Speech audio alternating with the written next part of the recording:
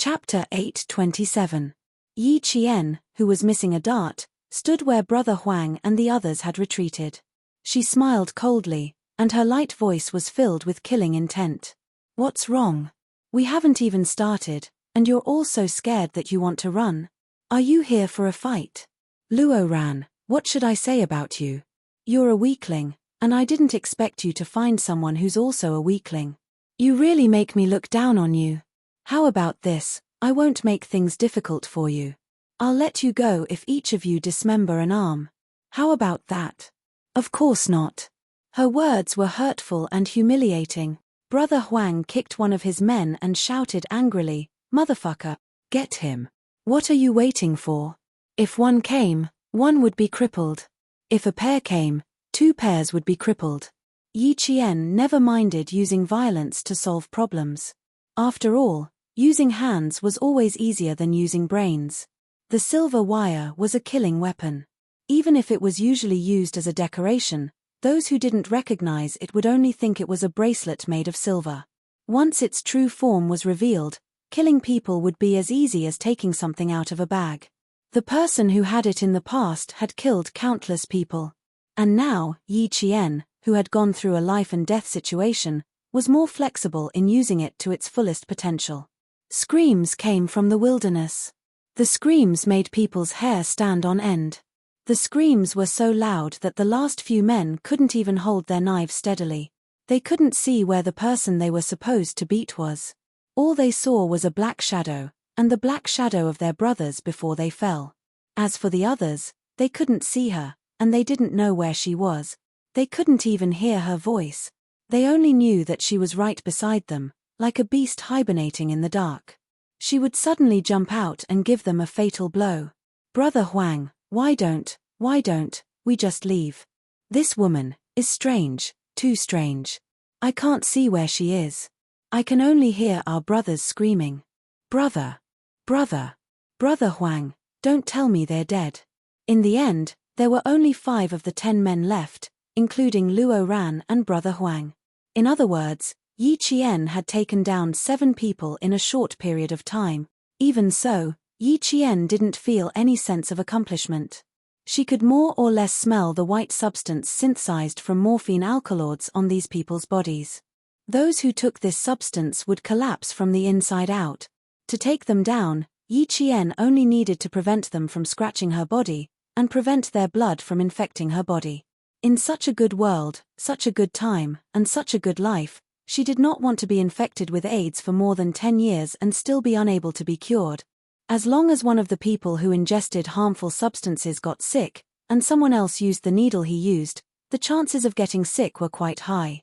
Like crawling. It. Tutu. Hearing the sounds of the grass around them, Brother Huang shivered and realized that things weren't going well. He sniffed hard, and his voice cracked. Go. He would be an idiot if he kept fighting. That woman was obviously not easy to deal with. Chapter 8:28. He said that he wanted to leave, but he had to be able to do so first. Suddenly, the bright lights of several motorcycles came from the front. They were so bright that it was blinding and made people panic. "Do you know whose place this is? If you don't, why don't you take a look at the words on the top of the building?"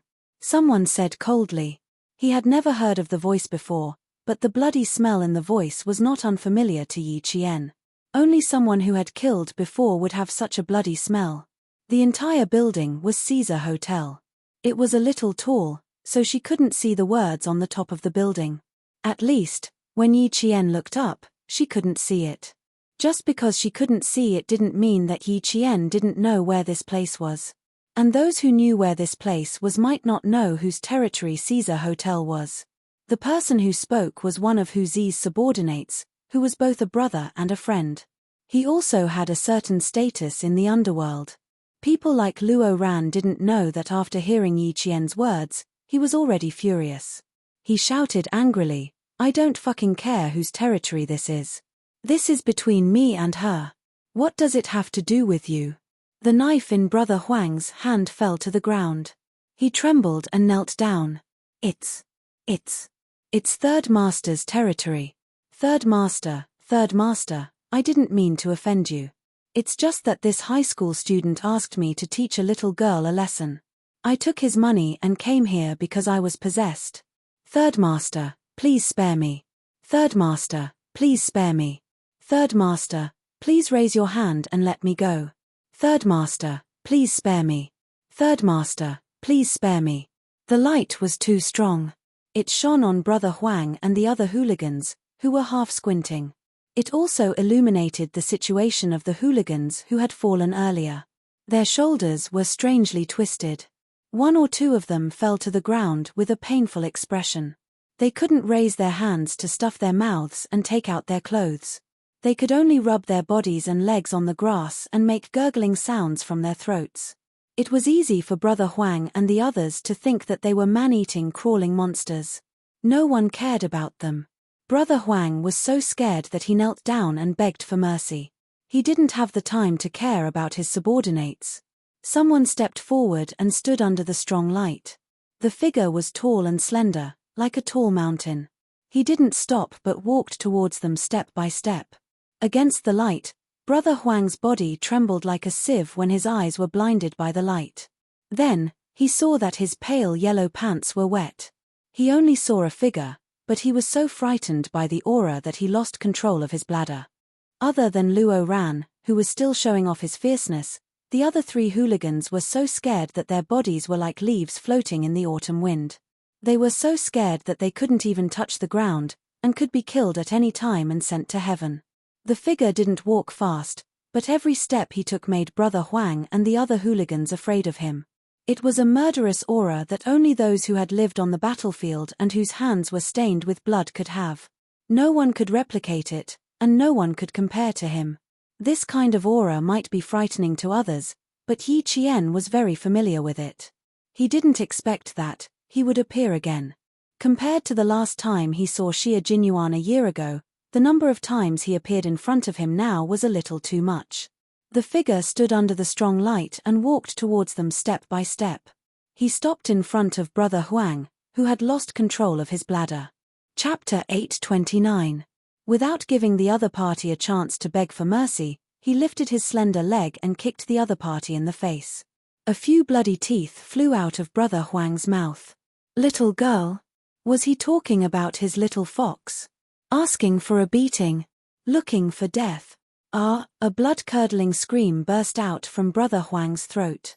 His entire body was sent flying by the kick. He was half dead from the kick. Without further ado, this person's action scared the other three hooligans so much that they lost control of their bowels. Was the person who kicked Brother Huang Master Hu San? Was he the third Master Hu, a well-known figure in the underworld who was known to be ruthless and feared by everyone? If it was really Master Hu San, no one in the underworld would dare to say a word about it, let alone find out that it was Master Hu who did it. Master Hu San, please spare our lives. It really has nothing to do with us. That brat said he was going to get rid of the girls in his school. We were paid to do it. We came with Brother Huang to do it. Master Hu San, please spare our lives. Luo Ran, whose eyes were spitting fire, gritted his teeth and cursed, "Damn it. How dare you ruin my business?" He picked up the knife in his hand and stabbed it at Xia Jinyuan, who had yet to speak. Yi Qian saw this and threw the silver wire in his hand. It wrapped around Luo Ran's neck like a collar. He didn't even need to use any strength. The silver wire wrapped tightly around Luo Ran's neck as Luo Ran ran forward. Luo Ran's eyes widened as he tried to protect his neck with his hands. He wanted to pull out the thing that was strangling him. The more he struggled, the tighter the silver wire wrapped around his neck. The Grim Reaper was getting closer and closer to his face. Luo Ran was scared. "Let go of me. My father is a famous entrepreneur in Southern Province. How dare you do this to me? My father won't let you off. Damn it, let go of me. Let go." The thing that was strangling his neck was getting tighter and tighter. It was getting harder and harder to breathe. In the end, he couldn't even open his mouth to speak. He could only gasp for air to keep him alive. Yi Qian walked over with a silver thread wrapped around one knee and said to the angry Xia Jinyuan, "It's just a small matter." "Why are you angry?" "I'm not angry. Captain Xia was not a person who would easily get angry. At this moment, she could see that Jun Yang's expression was indifferent. He was really angry. Little ghosts are hard to deal with. Some things can be dealt with in one go, so go back to the hotel and rest. I'll deal with it, Xia Jinyuan said calmly. The murderous intent in his voice was like a knife that cut through everyone's hearts. Just by listening to the sound, Brother Huang and the other hooligans felt like they had died countless times. Third Master, please spare my life. Third Master, please spare my life. We had eyes but failed to recognize Mount Tai and offended Third Master. Third Master, please be magnanimous and let us go. Please let us go, Third Master. At this moment of life and death, they didn't care about the gold under their knees. They knelt on the wasteland where their knees hurt and kept kowtowing and begging for mercy. No one could clearly see Xia Jinyuan's face as he stood against the light in his casual clothes. They only knew that with such a man standing in front of them, all of them were little things that he could silently get rid of with a wave of his hand. It was as easy as blowing off dust. Luo Ran, on the other hand, was just a high school student who had been raised with money. No matter how arrogant he was, he would always say that he wanted to take other people's lives. However, when it came to his own life, he would be so scared that even his pupils would shrink. Chapter 830. He was intimidated by Xia Jinyuan's murderous aura. A chill ran up from the soles of his feet and stopped right in front of his heart. He was so scared that every cell in his body was reminding him to run, run. If he didn't run now, he might lose his life. He wanted to run, but in order to prevent Xia Jinyuan from helping him, Yi Qian lifted his leg and kicked Luo Ran in the stomach, causing him to fall to the ground. Luo Ran was already having trouble breathing, and the pain almost made him pass out. Yi Qian, how dare you fucking kick me? Luo Ran, whose face was distorted by the pain, clutched his stomach and looked at Yi Jian ferociously. The fierceness in his eyes was not fearless, but shallow, cute, and stupid. Even at this point, he was still trying to be brave and fierce. If that wasn't stupid, then what was? Just a moment ago, he was so scared that he wanted to run. Now, because Yi Qian kicked him, he wanted to use his power to scare Yi Qian. What a stupid and ridiculous way of thinking. Yi Qian lowered his head and looked down coldly. He looked at Luo Ran like a god sitting high in the clouds, looking down at an ant. Not only did I dare to kick you, but I also dare to kill you. His voice was cold and chilling. You dare, you. If you dare to do something, why wouldn't I dare to do it? She said with a smile. Her eyes were as cold as ice on an ancient well. The surface of the ice was bone-chilling, and the depths of the ice were unfathomable. Luo Ran instantly choked and didn't dare to say anything for a long time. Xia Jinyuan glanced at the high school boy on the ground who still wanted to flaunt his power. He said to his little fox, if we don't deal with this kind of person now, he will be a scourge in society in the future. Dealing with him now will benefit the people. Let me handle it. Yi Qian looked up and glanced at Xia Jinyuan, who wanted to help him deal with the trouble. He smiled and said, I don't need you to deal with the matters between students. I really want to deal with it for me and get rid of these hooligans. Dead or alive, just don't let me see them again in the future. Her casual tone made Brother Huang and the others understand that they had begged the wrong person. They should have begged this young lady instead. Unfortunately, it was too late. Xia Jinyuan was really angry. How could he let them go? The man's thin lips curled up slightly, and he nodded with a smile. He only said one word, okay. He raised his hand, and 4 men with nothing in their hands got off the motorcycle. They walked over to the gangsters who were trembling with fear. Brother Huang, who was kicked in the face and almost lost his life, screamed and begged for mercy. Third Master, we won't do it again. We won't do it again. Please, Third Master, please let me go. Please. I beg you. His muffled voice was full of fear, and this fear of his life coming to an end infected Luo Ran.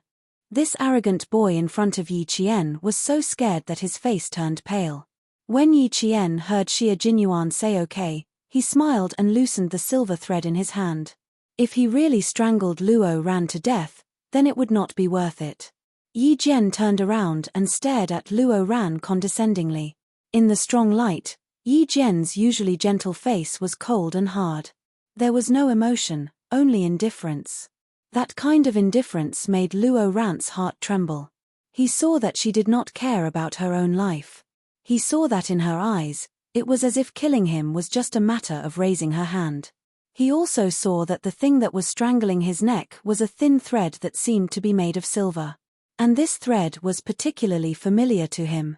It was the silver item that Yi Jian wore on her left hand. Chapter 831. This was a weapon that could kill people. She casually carried a weapon that could kill people. Luo Ran looked like he had admitted defeat, but his mouth was still stubborn. He met Yi Qian's eyes and said in a trembling voice, "Yi Qian, I'm warning you. My dad is rich. If you're afraid of killing me, my dad won't let you off." Yes. His family was rich. Rich people were the boss. Even the school couldn't do anything about him, let alone Yi Qian. With that thought, Luo Ran's arrogance gradually returned. He tried to stand up and glared at Yi Qian. His voice grew fiercer and fiercer. "Let go of me if you know what's good for you. Otherwise, my dad will teach you a lesson tomorrow. If I can kill you, I naturally have the ability to prevent your dad from finding out that it was me. Luo Ran, you have to realize that your life is now in my hands, not your dad's." Yi Qian spoke calmly with a faint smile on his face. His words carried a hint of killing intent. It easily frightened Luo Ran. His face was full of horror. The silver thread in his hand tightened. Luo Ran, who had just escaped from suffocation, once again experienced death. Through his enlarged eyes, he saw Yi Qian's smile deepen. At the same time, his killing intent deepened. Do you know why beasts like to bite the neck? It's because the neck is the most vulnerable part. Biting off the cervical vertebrae will kill the prey. Biting off the aorta will also kill the prey. Biting off the windpipe will also kill the prey. Luo Ran, who was so scared that he broke out in a cold sweat, shook his head violently. He refused to listen to the bloodthirsty voice. "Yi Qian, you can't kill me.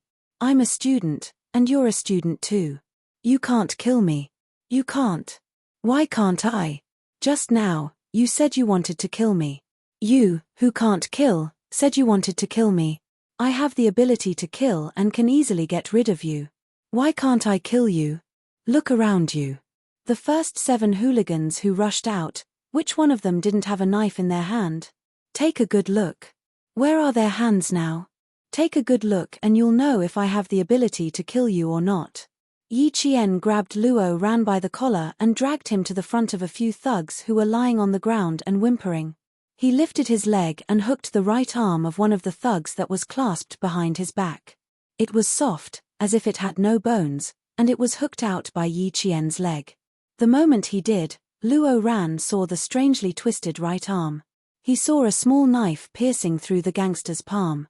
It went in from the back of his palm and came out from the center of his palm. Blood was still flowing along the tip of the knife. The drops of blood caused Luo Ran to scream in horror. He wanted to retreat, but Yi Qian pressed him to his knees. He looked closely at his palm that had been pierced by the knife. No, I don't want to. I don't want to. Let go of me. Let go of me. He wanted to retreat, but Yi Qian wanted him to clearly understand that if he wanted to fight with her, the consequences would be very tragic. He even called the people of the underworld over. If he didn't bleed them and dye them with some color, then it would be a waste of Luo Ran's effort. 7 people, 14 arms, 2 joints from the elbow to the shoulder. I unloaded one in a straight line and the other in a reverse direction. Then, I stabbed the knife into the right palm where they threatened me with the knife. Before I came out, I brought a small weapon with me. It was convenient to use, so I stabbed it into their left hand. Chapter 832. His voice was very soft, even fainter than the wind, but every word carried a thick stench of blood. Very, very heavy. So heavy that when Luo Ran saw the dart in the gangster's left hand, he was so scared that all the muscles in his body spasmed. A knife in the right hand and a dart in the left. TSK, TSK, TSK. It really hurts.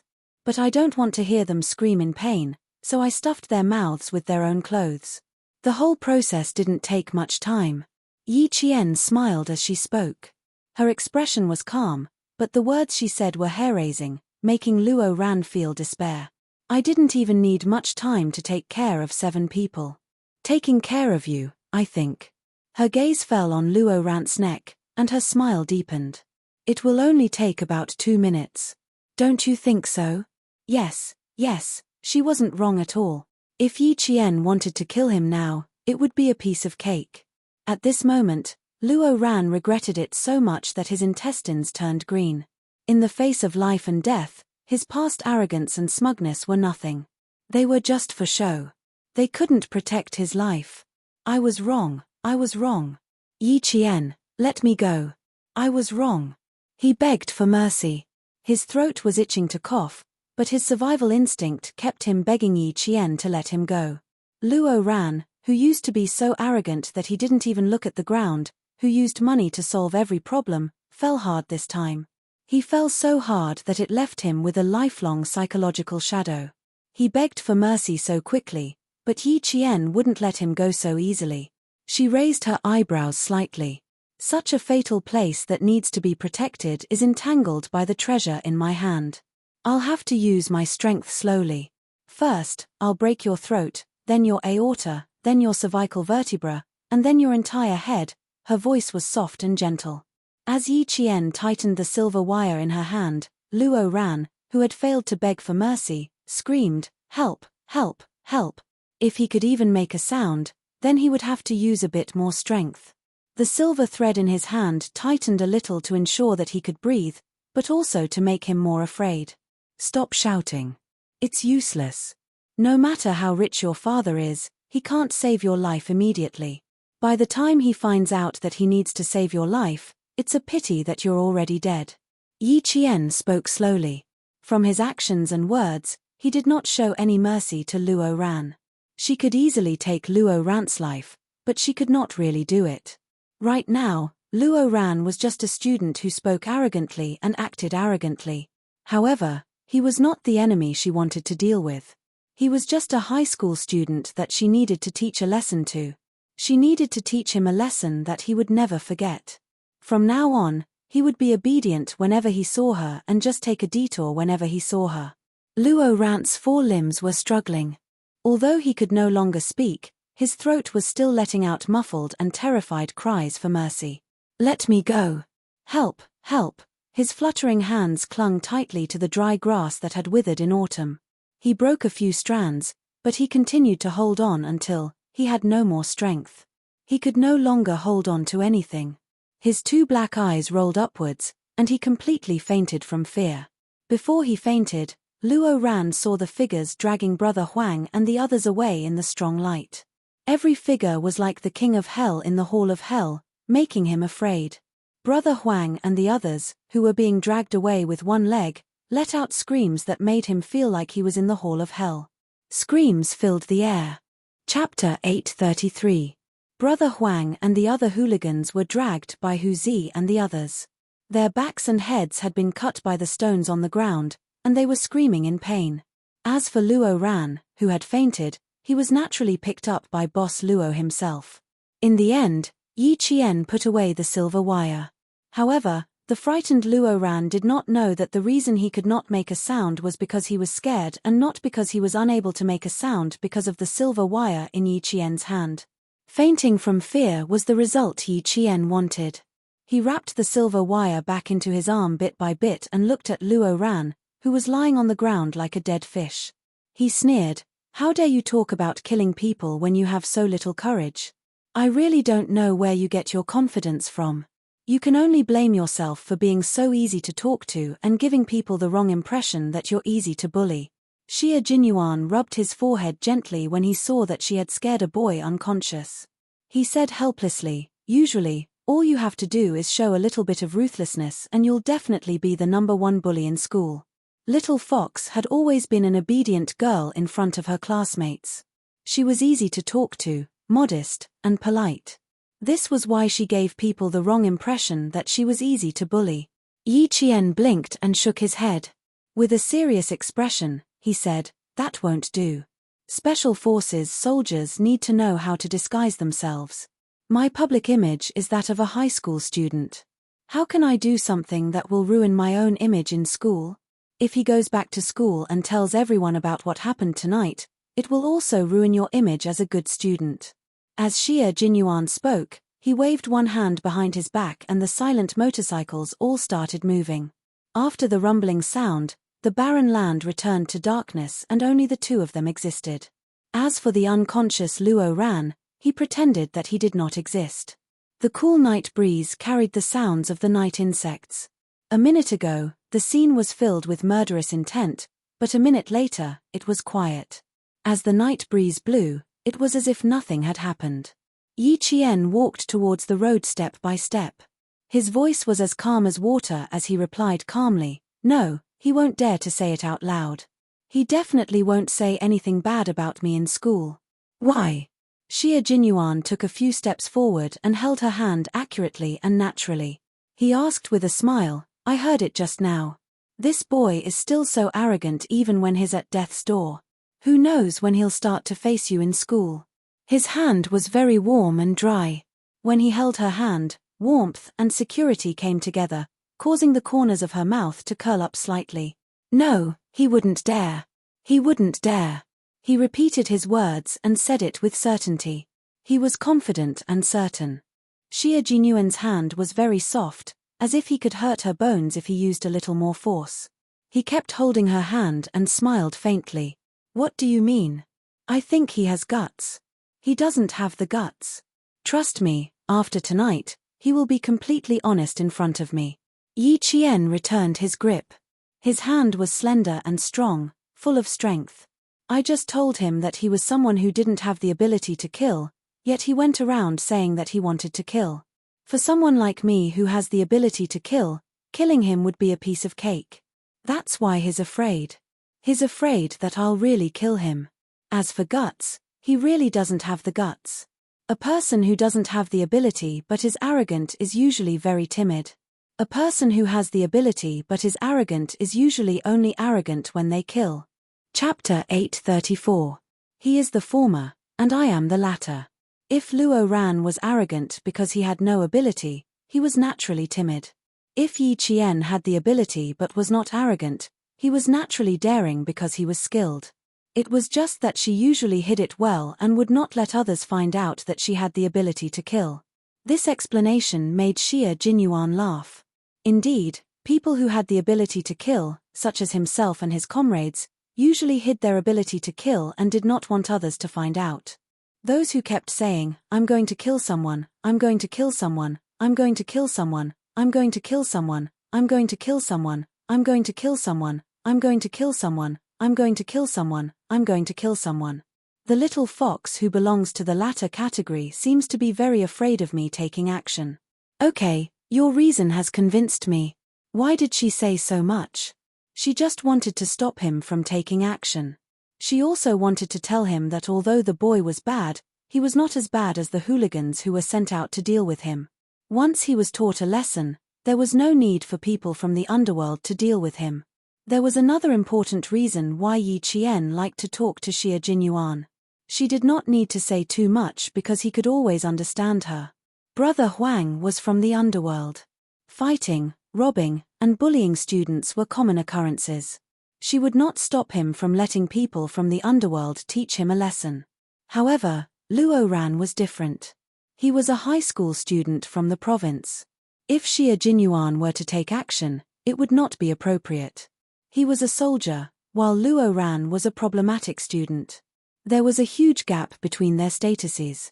Regardless of whether Luo Ran was a problematic student or not, as long as Xie Jinyuan took action, if there were any mistakes in the future, it would become a criticism that could not be washed away.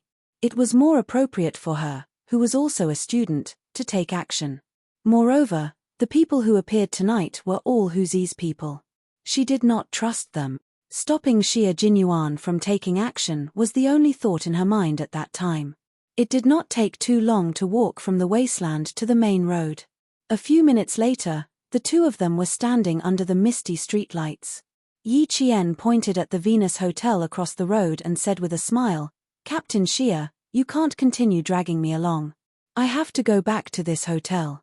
Tonight is a senior brother's birthday party. Help me book a room in the Venus Hotel opposite the Caesar Hotel. I have to go there now. Xia Jinyuan raised his eyebrows. No wonder I couldn't find you at school. Uncle Chen said he didn't see you either. So you came here to play. If you don't mind, can I accompany you? I don't mind, but I'm afraid that Captain Xia will mind. Yi Qian's smile had a hint of mockery, and even his gaze had a hint of meaning. There are dozens of students playing inside. Xia Jinyuan is an adult, so I'm afraid you'll feel awkward if you come over to play with a bunch of students. What a little fox. She used another way to say that he was old and old. Captain Xia, who was not discouraged, straightened his clothes and smiled slightly. He said elegantly and reservedly, "Will my appearance steal the limelight of the host? I think so. After all, I was born with a handsome face that even a little fox would occasionally be entranced by. If I really went with you, I'm afraid the host tonight will be embarrassed." She had her normal social activities. As long as there was no danger, he had no right to interfere. No matter how much he liked her, he still needed to set her free. Especially when the little fox in front of him did not like to be restrained and only wanted to fly alone. Chapter 835. That's indeed possible, so all the more reason I can't take you there. Yi Qian raised her hand to let go of their tightly clasped hands. Standing in the dim light, she smiled gently and said, "Can you let go now? I have to go back to the hotel." Xia Jinyuan narrowed his deep eyes slightly. Not only did he not let go, he tightened his grip on her hand, and his thin, sexy lips curved into a faint smile. He chuckled softly and said, "We can't stay together tonight, but I think you won't mind if I walk you to the hotel entrance. This is what a gentleman should do. I can't let a girl walk alone in the middle of the night." Since he said so, there was no way she could refuse. If I refuse a gentleman's request, it seems very impolite. Then, I'll have to trouble you, Captain Xia. It was difficult for her to refuse him. She didn't know when he returned to the southern province, but he came to look for her at school in the middle of the night. Did he go to school right after he got off the plane? Although the street lights were a little dim, Yi Qian could still see the tiredness between his eyebrows when she looked up. No matter how tired he was, he came to look for her at school. No matter how cold his heart was, a corner of it would melt. Xia Jinyuan was indeed very tired. This was a decapitation operation. After the members of the Snowfield Brigade finished their mission, they didn't even return to the base. After they returned to the country, they immediately scattered and erased all traces of their departure. This was because the target of the decapitation operation had a special status and enjoyed an international reputation. However, his criminal activities had reached China and endangered the stability of China's borders. It was inevitable that China would take action. Xia Jinyuan, who hadn't slept for a few days, walked Yi Qian to the hotel entrance and took the initiative to let go of her hand. "I may not be able to come to you until around 11 o'clock tomorrow morning. I need to get a good night's sleep. Maybe you can come to me and go to the front desk to get my room card." He was too tired. If his brain didn't relax and rest well, his nerves would be in a long-term state of depression, and all his bodily functions would be affected. Although he wanted to be with her, he had to ensure that he had a healthy body first. "Rest well. If you have anything to say, we can talk about it tomorrow." When Yi Qian saw that even his voice was a little hoarse, his heart ached a little. He couldn't even bear to look at him. "See you tomorrow, Captain Xia." Waving at him, Yi Qian walked back to the hotel with big steps. The sooner she got back to the hotel, the sooner he could leave and go back to rest. She left in a hurry. Xia Jinyuan's gaze was so gentle that it was as if there were ripples in his eyes. His gaze was so gentle that anyone who could receive his gaze would feel blessed. The hotel lobby was brightly lit. When Xia Jinyuan saw a few people who looked like students appear in the hotel on Yi Qian and walk over, he walked away. He really couldn't play with a group of students. He didn't know how little Fox got along with them. They seemed to get along very well. Even though they were far away, he didn't see the indistinct loneliness that existed in the outside world. It had been more than 3 years. Little Fox had matured day by day. She was also getting along better with people day by day. This made him feel reassured, very reassured. He had once told Uncle Chen that Yi Qian had a deep repulsion towards the opposite sex. If this repulsion was brought to the military, it wouldn't be obvious on the surface, but in reality, it would affect her overall performance in the military. Chapter 836. A warrior could not only fight alone, but they also needed to fight in a team. Rejecting the opposite sex would affect the team and make other comrades feel awkward. Over time, Yi Jian would be isolated and helpless, becoming a comrade who did not have good comprehensive abilities. The final result would be the worst. He had the ability, but he had to retire. Now that he saw that she was getting along well with her classmates, he did not have to worry about her not cooperating with the group. The figure outside had already left, and Yi Jian, who was secretly watching, also withdrew her gaze. She smiled at Yang Heng and said, "It's not a big deal. It's just that something urgent came up, so I went out. It's good that you're back. If you came back any later, my dad's people would have gone out to look for you." Yang Heng let out a long sigh of relief. It had only been half an hour since Yi Qian left. Why did he feel like he had been waiting for hours? Wang Jin patted Yang Heng on the shoulder and joked with Yi Qian, "Yang Heng was worried sick when you went out for half an hour. We almost thought that you were kidnapped by human traffickers. We were looking for you all over the hotel. He even said that if we couldn't find you, we would immediately tell his dad so that he could send people out to look for you." After that, he pretended to be shocked and added, "I was scared to death. I just found out that Yang Heng was the director's son.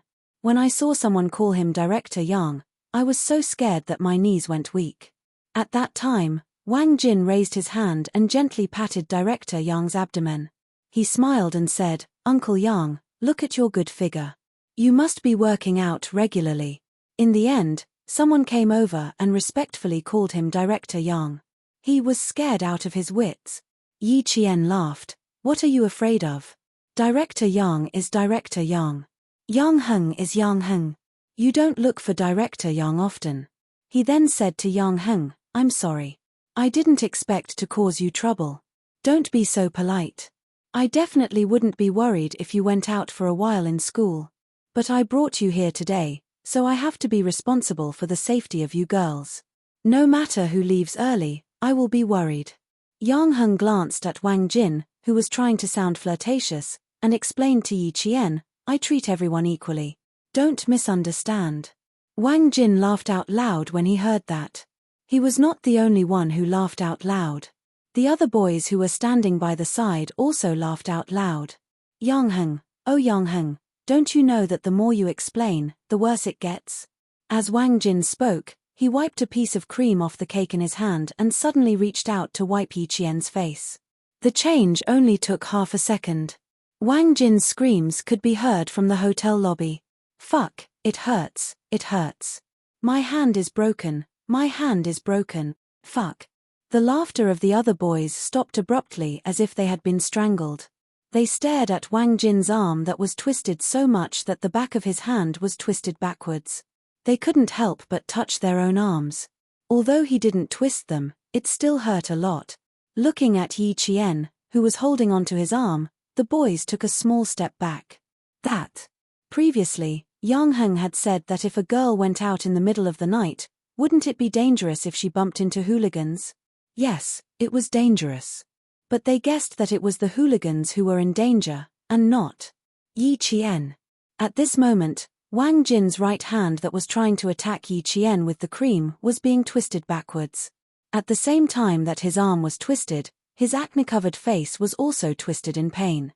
Chapter 837. It was really dangerous. Who would have thought that applying cream would be so dangerous? Did Wang Jin's arm get dislocated? Yi Jian withdrew her hand quickly. She immediately withdrew her hand when she realized what was going on. However, Wang Jin still felt the pain.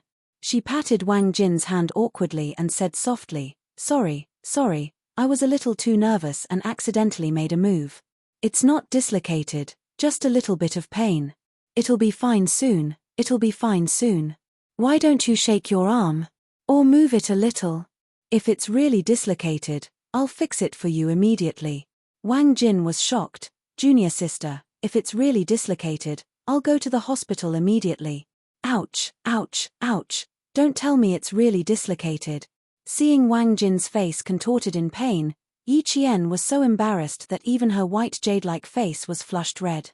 She had indeed overreacted, mainly because Wang Jin had suddenly attacked her face, and she had subconsciously reacted. This was a subconscious reaction.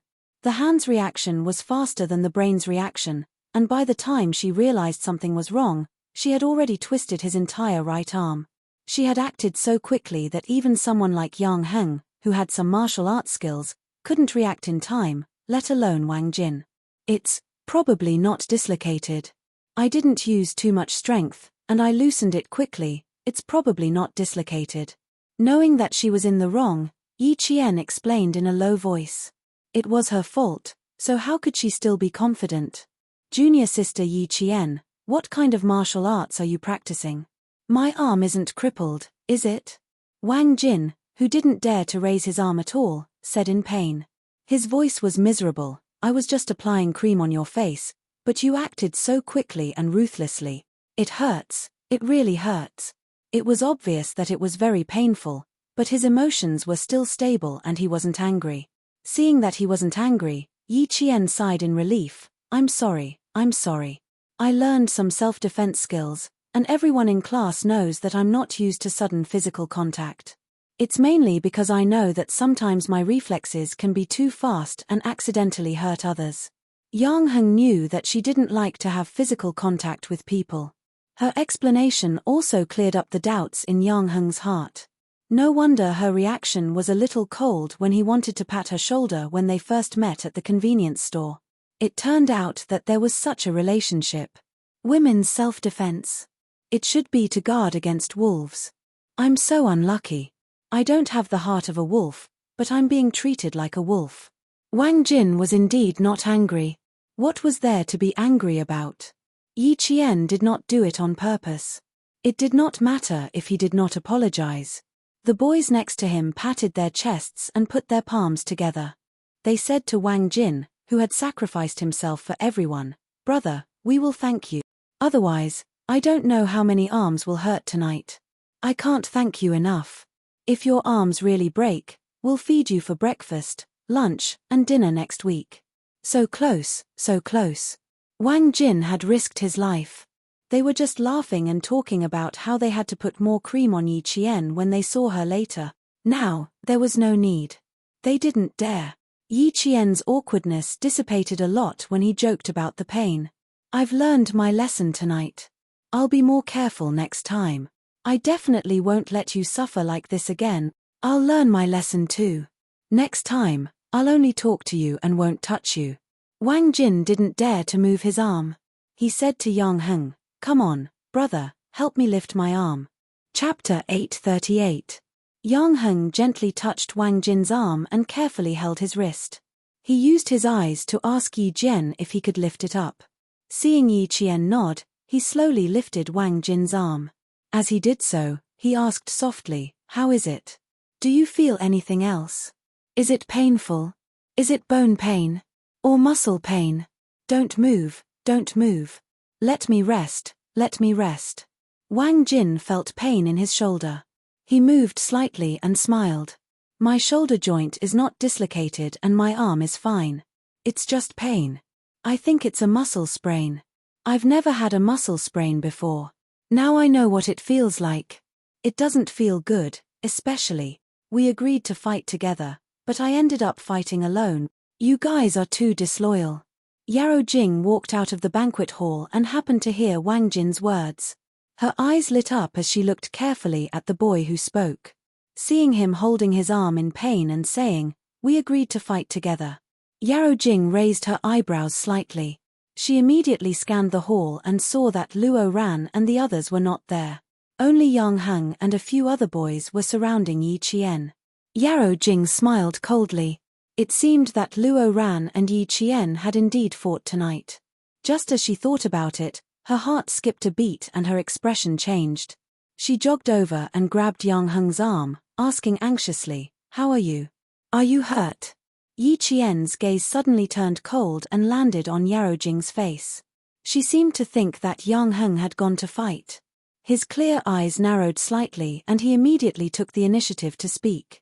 Other than Wang Jin, everyone else is fine. Yang Heng's skills are good, so it's impossible for him to be hurt. How do you know he's not hurt? Some injuries are more serious than external injuries. Yarrow Jing's voice suddenly became extremely sharp. She glanced at Yi Jian with a fierce gaze. Don't act like you know everything all the time. If Yang Heng is hurt, I won't let you off. Wang Jin and the other boys were all confused. Why were they so confused when they heard that? Yang Heng, who could tell that something was wrong, said to Wang Jin and the others who didn't understand at all, "Go back to your room and take a shower first. Remember to come down and sing a song later. The fruit platter and other things are all ready, just waiting for you." Wang Jin helped the boys and said with a smile, "All right, you guys can chat first. We'll go upstairs and take a shower before coming down." "Hey, why are you leaving?" Yarrow Jing tried to persuade them to stay. She wanted to call Uncle Yang and Auntie Song over. As soon as the boys left, Yi Qian's expression turned cold. He said coldly, "What does it have to do with you whether Yang Heng is hurt or not? It's not like I got hurt because of you." Among them, only Wang Jin's arm is injured. "Yarrow Jing, I advise you to stay out of my business." He wanted to see if it was as he thought. If that was the case, Yarrow Jing would be another headache for him in school. "Yi Qian, you're so shameless. Do you want to see all the boys get hurt for you so badly? How can you be so shameless? Does it feel good to let the boys stand up for you? You provoked someone you shouldn't have and even pushed Yang Heng out. You're so disgusting." Under Yi Jian's deliberate lead, Yarrow Jing, who was prejudiced by first impressions, spoke more and more. Naturally, she revealed more and more information. Chapter 839. Yi Jian's eyes turned cold when she heard Yarrow Jing say shameless. She stared at Yarrow Jing coldly. "You're so filthy that even your thoughts are dirty. Every word you say is not only nonsense, but also stinks. Yarrow Jing, if you have any sense of shame, you'll be ashamed of your actions." She couldn't tolerate Yi Qian's insults. She had tolerated enough in her previous life. How could she tolerate it again in this life? Being scolded in front of Yang Heng made her so angry that her lungs were about to explode. Just as Yarrow Jing was about to retort, she saw Yang Heng looking at her coldly from the corner of her eye. It was as if a basin of cold water had been poured over her, drenching her completely. He was angry with her. He was angry with her because of Yi Qian. He was angry with a friend whom he had known since childhood. Yarrow Jing, whose heart had turned cold, was fuming with rage. "Yang Heng, how could you do this to me? How could you do this to me?" Yang Heng's handsome face was covered in dark clouds. He looked coldly at the girl who had said that she was thinking for him, but had slandered Yi Qian under the guise of caring for him. Not only was there coldness in his eyes, there was also deep disgust. Yarrow Jing wasn't an honest and upright person. Her behavior alone made him feel even more ashamed. "I'm friends with Yi Qian. Since someone is making things difficult for him, what's wrong with me stepping in?" He didn't know what Yarrow Jing knew, but judging from what Yi Qian had said, Yarrow Jing had done something very sinister tonight. As for what it was, he could only slowly tempt her to say it herself. Yarrow Jing, who had deep feelings for Yang Heng and was exceptionally stubborn, was furious when she heard this. She glared at Yi Qian like a poisoned arrow. "Yi Qian, you're too despicable. You even instigated Yang Heng to stand up for you." "Stand up for what?" The people who spoke were none other than Director Yang and his wife, who were sending their family and friends back to their hotel rooms to rest, and Deputy Director Yarrow and his wife, who were preparing to go home. Director Yang first looked at Yi Qian. When he spoke, he did not put on any airs of an official. He said cordially, "Just now, you had some urgent matters to attend to, so you went out. I told you, you are a child with a sense of propriety. It is impossible for you to go out without a reason. Even if you went out, you must have some matters to attend to and will be back soon. Look, he came back in half an hour. Uncle Yang, Auntie Song, you came at the right time. Yi Qian got into trouble outside, and when I came out, I saw Yongheng fighting for her. There are also a few boys from their class who play dart. Yarrow Jing had been worrying about how to inform Chief Yang and his wife, so how could she let go of this opportunity? She quickly reported everything to them. Director Yang was clearly asking Yi Qian, but she beat him to it. Director Yang's expression turned a little cold. Little girl Jing is really much more active than before. She's also more impatient. Old Yarrow, girls shouldn't be like you. That's why I'm worried. The older she is, the livelier she is. But she said something about Yongheng fighting for her. I think this girl is anxious. She's afraid that Yongheng will get hurt. Deputy Director Yarrow, who was on his daughter's side, spoke even more eloquently. His daughter didn't follow the rules and interrupted others, so he made it sound like his daughter was worried about Yongheng and was impolite in the heat of the moment. In other words, she wouldn't usually act like this. She would only act impolitely when it came to Yongheng. Chapter 840. Director Yang, who still had a smile on his face, said coldly, "Come on, Jing, tell me what's going on." "Uncle, I don't know what happened. I only heard that it was because of Yi Qian. They fought for her. I saw that one of the boys' arms was injured. I was afraid that Yongheng would be injured, so I came to ask." Yarrow Jing was indeed smart. She didn't insist that Yi Qian asked Yongheng to fight. When she saw the adults, she always prefaced it with "I saw it when I came out." This sentence meant, "I saw it, but I don't know." She didn't know, which meant that she wasn't sure. If she was wrong, it was because she only saw it and didn't know. Yi Jian's lips curled into a smile.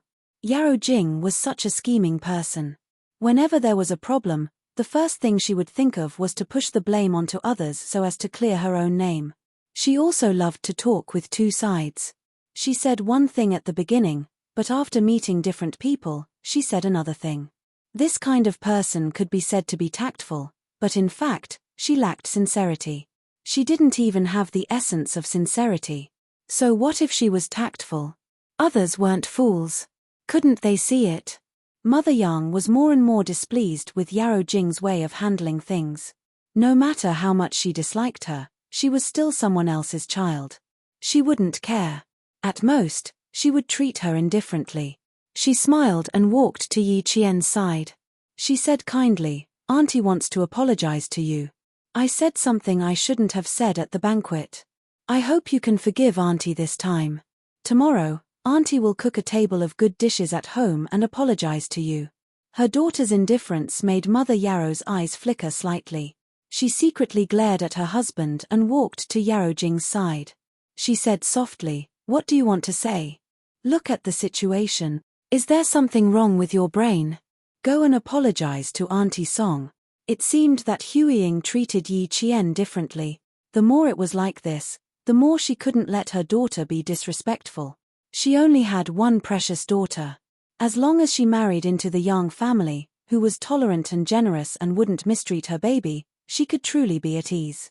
Therefore, she absolutely could not let Yi Qian stand in her daughter's way. "Auntie, I'm sorry. I was too anxious just now and spoke without thinking. Please don't be angry." Yarrow Jing's reaction was so fast that she realized that she had made a big mistake. She immediately hugged Mother Yang's arm and acted like a spoiled child. "Auntie Song, can you forgive me? I was really anxious. I was afraid that Yongheng would get hurt." Mother Yang wouldn't do anything to a child. She smiled and said, "Jing girl, Auntie is talking to Yi Qian. If you interrupt, Yi Qian will also be unhappy. Be good and go home with your parents. It's getting late. Rest early." Hearing this, Yi Qian immediately shot a glance at Yongheng, who was suspicious of Yarrow Jing. He wanted him to make Yarrow Jing stay for the time being. "Mom, Yarrow Jing said that I was fighting for Yi Qian. I haven't asked her how she found out." Even without Yi Qian's signal, Yongheng would let Yarrow Jing stay. He hadn't asked clearly, so how could he let her go? Yi Qian also said to Mother Yang, "Auntie, I'm not unhappy. We just talked to Yarrow Jing about something. If it's convenient, you can listen. If it's not convenient, you can go back to your room and rest. I promise that Yongheng and I won't do anything that will make you worry." Chapter 841. Seeing Yi Qian's calm expression and not afraid of what her daughter had said, Mother Yarrow's heart sank.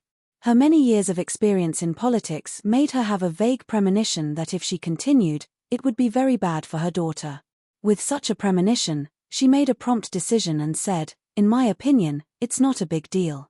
Maybe it's just a quarrel between children. Jing, why are you butting into other people's business? Your Auntie Song and Uncle Yang know how to deal with it. Quick, say goodbye to them. We have to go home." Last time at school, the couple couldn't get off the stage. This time, they couldn't let a child do the same in front of Huiying and her husband. Mother Yarrow was afraid of Yi Qian. Deputy Bureau Chief Yarrow always listened to his wife on family matters. When he received the hint, he laughed and patted Bureau Chief Yang's shoulder. "Boys are much more mischievous than girls. Ask them what happened. Jing won't say anything out of concern for Heng. It's getting late. Let's go home." Deputy Bureau Chief Yarrow, "This matter has something to do with Yarrow Jing. It has nothing to do with Yang Heng," Yi Qian said calmly, but it made the Yarrow family's expressions change. Yarrow Jing stared at Yi Qian with a piercing gaze. "What does it have to do with me? You caused Yang Heng to fight and you still have the face to say that. She even knew that she went out to fight." It seemed that Luo Ran didn't appear at the hotel because Luo Ran found out that she was here, but because Yarrow Jing tipped them off.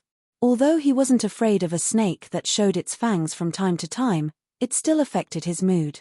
Yi Qian narrowed his eyes and said guiltily, "How did you know that we went out to fight? Now you know you're guilty.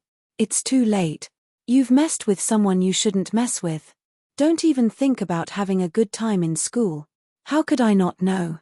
That senior brother Wang Jin already said it." Yarrow Jing sneered. Her gaze towards Yi Qian was filled with disgust. Senior brother Wang Jin said, "We clearly agreed to attack together, but in the end, I'm the only one who's going. You guys are too disloyal." "Yi Qian, Wang Jin has already said it himself. Are you still trying to deny it? A girl like you actually lured a few boys to help you fight. You have no shame at all." Not only was he rude, he had even lost the most basic morals as a human being. Yi Qian's eyes suddenly turned cold. He looked at Yarrow Jing and scolded, "A girl is slandering another girl for her own selfish desires without any basis. Yarrow Jing, not only do you have no shame, you don't even have the most basic morals as a human being." She usually had a slight smile on her face and a gentle expression on her face when she interacted with others. But now, her expression suddenly turned cold. The aura she exuded was so strong that even the adults were stunned. Her originally gentle and beautiful face instantly turned extremely cold. No one dared to look her in the eye. Yi Qian had been on the battlefield with a gun, carried out countless missions, and eliminated countless enemies. The aura he exuded was not something that a flower in a greenhouse like Yarrow Jing could compare to. She was immediately scolded by Yi Qian. She took a few steps back and fell into her father's arms. Deputy Bureau Chief Yarrow, who had been stunned by his daughter's bump, came back to his senses. When he thought of the army behind Yi Qian, he swallowed back the words he wanted to say. After a while, he sneered and said, "You're so sharp-tongued to bully a schoolmate. I think you're just SOSO.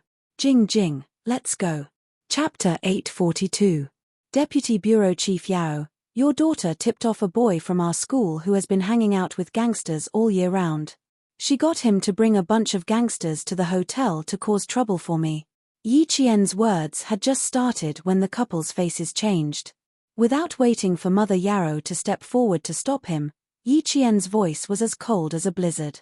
Every word he said was heavy and cold. "Deputy Bureau Chief Yarrow, you and your wife promised in the principal's office that you would discipline your daughter and not make things difficult for me, much less do anything against me. It hasn't even been a month since the promise was made and you've forgotten it completely. You didn't even restrain your daughter's words and actions." At that time, Deputy Bureau Chief Yarrow said that if Yarrow Jing were to cause trouble for me again, you would take the initiative to transfer her to another school.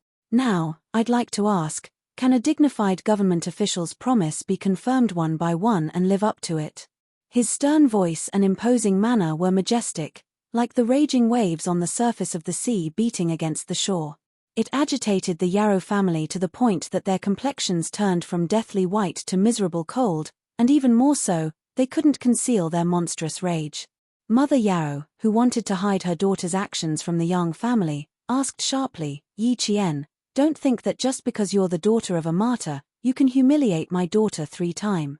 Even if you want to, I won't let you off so easily." Her daughter had been at a disadvantage in front of Yi Qian and had even been exposed by Yi Qian. How could Mother Yarrow hold herself back? She shielded her daughter behind her and yelled even louder, "Jing Jing, stand still for mommy. I've taught you since you were young that you can admit defeat, but you can't lower your head. If you're bullied, then you have to bully back. Very good. Since you don't want to deal with the aftermath, then I'll have to file a report to the police. You want to pretend that you didn't scheme against me? Yarrow Jing, I'd like to see if you're smarter than the police." Facing Mother Yarrow, Yi Qian's expression didn't show any signs of fear. Every word he said made the hearts of those listening tremble. Call the police. What exactly happened? Why did they need to call the police? Bureau Chief Yang realized that this matter wasn't a small one, so he said in a deep voice, "Go to the tea room and explain what's going on. If it really escalates to the point of calling the police, old Yarrow, you're going to be tested soon. Don't embarrass yourself." Yi Qian's words made the Yarrow family tremble in fear. Then, Chief Yang's words made the Yarrow family calm down. The domineering mother glared fiercely at Yi Qian and said stiffly, "Old Yang, no matter how big the child's matter gets, it won't go to the police. Don't be scared by her." How could the director of the Transportation Bureau be intimidated by a little girl? Director Yang smiled and shook his head. Old Yarrow and his wife had been promoted quickly in the past few years. They were a little arrogant and lacked a peaceful heart. They began to use their power to oppress others when things were not going well. If this continued, they would regret it for the rest of their lives. Old Yang is right. Let's sit down and talk. I like Yi Qian very much. He has a sense of propriety. I believe that he won't speak without evidence. Mother Yang didn't like adults being aggressive to children. When she saw Yi Qian standing alone facing the Yarrow couple, she sighed in her heart. She gently held Yi Qian's hand and patted it. She solemnly said, "Don't be afraid. Anything can be solved. As long as you have evidence, no matter how difficult it is, it won't be a problem." Chapter 843. Yi Qian, who was not afraid, pursed his lips and smiled. "Auntie, I'm not afraid. I won't be afraid of things that I'm sure of. If I'm not sure of something, I won't use the excuse of I only saw it, I don't know to slander others and clear my name." When Yarrow Jing heard the word "call the police," she couldn't help but tighten her grip on Deputy Commissioner Yarrow's arm. Her lips trembled slightly, but her voice was still steady. "Dad, we can't let her call the police. Let Mom calm down and not blow this matter up. I know you and Mom don't want me to be wronged, but I've implicated you and Mom in this matter. She was just a child, a tactful student. She was usually not afraid of trouble, but when trouble came, how could she not be afraid?" Although Yarrow Jing was afraid, she wouldn't hide behind her parents because of fear. Calling the police was the last thing she wanted to see. It was also the thing she was most afraid of. Once the police were called, with Luo Ran's cowardice, he would definitely tell the police everything she had said and suggested to clear her name. Even if Luo Ran wouldn't, his parents would find a way to make him say it. Hearing his daughter's words, Deputy Commissioner Yarrow's heart felt as if a huge rock had smashed into his chest. He couldn't help but close his eyes slightly. "You're too impatient, Jing Jing. Too impatient, too narrow-minded, too impatient for success." Yarrow Jing pursed her lips, her eyes filled with tears. "Dad, I didn't expect her to be so ruthless. She didn't give anyone a way out. I didn't expect it, I really didn't expect it." She really didn't expect Yi Qian to mention calling the police. She also didn't expect Uncle Yang and his family to stand by Yi Qian. Taking a deep breath, Yarrow Jing gently tugged at her mother. "Mom, don't say anything. Let me handle this. This matter is between Yi Qian and me. I can't let you be implicated. This is my own matter." Jing Jing. Mother Yarrow, who was originally full of confidence, suddenly heard her daughter's words. Her heart sank and tightened. What are you hiding from us? It's the matter between Yi Qian and me that's hidden from you and Dad. Please calm down. After Yarrow Jing finished speaking, Mother Yarrow's heart ached and felt waves of bitterness. Her daughter was actually a sensible person. Unfortunately, her opponent was Yi Qian, a strong opponent. She didn't have the ability to deal with him. She didn't have the ability to defeat him. Why did I know that you sent Yang Heng's? Because I know that you and Luo Ran had a duel at the back alley behind the bar street. Yarrow Jing stood up and stood in front of Yi Jian. She straightened her back and said coldly, because I know. That's why I guessed that Yang Heng and the others went out to fight. Yi Jian smiled. No wonder. No wonder I was wondering why I saw Luo Ran appear in the hotel with more than 10 hooligans as soon as I walked out of the banquet hall. I didn't even have to rush over. It turns out that you were the one who tipped me off. I was wondering why you avoided me every time you saw me in school. It turns out that you were afraid that I would suspect you. What a pity, Yarrow Jing. You're so smart, but you still miscalculated. Yi Qian, don't try to quibble here. You dragged a group of boys out to fight. How shameless are you? Was Las Jing going to insist that Heng Heng went out to fight in a gang fight? She was going to insist that Yi Qian provoked some shady people and even dragged Heng Heng into it as well? Chapter 844. Mother Yang's originally calm expression turned cold. Even her voice was filled with displeasure. Jing girl, you really have no evidence to back up your words. When you made a mistake in junior high school, I thought you were young and ignorant. Who would have thought that you're still in your second year of high school? Shu He, you know that I don't like adults interfering with children's matters. A few years ago, in order to let Jing girl study in peace, you pulled some strings to get the girl who hosted the program with Heng Heng kicked out of school. I didn't say anything, but that doesn't mean I didn't know. Shu He, Mother Yarrow's name. They're both students, but you clearly know that there are bad people in society who came to bully your students. Not only did you not tell the adults, but you were also afraid that they wouldn't spread the news. Jing girl, Auntie doesn't understand what intentions you have. You're actually this ruthless. It seems that fortunately, I came forward and sent that girl to the capital to study. If she were to study in the provincial capital, with Jing girl's ruthlessness, she would have killed her. When she was really angry, the words she said weren't so pleasant to hear. Hui Ying. Mother Yarrow screamed. She couldn't believe that her old neighbor would say such things about her daughter. When the junior high school incident was mentioned, the Yarrow family of 3 was shocked. Now that they heard Mother Yang say ruthless, the one who couldn't accept it the most was Yarrow Jing. She originally maintained a proud expression, but now her whole body was shaking a few times. Auntie Song, who liked her, actually said that she was ruthless. She even knew about the junior high school incident. How could it be? How did Auntie Song know? What about Yang Heng? Yang Heng? Yarrow Jing's pupils suddenly shrank. She looked up and stared at Yang Heng. She wanted to see a clue from his face, but she didn't dare to hear him say anything that would embarrass her even more. She just stared at him. Mother Yang had already moved her gaze away from Mother Yarrow. She had been holding Yi Qian's hand. From her behavior, it could be seen that she was standing on Yi Qian's side. Her behavior made Mother Yarrow's mouth burst with bitterness. It was as if she had eaten Chinese gold thread, but she couldn't say anything. Looking at Mother Yang, then looking at the indifferent bureau chief Yang, and finally seeing Yang Heng, Mother Yarrow's eyes flashed with splendor. That's right, as long as Yang Heng was with Jing Jing, everything would be fine. Heng Heng, you grew up with Jing Jing.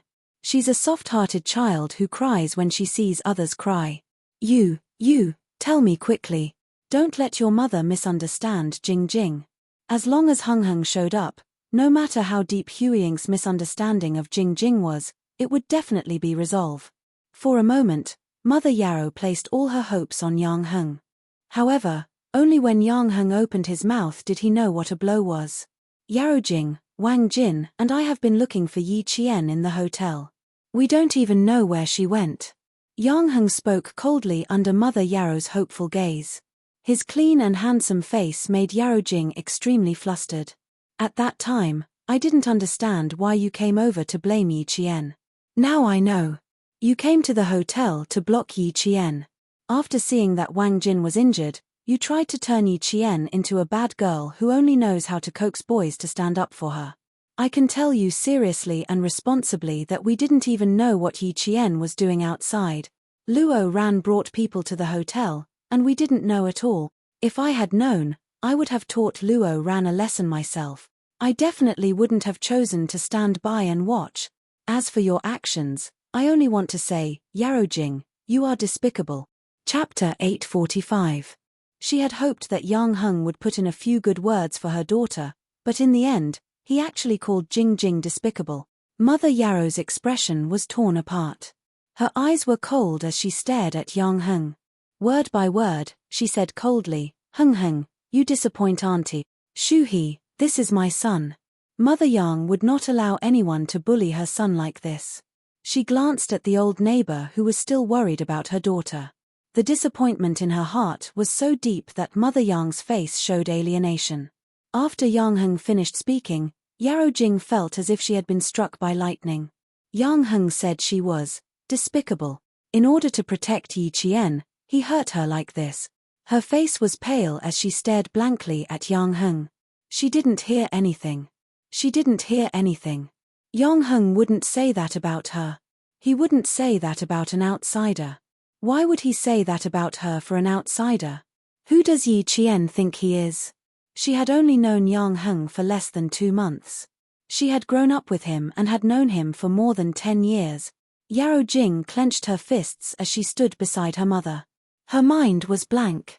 The more she tried to calm herself down, the more she couldn't control her urge to cry. She didn't understand. She really didn't understand why Yang Heng would help Yi Qian. Why, Yang Heng, why are you doing this? Tears fell from her eyes. She had never shown weakness in front of others, but now she was crying because of the boy she liked. Moreover, she was crying in front of Yi Qian. Yi Qian, what bad things did Yi Qian say to Yang Heng to make him hate her so much? Was it because she secretly warned the students who tried to get close to Yang Heng? Was it because she had once begged her parents to kick out the girl who practiced her lines with Yang Heng every day and chased Yang Heng out of school? Why didn't he say it before? Why didn't he stand up and say that he hated her? If you don't like it, why didn't you say it? Since you don't like it, why didn't you tell me yourself? At this time, Yarojing only wanted to ask Yang Heng why, but Yi Qian put it aside. Everything she did was for Yang Heng.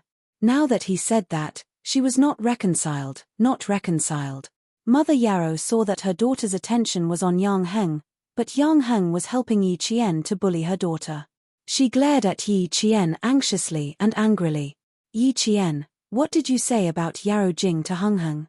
You're just a girl, but you're actually so vicious. For your own despicable motives, you didn't hesitate to abandon the most basic morals of a human to frame Yarojing. Tell me now, Jingjing's father and I are listening. What do you want to achieve? What do you want? Tell us. As long as we can satisfy you, we will satisfy you. I only ask that you be magnanimous and let my Jingjing go. I will be forever grateful to you. Mother Yarrow's words were a disaster. She wanted to put all the blame on Yi Qian, but she had seen Yi Qian's ability to deal with every move, so she spoke quickly and hurriedly. She wanted Director Yang and Mother Yang to hear her words and stop Yang Heng from standing up to criticize Yarojing. What she wanted now was for someone to stop Yang Heng and stop him from saying things that her daughter couldn't accept. Her daughter had already been wronged by Yi Qian, so how could she bear Yang Heng's criticism? Chapter 846. She didn't want her daughter to be wronged and Yi Qian to be accused of something he didn't do. Yi Qian's eyes darkened as he stared at the heartless Mother Yao. His tone was flat as he said, "Vicious people always judge others by their own standards. They always think that others will do the same bad things as them and live in fear. Once something really happens, they will immediately jump out and righteously accuse them of being the vicious ones." Facing Mother Yarrow's accusation, Yi Qian's expression was indifferent, as if he was looking at an unreasonable scoundrel. He didn't care much about it, but he didn't let it go either. Although his tone was light, his words were sharp enough to make Mother Yarrow's heart wrench in pain. You. Mother Yarrow's heart wrenched in pain for a long time. Her face was ashen as Mother Yang frowned. She finally said, "Even an adult like me can't win against you. No wonder my daughter has suffered losses in your hands so many times. Deceitful and unreasonable." Mother Yang was highly educated and a very gentle intellectual. When she heard this, she flew into a rage. "Shu He, Yi Qian is clearly being polite, but you are being aggressive for Jing. You said that Yi Qian is vicious, but I want to ask. What is it that you joined forces with a bunch of hoodlums and came to the hotel to beat up Yi Qian? Can I say that I'm as vicious as a snake or a scorpion? Everyone has the right to punish me." Bureau Chief Yang had always respected his wife. Seeing her so angry that her shoulders were trembling, he said to Deputy Bureau Chief Yarrow with a serious face, "Old Yarrow, I've seen once again how protective your family is. You've really broadened my horizons to such an extent. Using other people's children's dignity in exchange for your own children's laughter. Old Yarrow, your family really has a good upbringing." It was originally a matter between Yi Qian and Yarrow Jing. Unknowingly, it became a matter between Yi Qian, Yarrow Jing, and Yang Heng. Then, with the addition of Deputy Bureau Chief Yarrow and his wife who were eager to protect their children, the whole matter escalated. Yang Heng had been sneering for a long time when he heard Mother Yarrow distort right and wrong and accuse Yi Qian of being vicious. When Bureau Chief Yang finished speaking, his voice became colder and deeper. During the military training, Yarrow Jing instigated Luo Ran to catch poisonous snakes from the mountains and threw them on Yi Qian. She said that since there were many snakes in the mountains, Yi Qian wouldn't suspect Luo Ran even if he bit them to death. On the second day of the military training, one of the instructors caught a snake. Yi Qian happened to be resting with the instructors, so he took care of the snake in the instructor's hands. There were witnesses who saw this and knew that Yarrow Jing's plan to make Luo Ran catch a snake and bite Yi Qian to death didn't work. Then, Yarrow Jing found Luo Ran during our lunch break and asked him to teach Yi Qian a lesson. Who knew that after the first plan failed, the second plan failed again. Luo Ran was suspected of causing trouble during the military training and was directly asked to return to school by the army. I think that when Yarrow Jing found out that Luo Ran didn't succeed again, she must have been very angry. After all, she was the one who came up with the plan in the dark. It was clearly something that could have worked, but in the end, it didn't. Yang Heng never caused trouble outside of school, but he never caused trouble at home. The school was enough to prove his ability to handle things. At this moment, with every word he said, Yarrow Jing's face turned paler. Even her lips were gradually turning pale. How could it be? How did Yang Heng know? How did he know? That's right, Yang Heng knew everything. Yi Qian was looking at him. These things, she didn't know, so how did he know? Chapter 847. How do you know about this? Yi Qian, what did you say to Yang Heng? What did you say? Yi Qian and Yarrow Jing asked at the same time. It was such a coincidence that when Yarrow Jing heard Yi Qian ask the same question, she leaned into her mother's arms. She was a smart person. How could a smart person not know what kind of negative impact this coincidence would have on her? Yi Qian didn't know, which meant that she didn't know what Yarrow Jing did. Naturally, she wouldn't say bad things about her to Yang Heng. However, Yarrow Jing said, Yi Qian, what did you say to Yang Heng? While questioning Yi Qian, she also admitted to all the bad things she did. However, she also questioned why Yi Qian told Yang Heng about all the bad things she did. In the end, Yi Qian didn't even know what bad things Yarrow Jing did. Facing Yarrow Jing's accusations, Mother Yang could clearly see how vicious Yarrow Jing was. Not only did she not admit to her mistakes, but she also turned around to bite others. Mother Yang's evaluation of her was that she was as vicious as a snake. An unexpected coincidence made the faces of the Yarrow family's 3 members change greatly. It also made them even more flustered because of the presence of Bureau Chief Yang and Mother Yang. Hearing this, Deputy Director Yarrow, who had always been calm, frowned. He stared at his daughter and asked calmly, in other words, what Heng Heng said is true. You did do these things, right? Seeing her daughter's face full of fear and helplessness, Mother Yarrow, who also wanted to question whether it was true or not, suddenly softened. She secretly glared at her husband. Whether Jing Jing did it or not, How could she let her daughter admit it again? Wouldn't it make the Yang family feel disgusted with Jing again? Huiying didn't like girls who did things secretly. She turned to Yang Heng and said, Heng, Jing is just naughty. She's usually really. She wanted to continue saying that her daughter was wrong because she was naughty and immature. She wasn't usually like this. Before she could finish, Mother Yarrow heard Yi Qian chuckle softly. She immediately glared at Yi Qian and reprimanded him coldly. Yi Qian, didn't anyone teach you not to interrupt people rudely? I'm sorry. Everyone taught me to be sincere, to have a pure heart, to be magnanimous at all times, and to do things with integrity. No one taught me that I can use mischievous and insensible as an excuse to avoid my mistakes. Yi Qian said calmly. He was not worried that he would be scolded by Mother Yarrow for no reason. He looked at Deputy Bureau Chief Yarrow with a cold smile. Deputy Bureau Chief Yarrow, I'm worried for you. Yarrow Jing is already 17 years old, but you're always treating her like a 3-year-old retarded child. I just didn't fall into Yarrow Jing's trap, and your wife said that I'm vicious. It can be seen that Deputy Bureau Chief Yarrow's way of educating his children is unique. No wonder Deputy Bureau Chief Yarrow was able to rise in his career. Just by relying on this unconventional way of education, it can be seen. Mother Yang, who was originally angry, couldn't help but smile. This Xiao Yi was indeed interesting. He hid a needle in the silk floss, and every needle pierced into the Yarrow family's heart. He wanted to let them know that they were not easy to bully. Deputy Bureau Chief Yarrow, who was embarrassed by Bureau Chief Yang and Yi Qian's words, could only sigh. If he participated in this matter again, the Yarrow family's face would be loss. Chapter 848. A dignified deputy bureau chief bickering with a student in the hotel lobby. If word of this spread to his unit, how would he have the face to control his subordinates? Mother Yarrow's hand clutched her chest. Pain, her heart was in so much pain right now. This Yi Qian was so eloquent that she, a dignified office director, couldn't do anything to him. Yarrow Jing saw that her parents were forced into silence. She fiercely wiped the tears from her eyes and said firmly, I'll take responsibility for my own actions.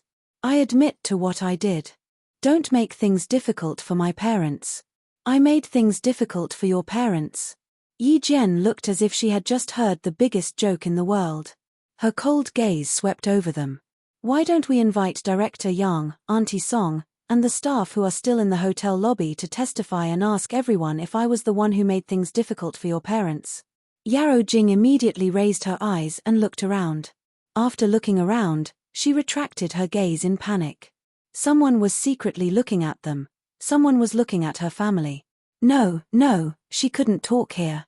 She had to find another place where others couldn't see her. How could she let others think that her family was bullying Yi Qian? It was clearly Yi Qian who was bullying her. Yang Heng. Yarrow Jing held back her tears and looked at Yang Heng pitifully. She didn't dare to beg Bureau Chief Yang and his wife anymore. Ever since Yang Heng revealed what she had done, she didn't dare to. She didn't even dare to look at Yang Heng's mother. Yang Heng's heart didn't waver at all when he saw her tears and her pitiful expression. He glanced at her face and turned to the embarrassed and angry mother. Auntie, you just said that Yi Qian humiliated Yarrow Jing and accused Yi Qian of being vicious for no reason. As a junior, I can't say that you don't know how to distinguish right from wrong, but there are some words that I have to say regardless of whether you are happy or angry. In your eyes, you only see Yarrow Jing's grievance. You don't know that the reason why she was wronged was because Yi Qian didn't jump into her trap. So, she felt wronged and failed. She felt that she couldn't even deal with a classmate who had no parents. She felt wronged, angry, and unhappy. You and Uncle Yarrow, on the other hand, think that it's someone else's fault that your daughter was wronged, angry, and unhappy. She instigated a boy to throw a poisonous snake at Yi Qian. Do you think this is kindness or evil? Letting a boy hit Yi Qian on the road, do you think this is kind or evil? Calling the hooligans of society to surround Yi Qian in the hotel, do you think this is kind or vicious? Yi Qian didn't do anything. He didn't even know what Yarrow Jing was doing in the dark, yet you're saying that she's vicious. Then, let me ask you, Yarrow Jing has done so many things, is her heart evil? Or kindness? Mother Yarrow, who was blushing from Yang Heng's words, was speechless for a long time. She clutched her chest and took deep breaths. This child really did not let go of her mistakes. After a long sigh, Mother Yarrow said earnestly, "Heng Heng, Jing Jing is still young and doesn't know anything. As a parent, I can't bear for her to be wronged. Auntie believes that your parents are the same. So that's what Auntie thinks. You can't let your own child be wronged. It doesn't matter if someone else's child is wronged to the point that they have to transfer to another school. In any case, it's not your child, so you don't feel bad." After Yang Heng said so much, even Yi Qian retreated to the side. She wanted to say something, but Mother Yang pulled her and smiled. "Let Yang Heng come forward. He knows how to deal with it." Chapter 849. Without his parents' support, Yang Heng wouldn't have been able to face the Yarrow family. Now that things had escalated to this point, if he didn't draw a clear line between himself and Yarrow Jing, he wouldn't be able to get rid of her in the future. Thus, he might as well tell them everything that was on his mind. The boy's voice was crisp and clear, indirectly slapping the Yarrow couple in the face. "In your and Uncle Yarrow's eyes, your own children are treasures that you have to pamper. What about other people's children? They are born to be trampled on. Not only should you not be angry after being taught a lesson by Yarrow Jing, you should instead thank her for thinking so highly of you. You and Uncle Yarrow think that other people didn't jump into Yarrow Jing's trap because they didn't know what was good for them. They shouldn't have not jumped into Yarrow Jing's trap and made her unhappy." Sentence after sentence, Mother Yarrow, who was about to faint, couldn't stand steadily. Fortunately, Yarrow Jing, who was standing beside her, supported her and grabbed her daughter's arm. The corner of Mother Yarrow's mouth twitched, and she squeezed out a smile. "Heng Heng, isn't it because Jing Jing?" Yang Heng gently interrupted Mother Yarrow's words and smiled politely. "What you want to say is that it's because she likes me, right? Just because she likes me, she can ask Uncle, and Auntie to come forward and kick that girl out of junior high school? Just because she likes me, she can attack Yi Qian as she pleases? Just because she likes me, she can secretly warn all the girls who have come into contact with me? Just because she likes me, she wants to catch a poisonous snake to bite Yi Qian when she sees Yi Qian walking close to me. She also wants to get some hooligans to beat up Yi Qian. Auntie, don't let her like me. I can't bear her terrifying love. I don't have the right to scold your daughter, but I can tell you that if she continues to use the excuse of liking me to make enemies for me and hurt my friends, I won't care how close you are to my family, and I won't give Yarrow Jing any face." Although he was laughing, the mockery in his laughter made Deputy Director Yarrow and his wife's ears turn red. They wished they could disappear immediately. Mother Yarrow was a woman, and as the director, she had real power. Usually, she was treated with respect, and no one dared to say anything to her. Now that she was being mocked by a child that she had watched grow up, her face completely lost, and her face turned to the color of a pig's liver. His face was burning with pain, and his heart was twisting in pain. He had completely lost all his face. "Heng Heng, you really don't give Auntie any face."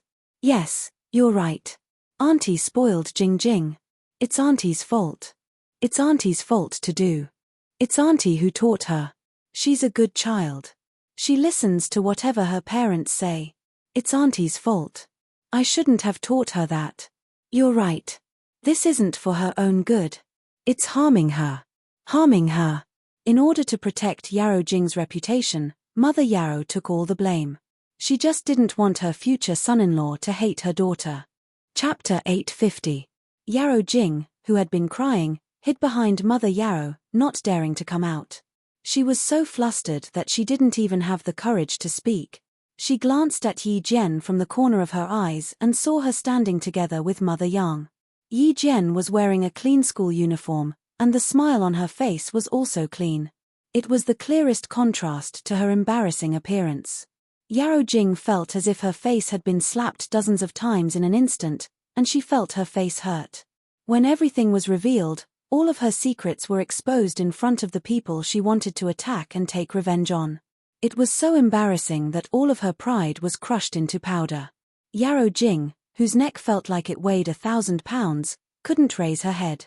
Deputy Commissioner Yarrow and his wife also couldn't raise their heads. Those secret matters, they had solved them in private.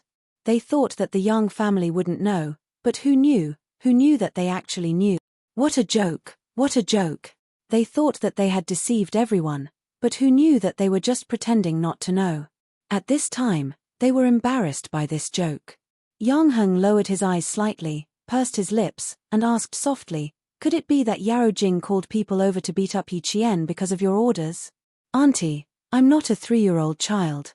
I understand what you mean, but I can't accept it. Wrong is wrong. What she did to Yi Qian has nothing to do with you. It's her problem. Mother Yarrow was speechless. She was shocked. Yang Heng, this child, actually hated her daughter to this extent. She was so sorry, but he still didn't comfort Yarrow Jing. Anxious and angry, Mother Yarrow, who hated her daughter for not living up to expectations, suddenly turned around and raised her hand. Using all her strength, she gave Yarrow Jing a tight slap on the face. The slap was so loud that it made people's hearts jump. Yarrow Jing, you've disappointed us too much. You've done things wrong again and again. You've disappointed your mother. You've disappointed your mother too much. She was too disappointed. Everything she did let Yang Heng know.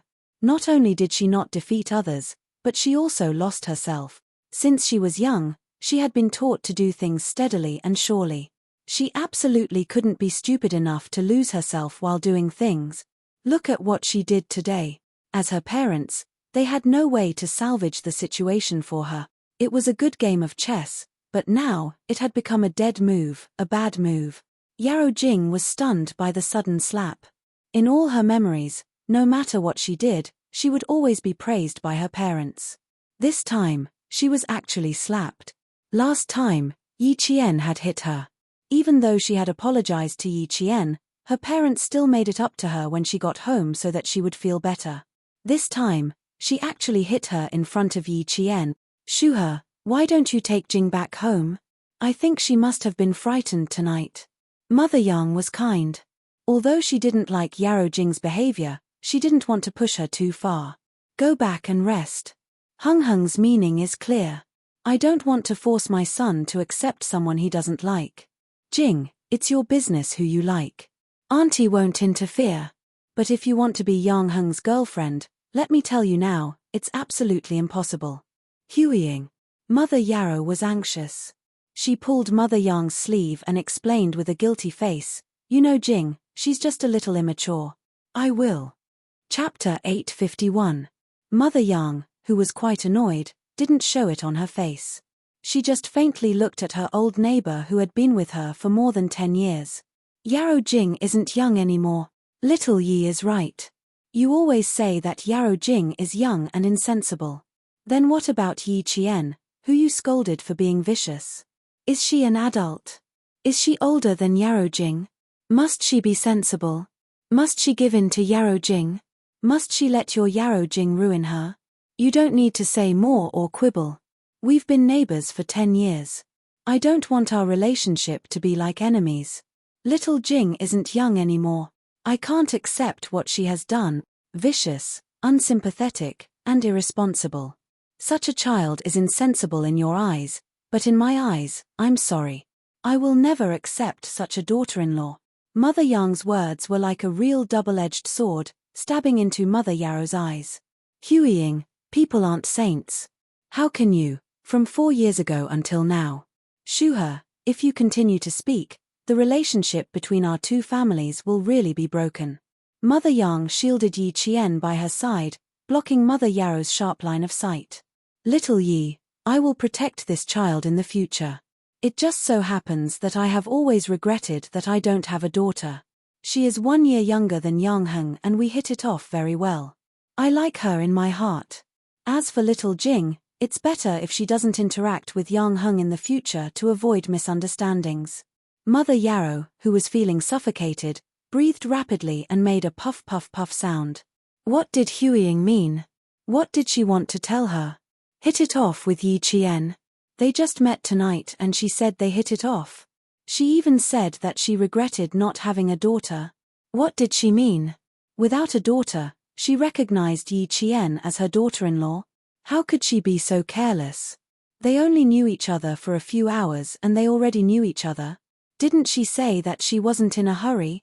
Why was she in a hurry now? No. Li Shuhe was optimistic about the Yang family. She knew them well. They were all good-tempered. With Jing's ability, she could completely control them. They must not fall into Yi Qian's hands. Absolutely not. Mother Yang's words completely stepped on Mother Yarrow's taut nerves. She winked at her husband, wiped her tears, and whispered, "Hueying, I made you so angry that you became muddle-headed. You even said such hasty words." Okay. It's my fault. I'll apologize to you. You. Deputy Director Yarrow, who was afraid that Yang Heng would expose what Yarrow Jing had done, signaled him to quickly think of a way to stabilize the Yang family. Deputy Bureau Chief Yarrow didn't speak again because he was a dignified Deputy Bureau Chief. How could he go against the children of his old friend? If his wife and daughter came forward, at least he could preserve some dignity in front of Bureau Chief Yang. Not only did he have to save some face, but he also had to ask old Yang to calm things down tonight. No matter what his daughter did, it was disgraceful and she would be criticized and looked down upon. Receiving his wife's signal, he looked at his daughter who had a few red finger marks on her face. He pointed to the sofa in the lobby and sighed, "Old Yang, let's talk in private. Alas, this matter, I really regret not taking good care of little Jing." It was no longer a matter of bickering. It was a matter of helping his daughter get out of trouble and making Yi Qian give face to the Yang family and not pursue his daughter's mistakes. This was the most important matter. Chapter 852. Director Yang acted as the peacemaker. It was not wise for him to cut off all ties with the Yarrow family for the sake of his daughter's affairs. As an official, he could be at odds with his colleagues because of work, but he would be too narrow-minded if he drifted apart because of his family's affairs. Okay, let's talk somewhere else. I'm worried about you now. This matter is obviously easy to solve. Look at you. He walked towards the sofa in the lobby, and his voice gradually disappeared from Yi Qian's ears. Yang Heng, who had been standing to Yi Qian's right, saw this and said softly, "My dad has stepped in. This matter might have to be put to rest tonight. Yarrow Jing can't drop out of school like Yi Ying. I'm afraid my dad will ruin it." "How do you know that I want Yarrow Jing to leave school?" Yi Qian pursed his lips and smiled. His eyes were as clear as water, without a trace of gloominess. Yang Heng did not understand what he meant. Yi Qian glanced at Yarrow Jing, who was pretending to be a quail and trying to calm herself down. He smiled coldly and said, "Yarrow Jing is not Yi Ying. We can't use the same method on her. Yarrow Jing can endure and will not jump out at the slightest provocation. Yi Ying likes to jump out, so I need to get her out of school as soon as possible." "You mean to say that Yarrow Jing is safer in school?" "That's right. School is an invisible restraint for her. With her pride, she will be afraid if things get out of hand. She is afraid that people will look down on her and say that she is two-faced. After this incident, she will at least be more honest in school." After she finished speaking, Yang Heng secretly gave her a thumbs up. Good.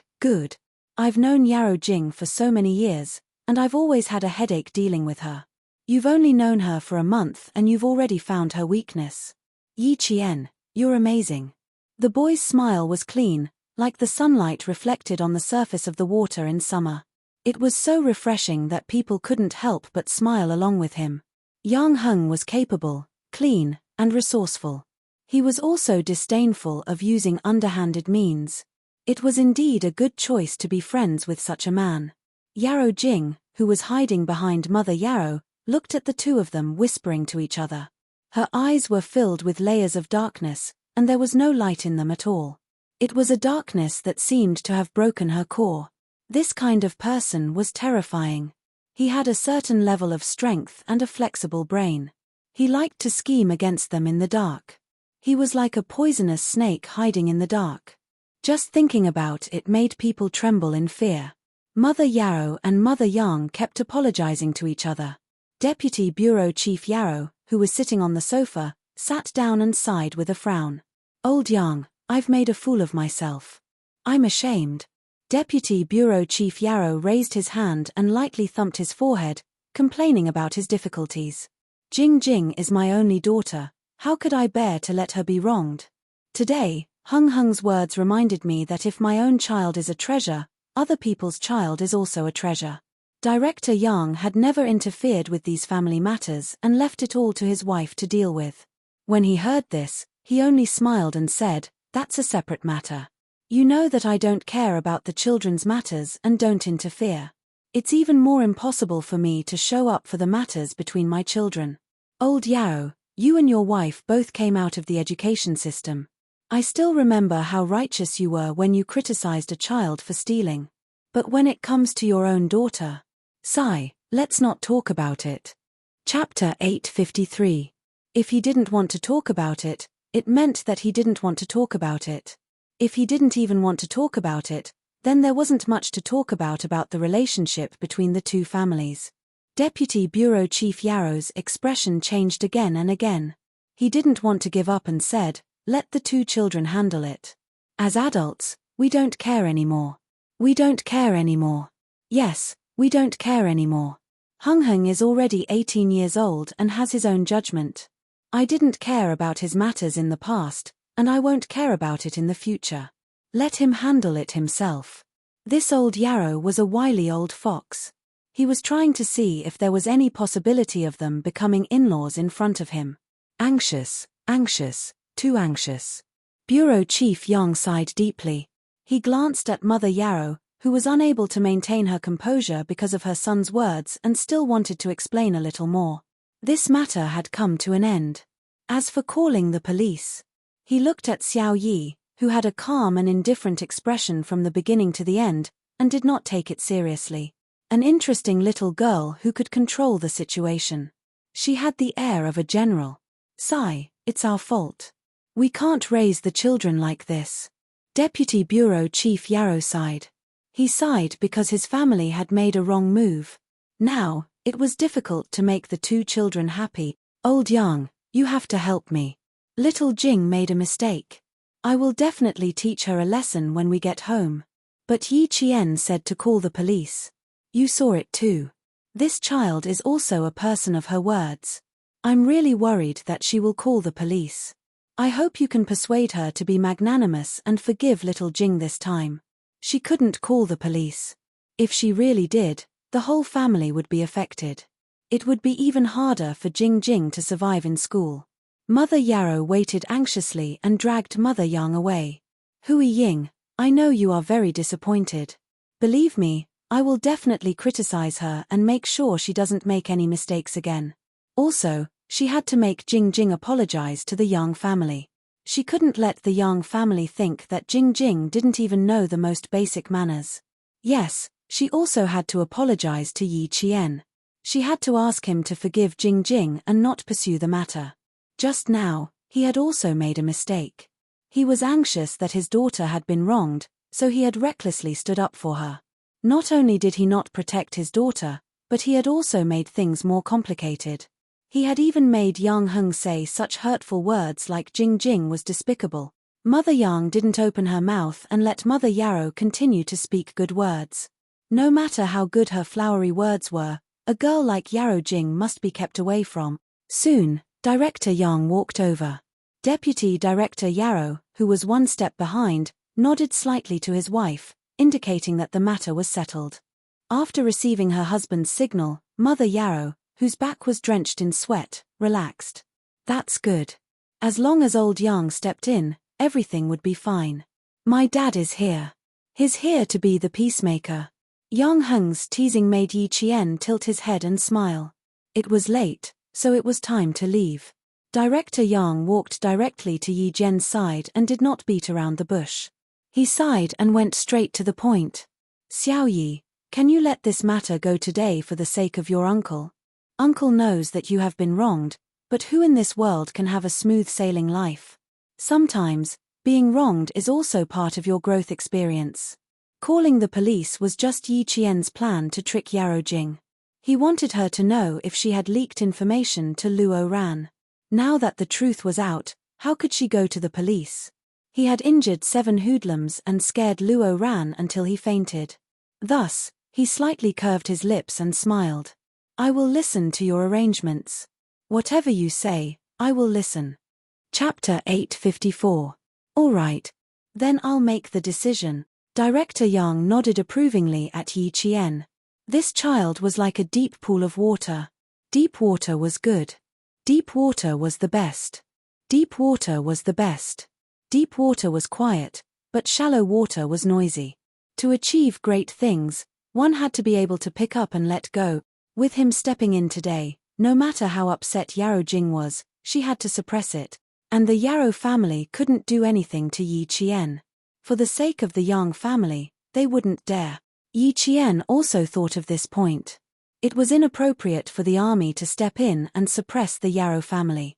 It would only make the Yarrow family more cautious and restrain themselves.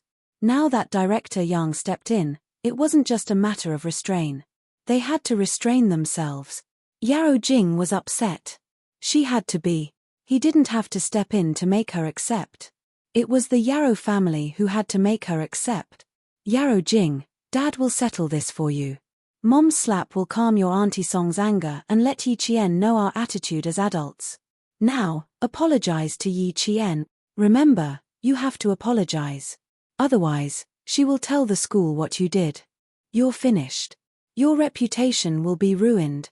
Mother Yarrow warned and lectured in secret. Yarrow Jing, who was stunned by the slap, had no choice but to accept the fact that she had to apologize to Yi Qian again.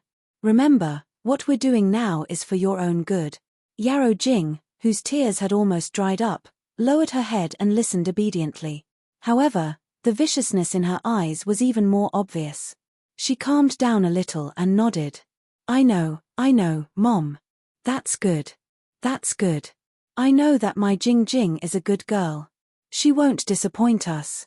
Mother Yarrow stroked her daughter's hair. Seeing the handprint she left on her daughter's delicate face, she regretted that she had slapped her too hard in a fit of anger. She should have just put on an act. Why did she really hit her? Yarrow Jing was furious, and so was Deputy Director Yarrow. But so what? He still had to apologize to Yi Jian again and again.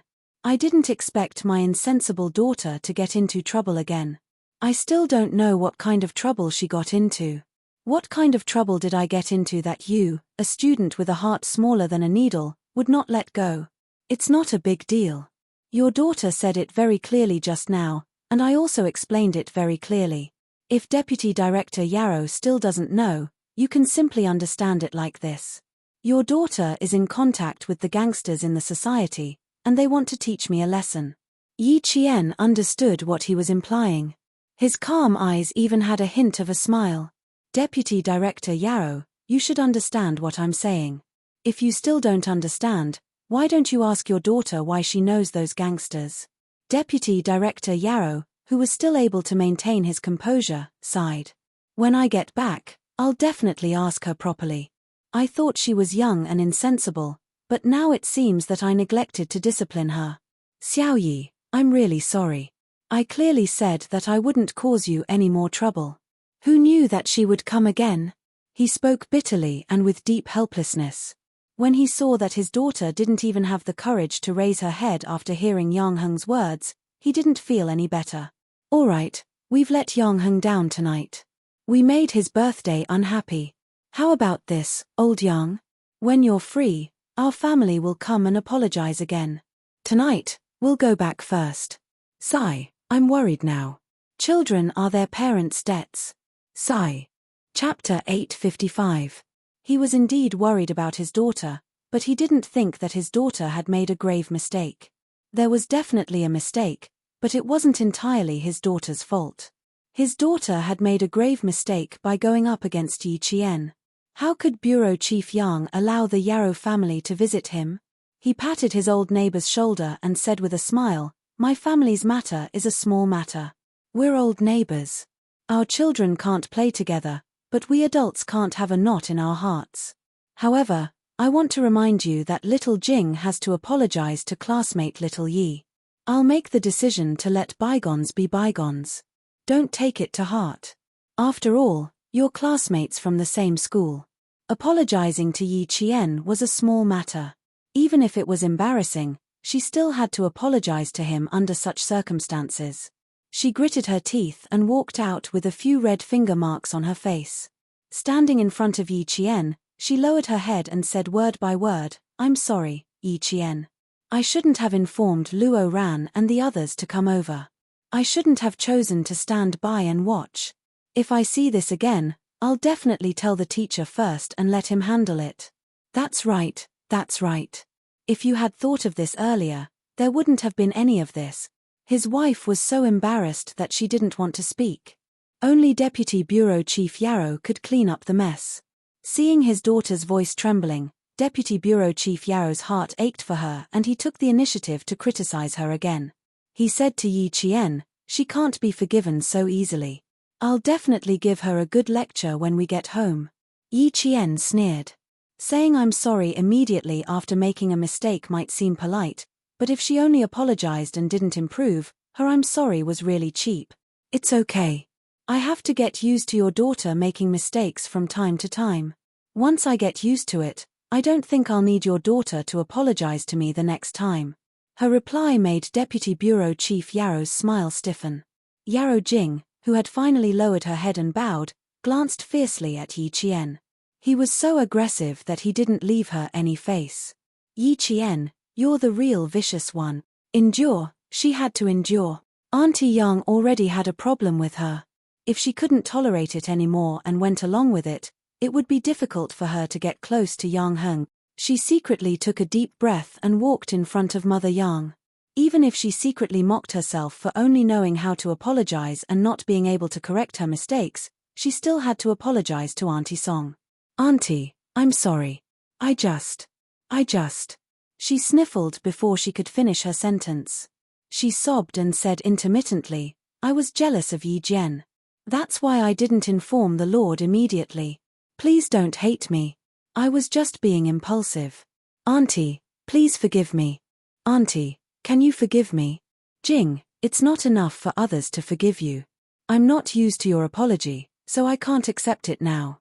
Mother Yang sighed and removed Yarrow Jing's hand from her arm. She said earnestly, "You need to learn how to be a good person. Even if you have nothing, at least your nature isn't bad." If her nature was bad, would she continue to forgive her in the future even if she forgave her today?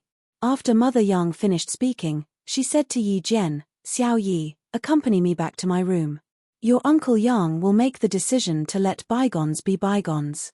Nothing will happen in the future, and the things that happened to Yang Heng in junior high will not happen again. Auntie can promise you that you will finish high school smoothly." Chapter 856. Although this child was aggressive just now, she knew when to stop. She said one thing and two things. Her words were sharp, but she had evidence. Even if such a child came from a poor family, she had learned how to be a person. This was a lifetime of wealth, and Yarrow Jing would never be able to compare to her.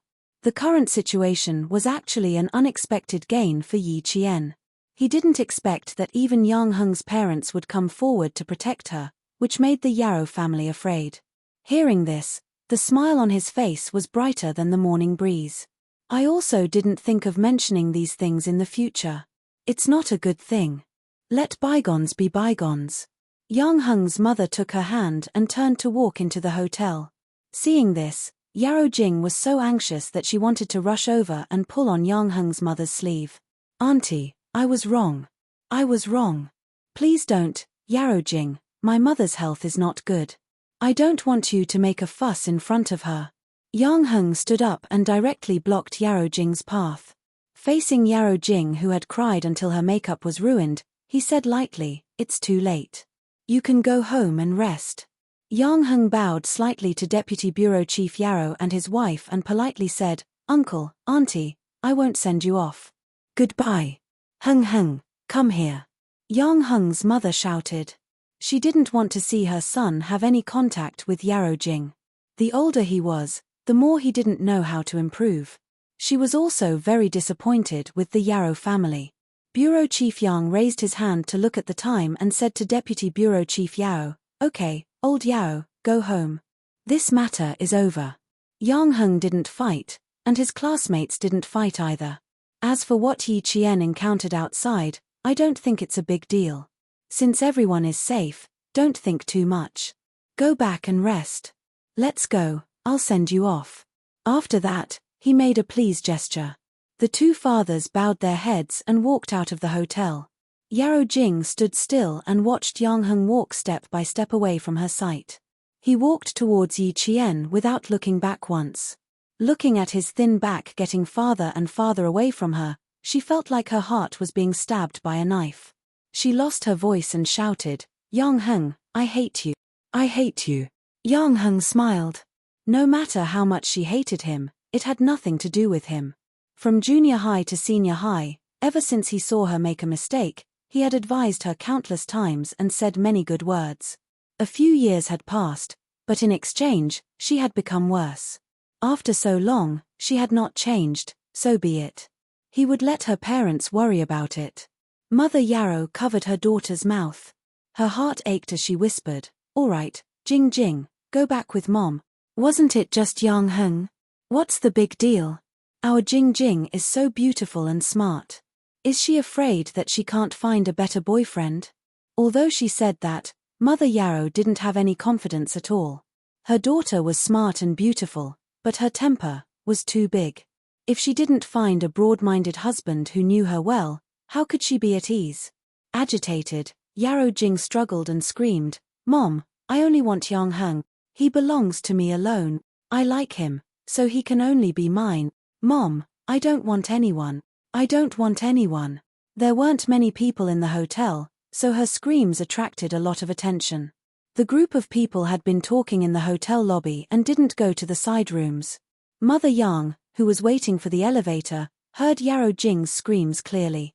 Chapter 857. When Mother Yang heard these words, the mild-tempered wife of the director was so angry that her face changed. She suppressed the anger in her heart and smiled at Yi Jian. They are all singing in the private room on the 3rd floor. Go and relax with them. Don't be shy. Yang Heng will come down to play with you later. She had something to say to Yang Heng. Yi Qian understood and smiled. Auntie, you are too polite. If Yi Qian was really with Mother Yang, she would feel very uncomfortable. It was better to go and play with her senior brothers and sisters.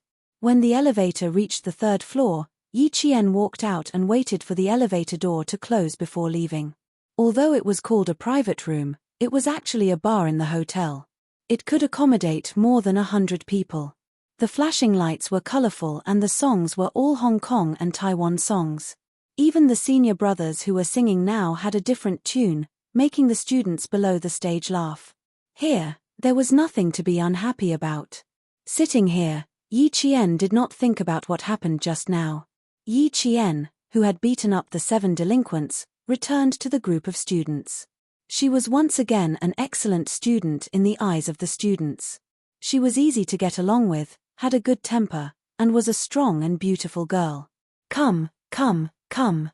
Drink juice. Other than juice, there is also mineral water. If you want to drink, there is nothing. Yi Qian sat down. The senior class students sitting with her immediately poured her a glass of juice. They were much more familiar with each other and there was less of a sense of distance between them. After a night of fun, Yi Jian's polite attitude won their favor. Compared to Yarrow Jing, who made her own decisions, Yi Jian's peaceful and polite attitude won them over.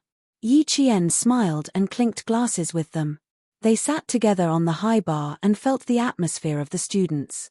She had not experienced it in her previous life, but in this life, she felt a sense of novelty everywhere. The senior class was a very tense semester. It was rare to come out and relax. Even the relatively quiet girls in the class were sitting in the bar. They did not have to worry about the class teacher being angry. Before coming, Director Yang had informed the class teacher and promised that he would take care of every student. This could be seen from the dozen or so hotel staff standing around the bar. Some boys and girls were playing a game of finger guessing, each louder than the other. It could be seen that everyone was playing happily. When she saw Wang Jin sitting in the corner and arm wrestling with a few boys, Yi Jian, who felt sorry for him, walked over with a glass of juice. She didn't know if his arm hurt. She had to be more careful with her classmates next time so that she wouldn't accidentally hurt them again. My arm is fine. Why are you still thinking about it? Ha ha ha, it's fine, it's fine. It's fine. Seeing that she was still feeling guilty, Wang Jin swung his right arm high and laughed out loud. I won the arm wrestle just now. It's okay now. Where is Yang Heng? Why didn't he come with you? Did he go look for Yaro Jing? Wang Jin had long forgotten about the pain in his arm. Seeing that Yang Heng was not accompanying Yi Jian, he immediately changed the topic. He blinked ambiguously and said with a smile, Junior sister Yi Jian, you have to work hard. Yaro Jing is a formidable opponent. Yi Qian smiled. If it was because of Yang Heng, he wouldn't be a strong opponent. If it wasn't because of Yang Heng, she could be a strong opponent. Wang Jin was confused. After a moment of silence, he sighed, a future junior from a top university. Although there is only a one-word difference between a genius and a fool, there is a gap between the two. I don't understand what you are saying. I don't understand at all. Chapter 858. You can ask Yang Heng. He knows. Yi Qian yawned and tears welled up in his eyes. I'm sleepy. I have to go back to my room and sleep. I have to wake up early tomorrow. His meaning was simple. If Yi Qian really wanted to snatch Yang Heng from Yaro Jing would have no chance of winning with such a strong opponent. If it weren't for Yang Heng, Yaro Jing would be a strong opponent in Yi Qian's life. A strong opponent that could not be defeated so easily. Wang Jin pointed at the clock hanging on the bar counter and joked, one look and I can tell that you are a good student. You never stay up late. It's not even midnight yet. I'm also staying up late, but I have something to do tomorrow. Have fun. Goodbye. I'll go find Captain Xia early tomorrow. Since I didn't reject his love letter, I should take the initiative occasionally. I don't know how long he can stay in Nan province. I feel bad making him run around all the time. If Commander-in-Chief Xia finds out. Fine. She was not afraid of Xia Jinyuan saying that she was heartless. She was afraid that Commander-in-Chief Xia would say that she tormented his son. Behind him, a boy put his arm around Wang Jin's shoulder and laughed. If you are not a good student, how can you get such good grades? Why did Yi Qian ask if your arm is okay? What's wrong? Did something happen? Wang Jin shook his right arm and laughed. I sprained it. It's fine. It's fine. Let's go and sing a song. There was a lot of noise and laughter behind her. Yi Jian, who was smiling slightly, closed the door of the private room that had a good soundproof effect and left with light footsteps. It was already late into the night, and there were fewer cars outside the hotel at 11 o'clock. Yaro Jing was screaming like a madwoman in the car, kicking and punching. The little princess crown on her head had already fallen somewhere. Her hair was disheveled, and she was venting her grievances and anger like a madwoman. Let her cry for a while. Don't disturb her. Deputy Director Yarrow, who was driving, drove steadily and motioned for his wife to sit still and not disturb his daughter's venting. A black car sped past on the opposite side of the road. The middle-aged man sitting in the car kept urging the driver, damn it, hurry up, run the red light, charge through. Old Luo, if anything happens to our son, I'm not done with you. I'm not done with you. There was also a plump middle-aged woman with tears and snot running down her face. There was even a pile of tissues scattered in the car. Boss Luo, whose face was full of fat, glared fiercely at his wife and said angrily, spoiled, you only know how to spoil. Look at you now. He had spoiled a person who did not know the immensity of heaven and earth. Who is Master Husan? If your brother is afraid of him, then I'm even more afraid of him. After provoking Master Husan, not only do you have to hope that nothing will happen to your son, you also have to fucking hope that nothing will happen to me. Boss Luo's wife choked. She collapsed in the car and wiped her tears. She didn't even dare to cry too loudly. Who didn't know Master Husan? His eldest brother used to work with Master Husan. Later, he made a mistake and was kicked out. Until now, he had been hiding in his hometown and didn't dare to come out. Master Husan had warned him to stay in his hometown so that he could live. What should we do? What should we do? Hubby, my brother said that if it's third Master Hu, our son will most likely die. What should we do? How can Grandma accept this? Cry, cry, cry, cry my ass. Boss Luo, who was cursing, took out a big cigar. He wore a square ruby gold ring and lit the cigar. He took a deep puff and said in a muffled voice, "If there's no way out, you have to admit it. You have to fucking admit it. As long as they didn't fight in school, the teachers wouldn't care so much. At worst, he would pay more money to the school to keep his son's school status." Chapter 859. Even if he got into a fight or got into trouble, as long as no one was killed and he could settle it with money, it was not a big deal. But this good-for-nothing bastard dared to mess with Master Husan. No matter how rich he was not as rich as Master Husan.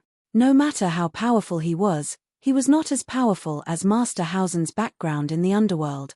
When something happened, there was only one word for it: admit it. One car was heading home, while the other was heading towards the Caesar Hotel. Yaro Jing was screaming crazily in the car, while the other car had already stopped. Boss Luo and his wife, together with the driver, used a flashlight to find Luo Ran, who had fainted in the withered grass. Son, wake up, don't scare your mother. Son, wake up, don't scare your mother, don't scare your mother. Holding Luo Ran, whose face and lips were pale, Luo Ran's mother cried until she almost fainted. The driver carefully touched Luo Ran's nose and whispered to his boss, whose fat was trembling, "Boss, he's still breathing. I think he just fainted. Let's put him in the car first. He's still breathing." Boss Luo was from Guangdong province. He had lost his fertility after a car accident in his early years. Otherwise, his family would not have raised Luo Ran as their ancestor. He was the only child in the family, and there was no way for him to grow a second one. How could he not be a treasure? The driver nodded repeatedly. "He's still breathing, he's still breathing. I checked, and there's no blood, except here." The driver, who was in his early 40s, pointed at Luo Ran's neck. "Someone strangled him here, but there's no other injury." The driver's surname was also Luo, and he was from the same village as Boss Luo. With his reminder, Boss Luo also gently stretched out 2 fingers in front of his son's nose. "He's really breathing. It's all right." Master Husan was merciful. "Stop crying. What are you crying for? Take him to the car. Call your cousin, who's a medical student, over for a checkup." His son was still breathing, and the Luo family was still alive. Boss Luo was so happy that he pushed his wife away and bent down to pick Luo Ran up. He tried twice but was blocked by his beer belly, so he had to tell his driver, "Hurry up, take my son to the car, get in the car first." As long as his son was still breathing, it was fine. If he really ran out of chi, he could only accept it. At this moment, Boss Luo didn't want to stay here for even a minute. He just wanted to leave as soon as possible. The black BMW with a local license plate sped away. In less than 2 minutes, Hu Zi, who was wearing a loose bathrobe that revealed a large portion of his strong and muscular chest, received a call from his subordinate. He didn't have much interest in it, so he replied with a soft and hung up the phone. He turned around and poured the red wine into a large crystal wine set. While shaking it gently, he walked to the sofa and sat down. "It's settled. I've just brought him home. Tell your little girlfriend not to worry." The red wine in the wine set was slowly poured into a tall crystal glass. Xia Jinyuan, who was also wearing a loose white hotel robe, picked up the crystal glass filled with red wine and gave a slight toast to Hu Zi. "Thank you, Brother Zi. Don't mention it. Even if I didn't show up today, your little girlfriend would have taken care of it." Hu Zi was no longer drunk.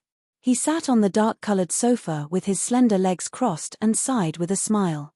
"My men said that those little hooligans were beaten up badly. There were 7 of them in total. 4 of them had brass darts pierced into their left hands and knives pierced into their right hands.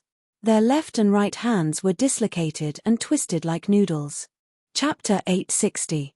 From the moment I saw her to the moment I brought my men over, she managed to get rid of 7 men in less than 15 minutes. She is indeed capable.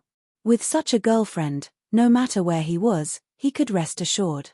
Xia Jinyuan's eyes were sharp. Xia Jinyuan, who had been gently swirling the wine glass in his hand, enjoyed the night view. His thin lips curved into an unusually soft smile. "She's not my girlfriend. She's a high school student. She needs to wait. She is quite capable. Her goal is the same as mine. In fact, I'm her target. In fact, I'm her target. Huzi could hear a hint of bragging in his calm tone. She had to admit that this was something that could be bragged about. Any man would be jealous. The girl he liked had set him as her target. How could he not be envious? Huzi, who had just been broken up with, suddenly lost interest in talking to Xie Jinyuan about Yi Qian. She didn't want to hear a man who was so proud of his success to show off in front of her, who was about to fall out of love. She calmly changed the topic. The scenery is good, right? Do you feel like the mountains are small? The Caesar Hotel had 23 floors. Naturally, it was impossible for every floor to be a hotel. The hotel was divided into two main entrances. From the first floor to the 14th floor, there were hotels. From the 14th to the 20th floor, there were offices. On the 23rd floor, there were 2 bedrooms and 1 living room. For example, Xie Yiwei and Xie Jinyuan. The sofa faced the large floor-to-ceiling windows. Even if one were to sit on the sofa, they could have a bird's-eye view of the southern province. Xie Jinyuan clinked glasses with Huzi. After taking a sip, he slowly said, "It's lonely at the top." He wanted to sleep, so he forced himself to wake up. Do you want to hear nice words? Not at all. I asked you to accompany me to relax, not to make things difficult for me. Huzi finished the red wine in her glass in a few mouthfuls and immediately poured herself another glass. I've already treated you to such a good French red wine. Can't you give me some face?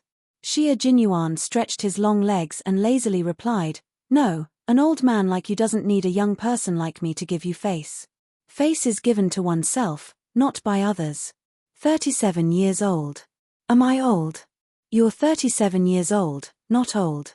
My sister is 34 years old, don't you think she's old? Xie Jinyuan's voice was a little cold. Brother Z, don't expect me to say something nice to you. My sister wants to marry you, but you don't want to marry her. There's only one result, an amicable parting. It's a relief for her and a relief for you. Huzi clenched her teeth so hard that her cheeks tightened. Her red phoenix eyes were filled with murderous intent. She said in a low voice, "Tell me, do you think we can get married? Who am I? Who was she? Who is your family, Xia? Could it be done? Can this marriage go through?" She said she wants to get married. Do I dare to agree? Does your family, Xia, dare to marry her to me? One was the boss of the underworld. His hands were stained with blood and he had countless enemies. He didn't dare to marry her because he didn't dare to take the risk. His phoenix eyes were bloodshot as he stared at Xie Jinyuan. He was like a proud phoenix with bloodshot eyes. His wings were gorgeous, but no one could get close to him. Sixth brother, you're a man. Think about it if you were in my position. Would you dare? Dare? Why wouldn't I dare? The person I love and the person who loves me is by my side. Why wouldn't I dare? I would even dare to die. Not to mention enemies and enemies. Chapter 861. The scenery on the 23rd floor is indeed not bad. I should be able to watch the sunrise, but it's not good to be lonely at such a high place. I need someone to accompany me. Xie Jinyuan, who was thinking in his heart, raised his eyebrows slightly. He smiled confidently and said, "I dare, Brother Z. I won't let the person I love live without anyone to depend on. I will try my best to keep her safe and let her feel at ease when she is in a relationship. The world is big and there are many places with beautiful scenery. It's far away from the hustle and bustle of the world. Brother Z, it's actually not difficult to hold the hand of the person you love and take a stroll on a sparsely populated rural road. What's difficult is that you can't give up the status, power, and wealth you have today. So, you don't dare to give it up for Xie Yiwei." Huzi fell silent. Xie Jinyuan may be young, but his words were sharp and experienced. It was as if he had dug out Huzi's heart and revealed all his misgivings. That's right. It was indeed difficult for him to give up the status, wealth, and power he had today. He started as a poor boy and spent a total of 20 years building this beautiful country with his bare hands. How could he give up 20 years of hard work? If he left, what would happen to his brothers? How could they continue to play this game of chess? Once he left, What would he use to protect himself and his woman if his enemies came looking for him? He had been gambling for the past 20 years. Now that he had settled down, he didn't dare to gamble anymore. He was afraid that he would lose, so he didn't dare to gamble. Brother Z, you have too many misgivings in your heart. They far exceed your expectations of giving Xia Iwei happiness. I admit that you love my sister, Xia Iwei, but I want to tell you that there are not so many misgivings in love. Love is a promise. If you can't give her that promise, you can only choose to let go. After so many years, after 17 years of ups and downs, in the end, because of different identities, different statuses, and different misgivings, the people he once trusted became strangers. In the end, they no longer traveled together and their lives no longer intersected. This was a pity, but it also reminded him that he must not let the little fox drift further and further away from him. They must hold each other's hands tightly and walk side by side on the road of the military. They had the same goal, the same duty, the same military uniform, the same military cap, the same steel gun for the country. They would never leave each other in the flames of war. Only then could they continue to walk together and love each other. Huzi's red eyes seemed to sparkle with tears, but they quickly disappeared. He asked Xia Jinyuan, "Do you mean that my breakup with your sister is inevitable and there's no turning back? I'm not a part of your relationship. I have no way of knowing what's going on in your hearts, nor do I know how important this relationship is to you. Therefore, I can't give you an answer. I have no way of knowing what the outcome of your relationship is." Xia Jinyuan had finished the red wine in his glass. He gently placed the glass on the coffee table and rubbed his tired eyes. He stood up and said, "I still have to chase after my future girlfriend tomorrow. Good night, Brother Z." Only the two of them understood their relationship. No matter how clear others saw it, they could not tell what the outcome of their relationship would be. There were only two outcomes: break up or stay together. There were also only two choices: break up or stay together. It all depended on which outcome they chose. Huzi did not ask him to stay any longer. With a thoughtful expression, he softly said, "Goodbye." Then he sipped his red wine and quietly thought about it. He needed to think about it carefully. Chapter 862. His lover of 17 years, the only woman he loved in his life, was it possible for him to watch her marry another man? Xia Jinyuan walked to the door and unlocked it. He turned around and saw a lonely figure sitting on the sofa. His elegant and handsome face was solemn, and there was a dark look in his eyes. This was all he could do to help. If Huzi couldn't bear to give up his current position, Xia Iwei wouldn't have a problem marrying his first love. After all, the two of them broke up because of a misunderstanding. One of them was still single, waiting for Iran, while the other was at an age where she had to get married because her relationship wasn't going well. If you fell in love, you shouldn't worry too much. If you really had so many worries, why did you get together in the first place? If you hesitated, you would end up as a loser. If you kept thinking about waiting until little Fox went to college, you'd end up letting those little boys make the first move. The biggest mistake you can't make for someone you love is to be self-righteous. If you don't regret making a move, and if you fall in love, you don't regret it. What's so difficult about dealing with the things around you that might interfere with your relationship? What's really difficult is your own heart. You can't make up your mind, you can't decide what to do, and you have too many worries. He wouldn't have so many worries about his own feelings. No matter how difficult the situation was, it wouldn't stop him from making a move.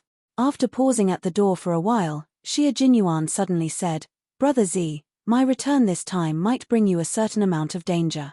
But the only person I can think of is you.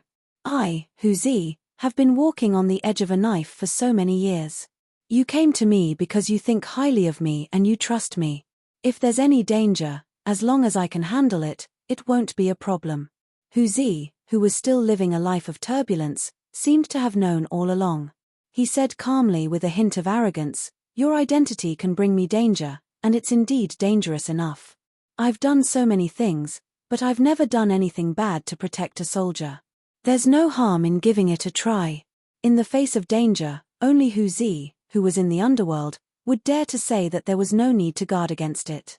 Xia Jinyuan smirked and said, "Brother Z, If you have the chance to make a serious choice, how do you plan to live with Xia Yiwei?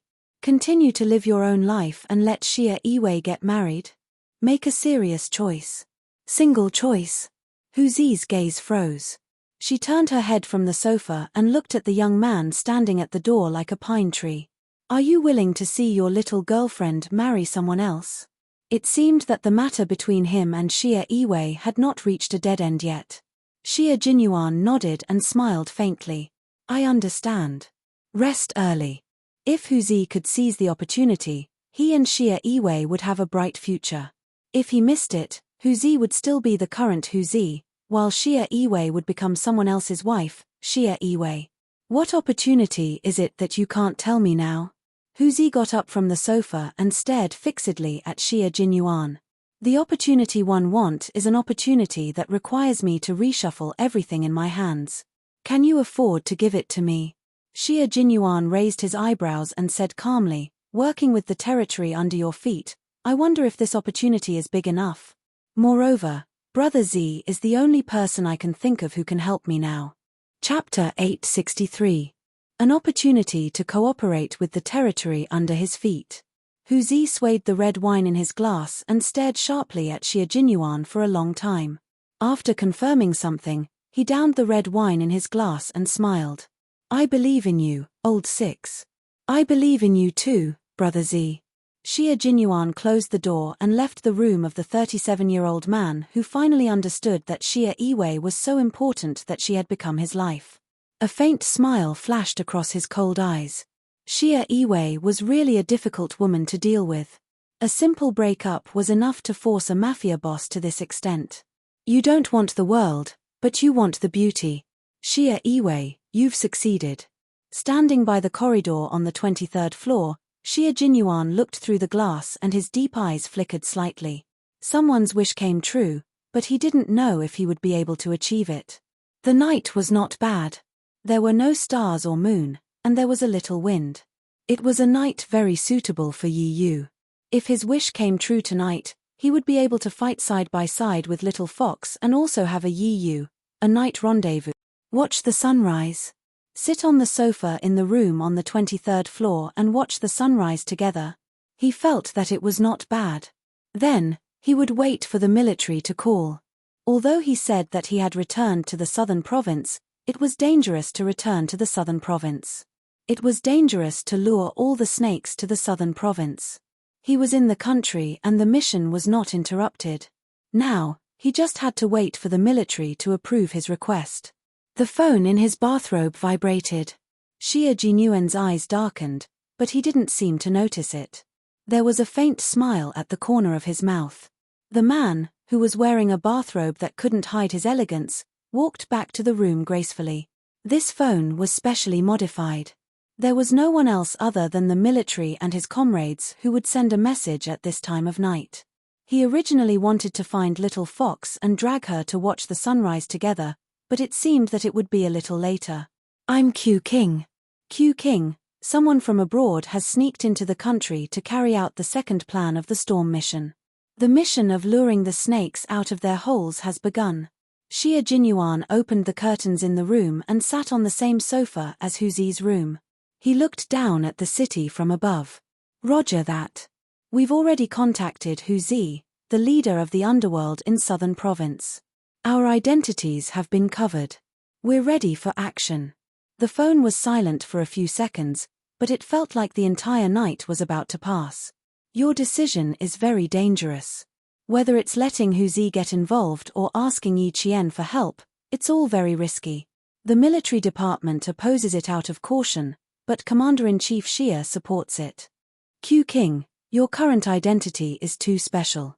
We can trust Yi Qian, but Hu Zi, once she finds out and reveals your whereabouts, you should know what kind of trouble you'll be in.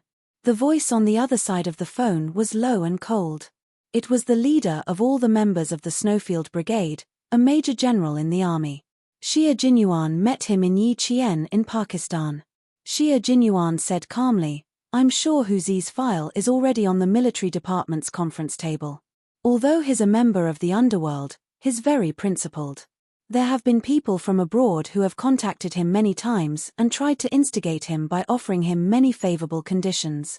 All the people sent were secretly dealt with by Hu Zi, and the foreign organizations didn't dare to retaliate.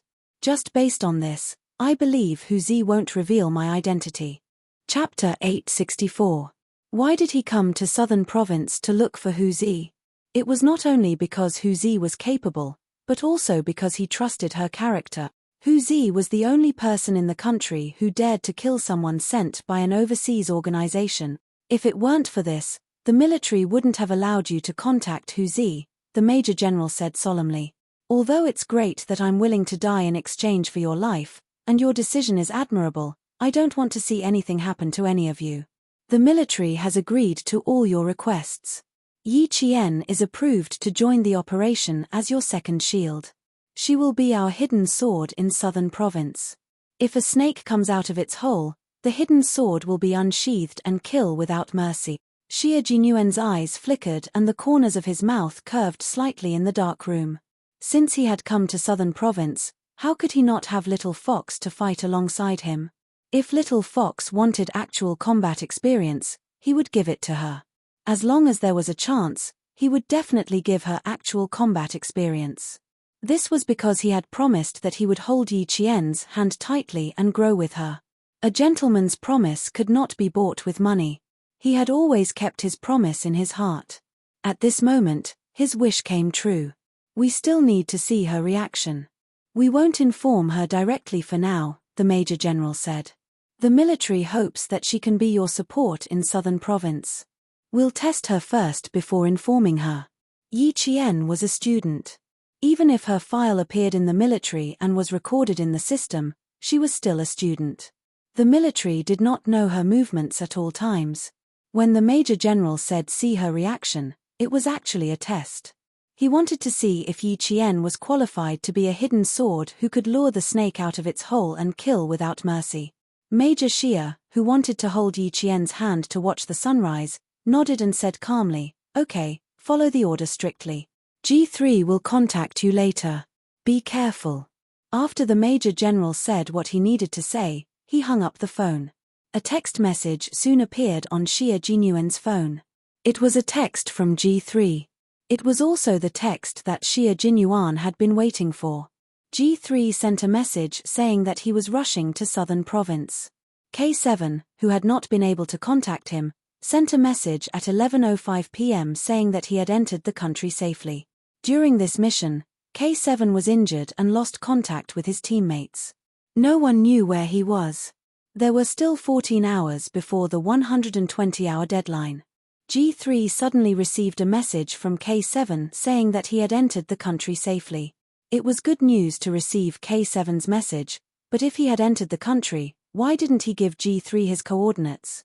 Xie Jinyuan, who was a little worried after receiving the message, sat there quietly until 3 o'clock in the morning. It was already 3 o'clock. Xie Jinyuan looked out of the window and smiled.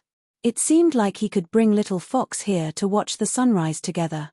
At this time, Yi Qian had already fallen asleep.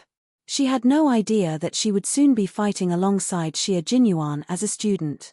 She was sleeping soundly and maintained her sleeping position. Even when she was sleeping, Yi Qian was very disciplined. When she opened her eyes again, there was a cold glint in her eyes.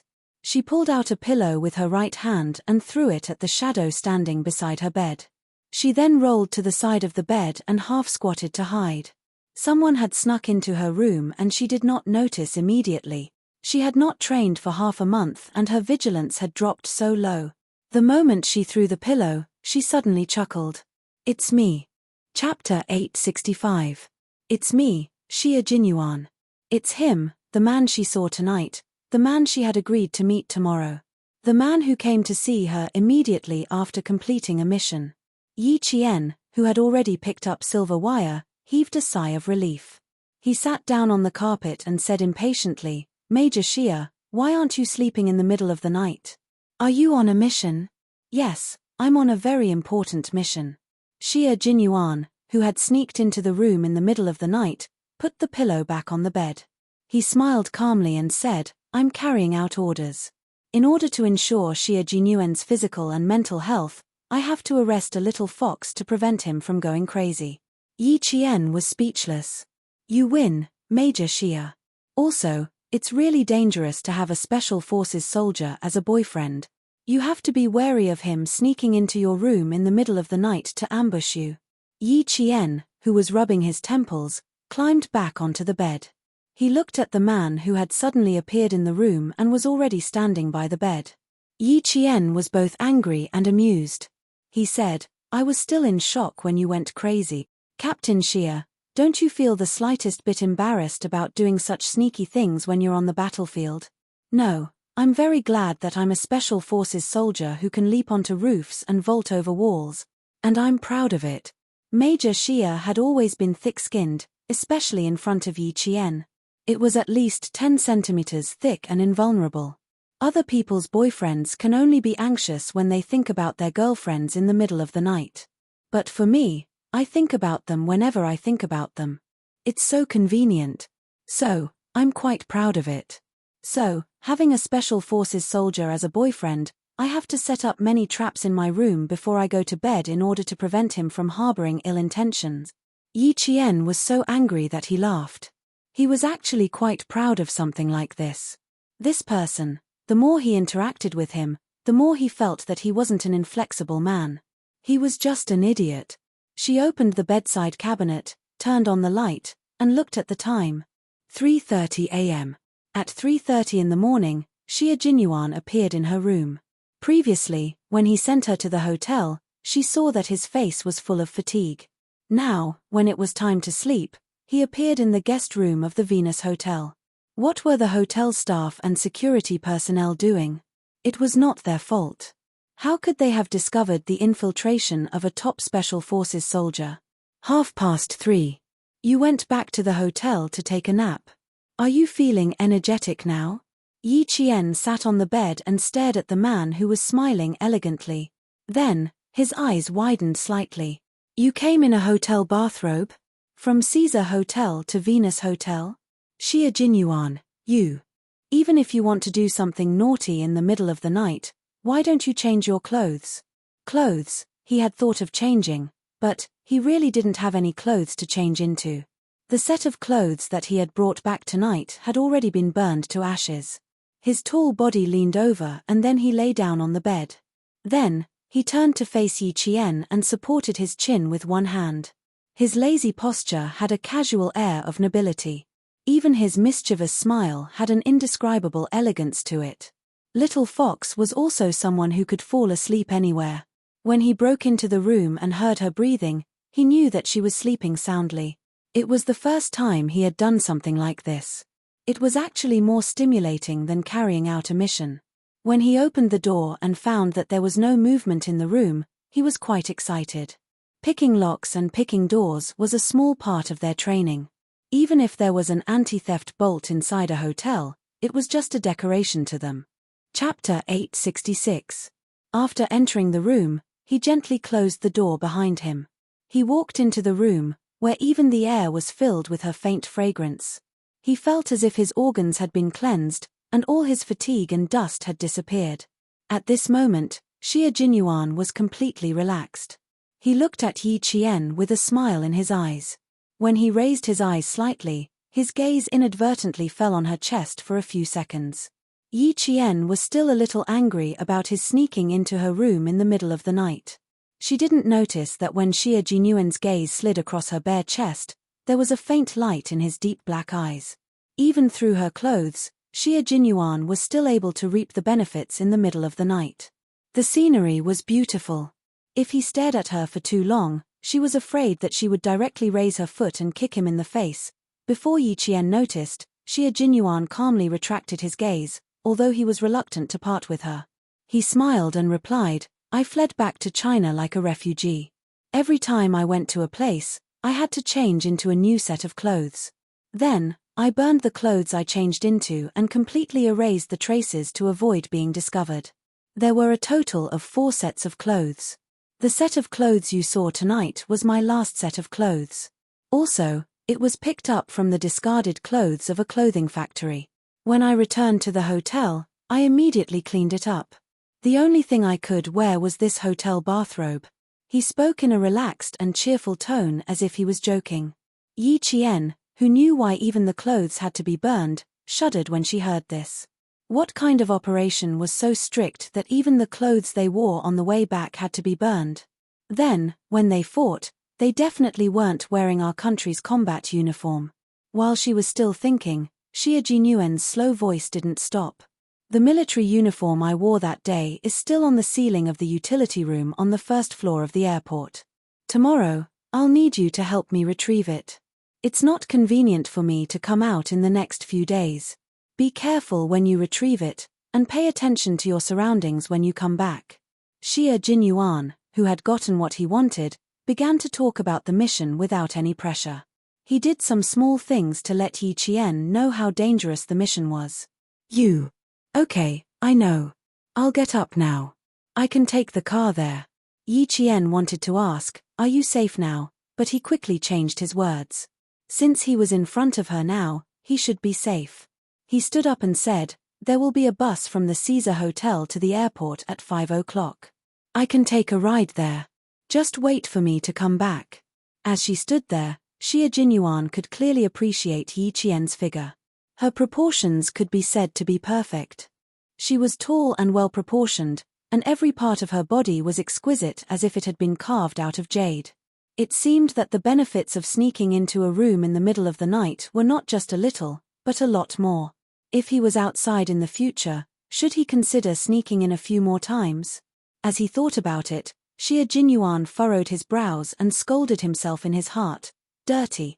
Ever since he met the little fox, his moral bottom line had been lowered again and again. It's still early.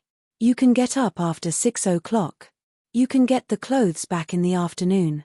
There's no rush. Xia Jinyuan lifted the blanket that she was sitting on and smiled like a gentleman. It's a little cold. You're still wearing a short-sleeved shirt and shorts. You'd better lie under the blanket to avoid catching a cold. I'll wake you up when it's time. Chapter 867. After his reminder, Yi Qian, who didn't feel cold at first, looked down at herself. After she saw it, her white jade-like face instantly turned red. She jumped onto the bed with the same agility as she did during training and hugged herself tightly under the white blanket. Xia Jinyuan, she shouted angrily. The major raised his eyebrows with a confused look on his face. What's wrong? What's wrong? Why is he still pretending to be innocent and unaware? Yi Qian threw another pillow at his face. Do you dare say you didn't notice? You didn't see? No. Took a few more glances. Yi Qian, who was skilled in martial arts but had never been in a relationship in her 2 lifetimes, was too innocent to say the rest.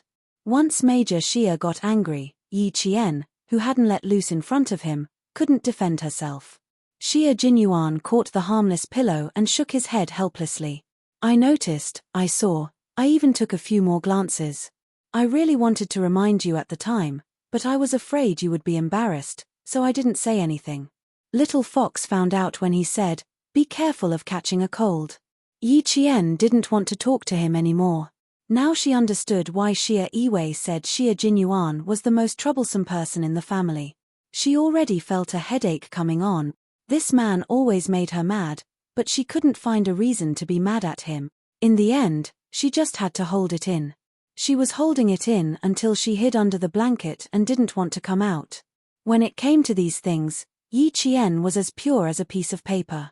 It was obvious that she was confused when it came to relationships and didn't know how to get along well with a man. Fortunately, Major Xia was also a blank piece of paper. He had a high EQ, but he had never been in a relationship before. After he met her, he immediately thought of being a gentleman and not scaring the underage little fox away. He softly coaxed her. I really didn't take a few more glances. I'm still a boyfriend, so how would I dare to take a few more glances? I was looking into your eyes and thinking about something else. Don't be cooped up in the blanket. Be careful not to suffocate yourself. If you really don't want to sleep, we can chat. Or you can pack up and we'll go back to the Caesar Hotel. I booked a room on the 23rd floor. We can sit on the sofa and watch the sunrise together. When he coaxed Yi Qian, his expression, voice, and eyes could all be seen and heard. Yi Qian could feel his gentleness and warmth close to her heart. Yi Qian gradually walked out of the awkwardness. She poked her head out of the quilt and looked at Xie Jinyuan, who was leaning against the bed and talking to her with his eyes closed. She frowned and said, "How long has it been since you had a good sleep?" There were dark circles under his eyes, which were the result of severe lack of sleep. 4 days and 4 nights. I haven't slept for that long. Xie Jinyuan's fierce expression disappeared when he heard her question. He took a deep breath of her sweet scent and said, "When I came back last night, Huzi chatted with me. Time passed by before I knew it." Yi Qian saw his frown and said softly, "Lie down and sleep for a while." Yi Qian understood how difficult and dangerous their missions were. She couldn't bear to see him like this. It was because she understood that she was especially gentle with this muddle-headed major. Chapter 868. No, I'm not sleepy yet. Although Xie Jinyuan's eyes were closed, his brain did not rest. Talk to me. Maybe I can fall asleep while listening to your voice. Yi Qian pursed his lips. Now that we're back in the country, why do you still look so worried? Did you encounter any difficulties? There was an accident during Operation Decapitation. Xie Jinyuan calmly explained the mission they were carrying out this time. He spoke without any pressure because he had received approval from the military, but Yi Qian, who did not know the situation, was shocked. Li Yang coldly reprimanded, "Xie Jinyuan, open your eyes. How could he reveal the mission so easily? Didn't he know who he was?" The top 10 confidentiality rules of the military. Look at what you're saying now. First, do not reveal secrets that should not be revealed. Second, do not ask about secrets that should not be asked. Third, do not look at secrets that should not be seen. Fourth, do not bring secrets that should not be brought up. Fifth, do not mention secrets in private letters. Sixth, do not record secrets in unclassified books. Seventh, do not use ordinary mail to transmit secrets. Eighth, do not read or discuss secrets in unclassified places. Ninth, do not privately copy, preserve, or destroy secrets. 10th, do not bring secret carriers to travel or visit relatives and friends. You know all these. Seeing how anxious she was, Xie Jinyuan could not help but laugh. He raised his eyes and said, "Operation Decapitation is just these 2 words. You have no way of knowing what kind of operation it is. This operation was called Operation Decapitation. The operation team did not encounter any problems. An electrical engineer in the embassy said that the Chinese side was sending people to repair the aging circuit, and his words alerted the enemy. The security level of the deployment made them squat in a saw for 48 hours. When they came out, they could not feel their hands and feet. This was also the first time in several years that a comrade in the Snowfield Brigade had gone missing after an operation and had not returned to their positions. Yes, Operation Decapitation was just these 2 words, but what was decapitation? It was to destroy the enemy's leader and their organization. His mission this time was to go abroad and behead someone with a very big background. Yi Qian only thought about it, but his heart trembled. He wanted to warn him, but when he saw that he didn't even have the strength to open his eyes, he sighed in his heart. "Didn't you say you were tired and needed to go back to sleep after sending me home last night? You didn't sleep at all last night. Go to sleep and stop talking. I don't want to listen to it anymore." Yi Qian forcefully pulled on his arm, wanting him to lie down and sleep comfortably. He was a soldier and a comrade who had fought side by side with her. If she didn't understand his hardships, who else could? A comrade would always be able to understand the hardships of a comrade. Xie Jinyuan, whose arm was being held by her, closed his eyes. He didn't even want to open them. He didn't even want to move. He had a faint smile on his face, and his breathing was shallow. When he spoke, his voice was extremely soft as he coaxed her. "Be good, I know you have to keep it a secret. I've never forgotten. You should sleep too. I'll take a nap too. Previously, when I went back to the hotel, I was caught by Brother Z and talked for more than 2 hours. When I went back to my room, I had other things to do. Before I came to your place, I actually didn't sleep at all. Thinking about K7 and reading the message sent by G3, he sat there in deep thought. When he came back to his senses, it was already 3 in the morning. Then, he came to look for her. Chapter 869. With the approval of the military, he could openly look for her when he was on a mission. He could once again hold her hand and fight side by side with her. He had to let her take a breather first and figure out how dangerous the decapitation operation was. Then, he could judge whether she could handle the danger. Listening to her clear voice and smelling her scent in the air, Xie Jinyuan gradually felt tired. He couldn't even open his eyes now. Xie Jinyuan didn't speak again. He just wanted to have a good sleep. Major Xie coaxed himself to sleep. Xie Jinyuan fell into a deep sleep with his back against the headboard, his head upright, and his hands crossed in front of his lower abdomen. Yi Qian couldn't let him sleep like this. She lifted the blanket and gently knelt on the bed. She hugged his shoulders with both hands and held her breath. Little by little, she laid him down on his side.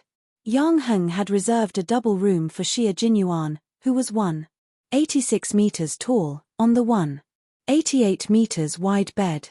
The space instantly became much smaller. His feet were still outside, so he had no choice but to lie on his side. The bed was only so wide. The blanket gently covered him. Yi Qian, who was no longer sleepy, quietly looked at the young major who was sleeping. He couldn't sleep well, and his expression was still as sharp as a sword. Yi Qian sighed softly in the room. The decapitation operation was the most dangerous operation. No wonder he felt tired. Look, he was so tired that he was frowning even when he was sleeping. Sleep well. Since you're back in China, sleep well. Yi Qian reached out and stroked his eyebrows.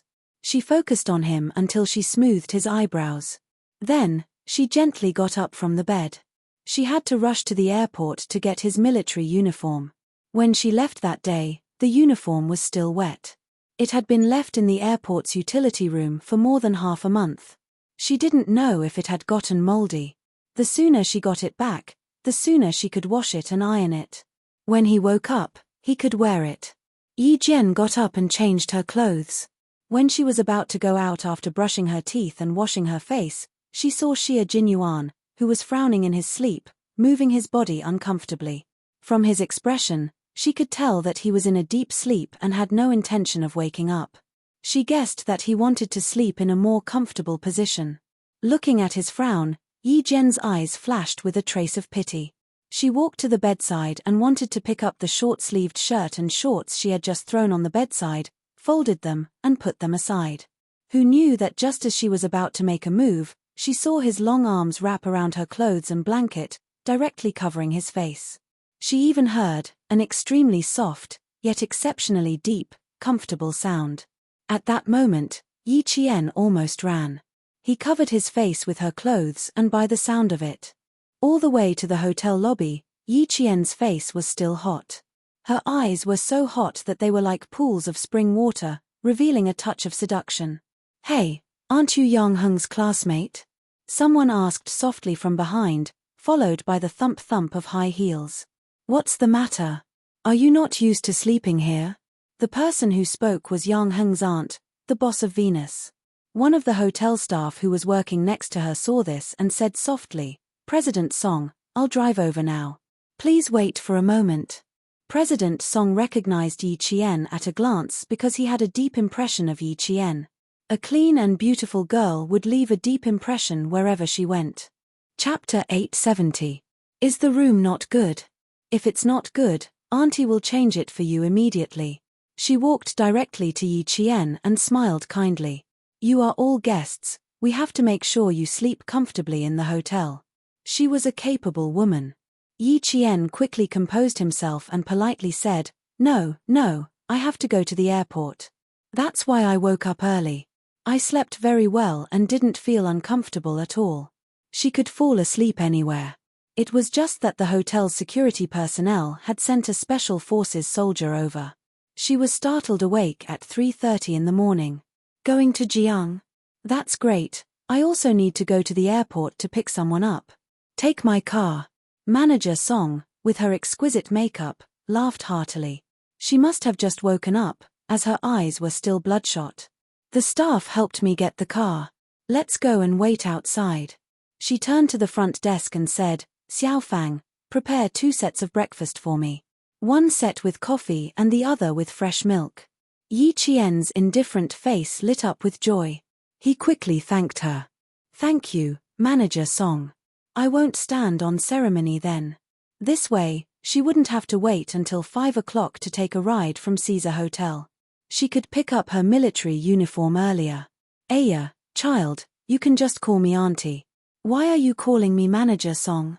Manager Song, who still had a stern expression, couldn't help but laugh. This child was really polite. Don't blame me for making the decision alone. Let's go, the car is here. Yang Heng's Auntie Song was a divorced woman. They divorced 8 years ago, and her daughter was awarded to her husband. Now, she was going to pick up her daughter from France, whom she hadn't seen for more than 2 years. The car drove over. Yi Qian's gaze fell on the 1997 red Ferrari. He saw that Auntie Song was yawning several times. Yi Qian, who originally wanted to say that she could drive to the airport, silently shut his mouth. Auntie, did you not rest well last night? Yi Qian sat in the front passenger seat and couldn't help but ask. When she was training with the motorists, the most common thing the instructor said was, don't drive when you're tired. Looking at Auntie Song, who looked rather tired and yawned non-stop, Yi Qian was still a little worried. It was not good to drive while tired. President Song smiled as he started the car and slowly drove into the entrance of the lobby. You didn't sleep the whole night. Are you worried that I can't drive well? Don't worry, I still have the skills. I used to be able to drive steadily even if I didn't sleep for several nights in a row. Throughout the journey, Manager Song's driving skills were indeed not bad, but every time she yawned deeply, Yi Qian felt a chill run down his spine. When the motor vehicle soldiers were assigned to night training, if they were really tired, they would eat morning peppers to refresh themselves and apply cooling ointment to resist fatigue. They would use all kinds of hard methods to keep their minds clear all the way. However, Director Song and the others were different. It was impossible for them to use such a ruthless method to refresh themselves. If they were so tired all the way, there would definitely be problems driving. Yi Qian didn't care about the value of the car anymore. He simply smiled and said, Auntie Song, let me drive. It will take an hour to get to the airport. I'll drive. Why don't you sit and rest for a while? Just as Yi Qian finished speaking, a strong light suddenly shone from the opposite side. This was not the strong light of a small car, but the strong light of a large truck rushing towards them. President Song, who hadn't had a good rest, couldn't help but squint when the strong light shone on her. She didn't even realize what was happening in front of her. Chapter 871. Yi Qian, who had been paying attention, didn't even have time to say be careful. He released his seatbelt in a second and leaned toward the driver's seat. His hands gripped the steering wheel and turned it quickly. As the bright light rushed toward them, Yi Qian said calmly, step on the accelerator. Quick. In that second, Director Song's brain still reacted. She stepped on the accelerator as low as possible, and the entire car was like an arrow released from a bow. Under Yi Qian's control, the car made a beautiful drift on the road. The rubber wheels rubbed against the ground, making a sharp squeaking sound. Amidst Song's screams, Yi Jian completed the second lateral drift in a row, causing the entire sports car to rush forward with a boom, thus avoiding the rampage of the truck. Fortunately, it was a Ferrari sports car. Its refueling speed and control were top-notch. That was why it could complete 2 drifts in such a situation. Bang, bang, bang. There were several loud noises. From the rearview mirror, they could clearly see that the truck on the opposite side of the road had crashed into the guardrail in the middle of the road. It continued to sweep forward, breaking several lampposts, and finally rushed into the green belt. After avoiding the danger, Yi Qian turned the steering wheel and said in a deep voice, Auntie, let's park the car and get out to check the situation. No matter what she learned was useful. If she hadn't trained with the auto soldiers, this would have been the second time she had lost her life. Compared to Director Song, who was scared stiff, Yi Qian was unbelievably calm. She didn't even have a trace of fear on her face. Even her eyes were as calm as a mirror. Director Song, who was scared out of her wits, didn't even know how she lifted her foot to step on the brakes. She even forgot to pull the handbrake. It was Yi Qian who pulled it and turned off the engine. "Auntie Song, calm down first. I'll get out to check the situation." Yi Jian had encountered accidents like the one just now when he was training. His brain and his hands reacted together. His brain thought of a way to avoid the accident in the first place, and his hands reacted quickly with his brain. Thus, he could nimbly and calmly avoid the sudden accident. In the car, Manager Song was still in a daze. When Yi Qian spoke to her, she turned her neck stiffly and looked at Yi Qian in a daze. Although he said he was looking, his pupils were dilated. His gaze was not focused on Yi Qian, which meant that his brain could not keep up. He did not know what Yi Qian had said, nor did he know what he was doing. After getting out of the car, Yi Qian saw that the front of the truck that had rushed over from the opposite side of the road was twisted out of shape. Car parts were scattered all over the road, and the long truck compartment was overturned in the middle of the horses, blocking the road to the airport. Yi Qian's first reaction was to look across the road to see if any cars had been hit. A gust of wind blew past, bringing with it the smell of gasoline and paint. These were all very pungent smells. Yi Qian, who was sensitive to smells, wrinkled his nose uncomfortably. Something happened. Something's wrong. Quick, call the police, call the police. On the opposite side of the road, the two private cars that had picked up people from the airport stopped one after another. Those with cell phones quickly called the police, while others called the ambulance. Then, another car sped into the city without stopping on the opposite side of the road. The speeding car meant that the traffic on the opposite side of the road was smooth, and no cars were hit. On her side, the scene was very tragic. Car parts were scattered everywhere. 5 lampposts were knocked down, and the lamppost at the edge was lying on top of the truck compartment. The cables buried in the ground were dragged out. Yi Qian looked at the cables carefully. He did not see any signs of wires being torn. Chapter 872. The cars heading to the airport saw this from afar and stopped on the side of the road. The large truck in the middle of the road blocked their path. Yi Qian had already run to the front of the deformed truck and realized that the front tire was missing. The pungent smell of gasoline wafted from the front of the truck. The engine of the truck had shut down after the collision, and the entire engine had stopped working. The truck was too high, so Yi Qian jumped on the road and shouted, "Can you hear me? Can you hear me? Can you tell me how many people are in the truck?" The smell of blood mixed with the smell of gasoline and gradually drifted into her ears. It started faintly and grew stronger. Yi Qian, who did not hear a reply, took a deep breath. She needed to climb onto the truck to see what was going on inside.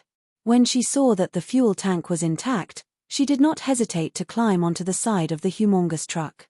Using the dim street lights in front of her, she looked through the broken windows and saw that there were 3 people in the truck. The driver was the most seriously injured. The lower half of his body was stuck in the deformed front of the truck. Blood flowed from his head down his face to his neck. In addition to the bleeding from his head, the driver's lower body was more seriously injured. However, there was no way to save him in a short time. Yi Qian pulled on the door with a heavy gaze. In fact, the door was already deformed, but she did not give up and wanted to try. She pulled a few times, but the door did not move at all. Yi Qian could only give up trying to open the other door. "Yi Qian, get down." Manager Song, who had calmed down, came over with weak legs. When she saw Yi Qian standing beside the deformed truck, she was so scared that her heart almost jumped out of her throat. "Get down, get down. The gasoline is so heavy. Be careful of the explosion." Just now, it was this young lady who saved her life. She really saved her life. If she hadn't suddenly leaned over and agilely turned the steering wheel to make 2 drifts, the car she was driving would have been completely deformed by the head-on collision. If she had not met her tonight, her life would have been over. Completely over. Seeing her climb onto the big truck that had already been scrapped despite the danger, her knees went weak. She yelled at the top of her lungs, "Get off now. It's dangerous. Get down. Quick." She used too much force and choked on the wind. Manager Song, who had always paid attention to her image and was now coughing in a sorry state. "It's okay. The fuel tank is not damaged. The engine turned off automatically and there is no flame. There's no danger of an explosion for now." Yi Qian, who had jumped of the truck, frowned and said to Manager Song, "The driver's life may be in danger. There are 2 people in the front passenger seat." Yi Jian did not dare to rush to the rescue. She was afraid that if she acted rashly, it would worsen the injury of the injured. She had to observe carefully first. "Director Song, please call 120 and the fire department. Someone needs to come over for the repair of the power supply." People had already surrounded the truck. They all stood about 2 meters away from the truck. No one dared to come up.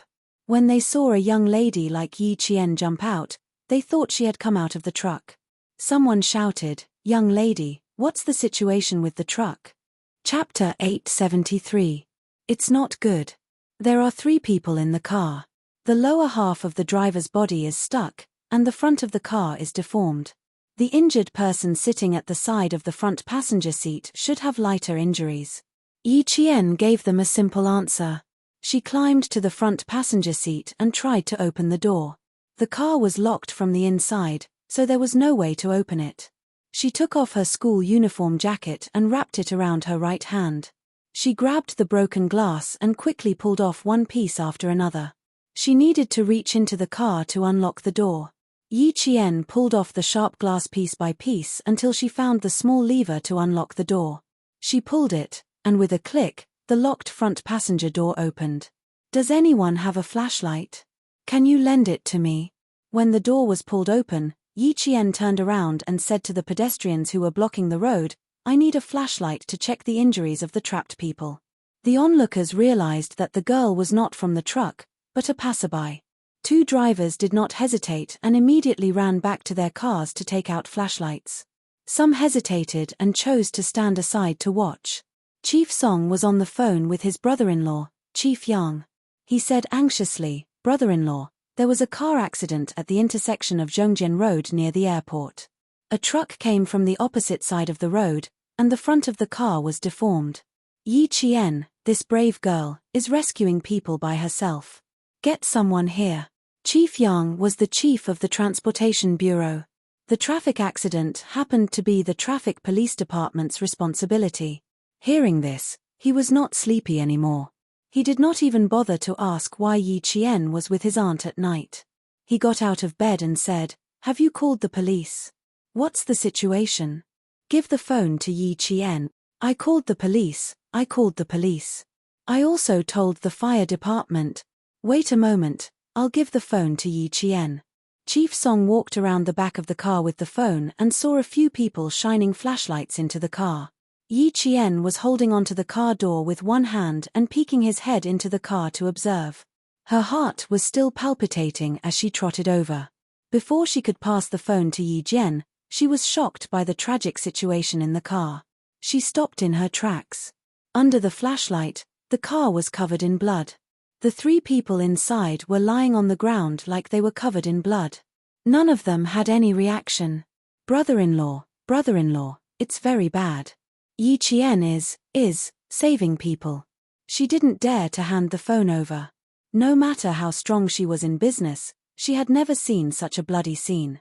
Chief Yang had already put on his clothes with the help of his wife.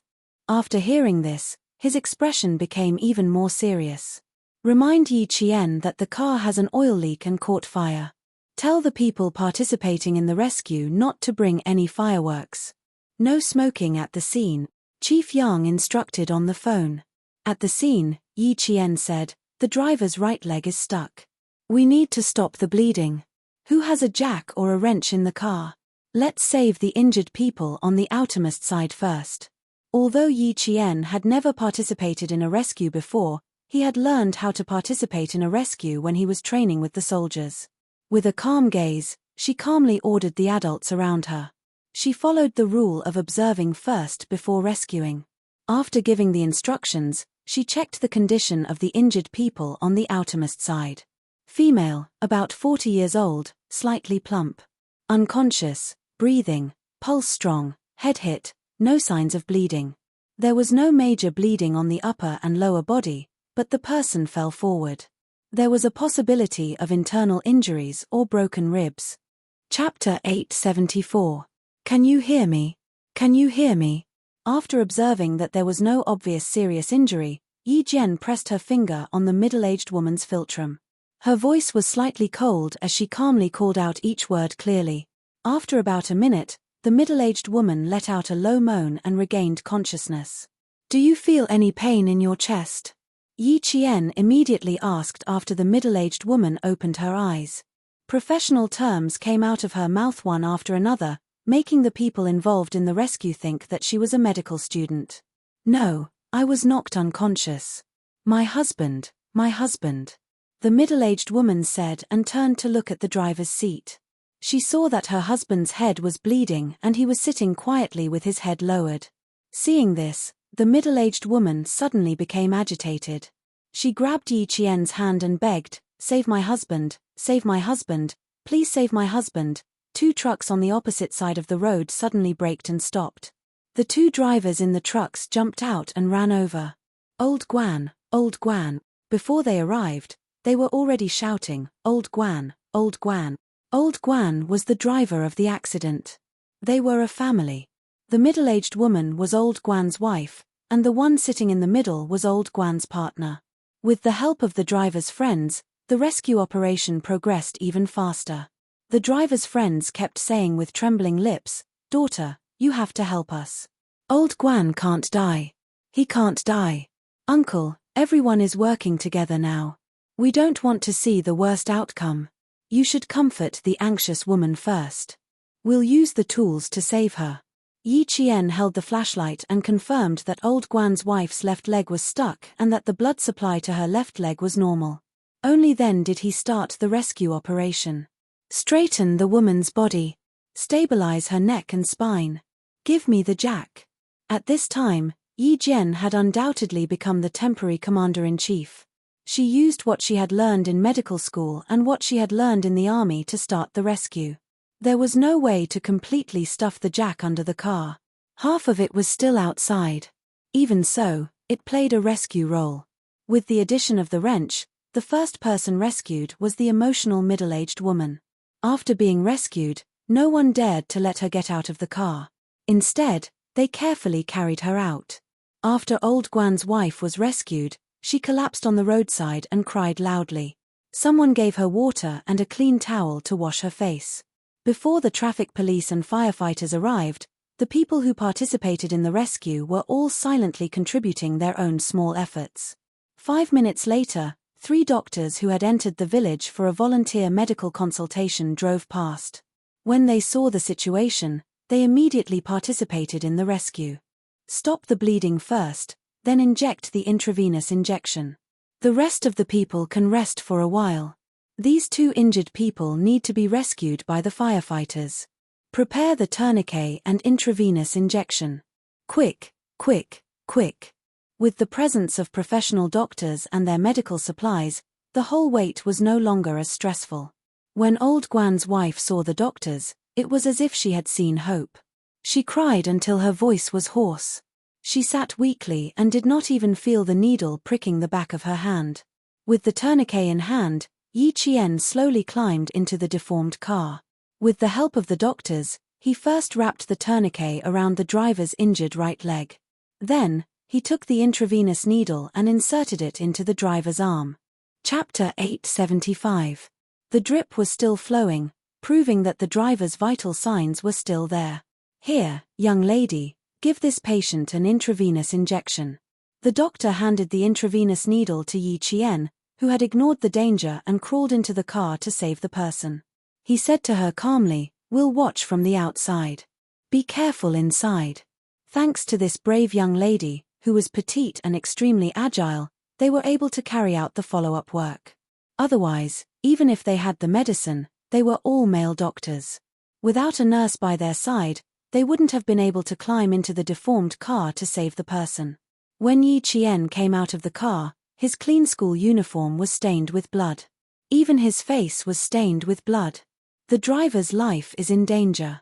The car is too tight and the injury is too serious. She lowered her voice and whispered to the doctor, "His pulse isn't strong. It's very likely that he won't make it." The injury was very serious. Not only were his lower limbs severely injured, but there was also blood flowing out of his mouth. All signs indicated that the driver's injury was very serious. The doctor sighed softly, "Let's see if he can overcome the heavens." "Young lady, are you injured?"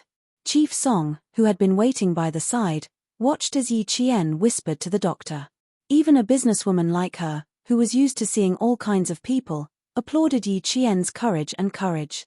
This young lady, other than what her elder sister said about her being pure, she was also kind. If she hadn't been the first to stand out and participate, she dared to say that the onlookers would have done the same thing as her. A terrible car accident and unknown danger. Everyone had an instinctive fear in the face of such things. This fear was self-protection. Once they entered self-protection, they wouldn't easily step forward to help. However, she stood up and calmly commanded them. Wrong. Before the doctors arrived, she was the one who commanded and arranged the entire scene. She also strictly and professionally asked about the situation of the car accident victims.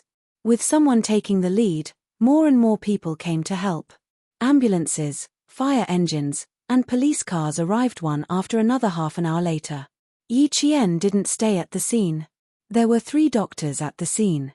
They would inform the relevant personnel of the injured one by one. A kind-hearted passerby took out a box of mineral water from the car for Yi Qian to wash the blood off his face and hands. Director Song opened another bottle for Yi Qian to wash his face. "You must be tired. You've been rescuing people for half an hour." Yi Qian said embarrassedly, "I'm sorry, Auntie Song. I was so busy that I forgot. If you're embarrassed, I'll be too ashamed to show my face." Director Song sighed. She had helped out earlier by putting her shawl on the middle-aged woman who was the first to be rescued. Then, she called the hospital and used her connections to greet them. Other than that, she did nothing else. Compared to Yi Qian, who had been busy since the beginning, she really couldn't help at all. "There are clothes in the car that I usually wear after work. If you don't mind, you can change into them in the car. They're all clean, so don't worry." Manager Song's attitude towards his savior was definitely not the same as how an adult would treat a child. There was a sense of familiarity and respect in his attitude. Yi Jian looked at the bloodstains on her body and thought of Manager Song's expensive Ferrari. She felt that she really needed to change her clothes because of the bloodstains on her body. Director Song's sports car appeared at the 1995 Beijing Auto Show. As a manufacturer, Ferrari made its first appearance at an auto show in China. After that, several mysterious rich people bought the Italian sports car, which had a sky-high price. Chapter 876. Manager Song's sports car appeared at the 1995 Beijing Auto Show. As a manufacturer, Ferrari made its first appearance in China's auto show. After that, several mysterious rich people bought the Italian sports car, which was sold at sky-high prices. Manager Song was one of the mysterious rich people. She took out 6 paper bags from the back of the car. They were all branded with the logos of luxury brands. She searched through the bags and said, "This one won't do. The color doesn't suit you. It's too old. This one won't do either. It's an evening gown. This one seems okay. Oh, no, it's an A-line dress set. It's not suitable for students." Manager Song nodded in satisfaction after searching through the 5th bag. "This one will do. This one will do. The long-sleeved dress is perfect for this time of year. You won't feel cold." She took out a custom-made, lake green linen long-sleeved dress. It had ethnic elements. Peony flowers were embroidered with colorful silk threads. It was refreshing and enchanting. The style were rarely seen in the market. Just by looking at it, one could tell that it was expensive. After searching through several bags, she was satisfied with this dress. Manager Song didn't feel bad at all. She directly stuffed the dress into Yi Qian's hands and said firmly, "Don't be polite with Auntie. You saved Auntie's life. Not to mention one dress, I'll give you hundreds of dresses.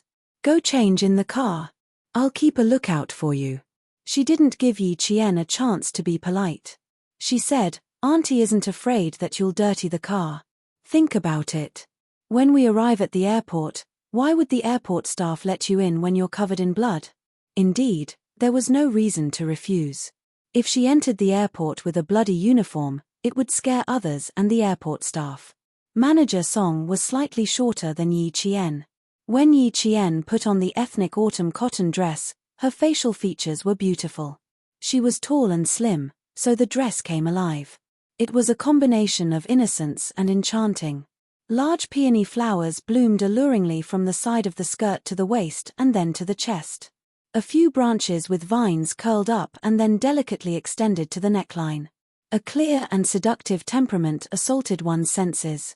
She was an obedient female student in her school uniform. Once she changed her clothes, her temperament changed so much that even Mr. Song was amazed. Beautiful, beautiful, so beautiful. My friend said he's going to Hong Kong and Taiwan to hire a model. He doesn't need one, he can just ask you. Yi Qian couldn't see the effect of the dress, but he could only see President Song praising it. He couldn't help but smile and say, Auntie Song, it's your dress that's beautiful. No matter how beautiful a dress is, someone has to wear it. The person who wears it has to have a temperament to make the dress beautiful. CEO Song's complexion had yet to recover, and his voice was still a little hoarse. He had shouted Yi Qian so loudly just now that his throat was filled with blood. He took out 2 bottles of mineral water from the car and handed 1 bottle to Yi Qian. Instead of driving immediately, he raised his head and took a big gulp of water. After a while, he smiled bitterly and said, Xiao Yi, you drive. My legs are still a little weak. I don't even have the strength to step on the accelerator. Her legs went soft and she felt nauseous. Whenever she thought of the bloody scene in the carriage, she felt nauseous. Behind her, police lights flashed. The traffic police came over to direct traffic, the firefighters started the rescue, and the medical staff sent the injured to the hospital. Everything was carried out in an orderly manner. A car accident happened suddenly. Fortunately, it was around 4 o'clock in the morning. If it was daytime, the entire truck would have been driven from one side of the road to the other. The scene would have been even more tragic. Chapter 877. As for the driver, Old Guan, no one could guarantee that he could be saved. Yi Qian said softly, It's all over now. I'll drive. You should rest for a while. The scene was indeed tragic, but on the battlefield, it was even more tragic. You don't seem to be afraid at all. Your reaction to avoid the car was also very fast. Xiao Yi, Auntie is a little curious about you. Yi Qian was the one driving the Ferrari. It was her first time driving such a luxury car, so Yi Qian was not unfamiliar with it. In her previous life, she had worked in a car shop that specialized in luxury cars. She had seen and touched luxury cars like Ferraris and Maseratis. Hearing this, she started the car and answered with a faint smile, I grew up in the army. I'm bold and a little wild. I often see motor vehicle soldiers training on the field. Sometimes, I would shamelessly sit on them. After a long time, I'm quite familiar with cars. No wonder she was so calm. She grew up in the army. Big Sis said that Xiao Yi's mother was a martyr, and both of her parents were dead. It made sense that she grew up in the army. If it wasn't for you tonight, Auntie wouldn't have been so lucky. After drinking a bottle of mineral water, Manager Song, who was still in shock, leaned back in her seat weakly. Looking closely, her fingers were still trembling. Escaping from death, this mental journey was not so easy to recover from. In the future, you really have to behave when driving. I think my driving skills are not bad, but compared to you, it's too far away. Manager Song said half jokingly, half seriously, Xiao Yi, are you interested in driving Auntie's car or something? I'll definitely pay you well. If it's a long trip, I'll pay you 3 times the hourly rate. How about that? Manager Song was not entirely joking. She really wanted to ask Yi Qian to drive for her. Of course, if Yi Qian did not agree, she would not force it. After all, Yi Qian was still a student. However, her years of successful business experience told her that some things had to be tried. Only after trying would she know if it was possible. Yi Qian laughed. Even though she had just walked out of the car accident, her expression was still calm. The bloody scene did not cast any shadow on her. She smiled and said, "Your suggestion is indeed very tempting, but I'm still a student. I don't even have a driver's license. But don't worry. Although I don't have a driver's license, I'll drive very seriously so that both of us can arrive at the airport safely." Her words were calm and composed, with a hint of teasing and a hint of playfulness. When he spoke, his voice was very steady. It sounded like spring water flowing gently from the mountains.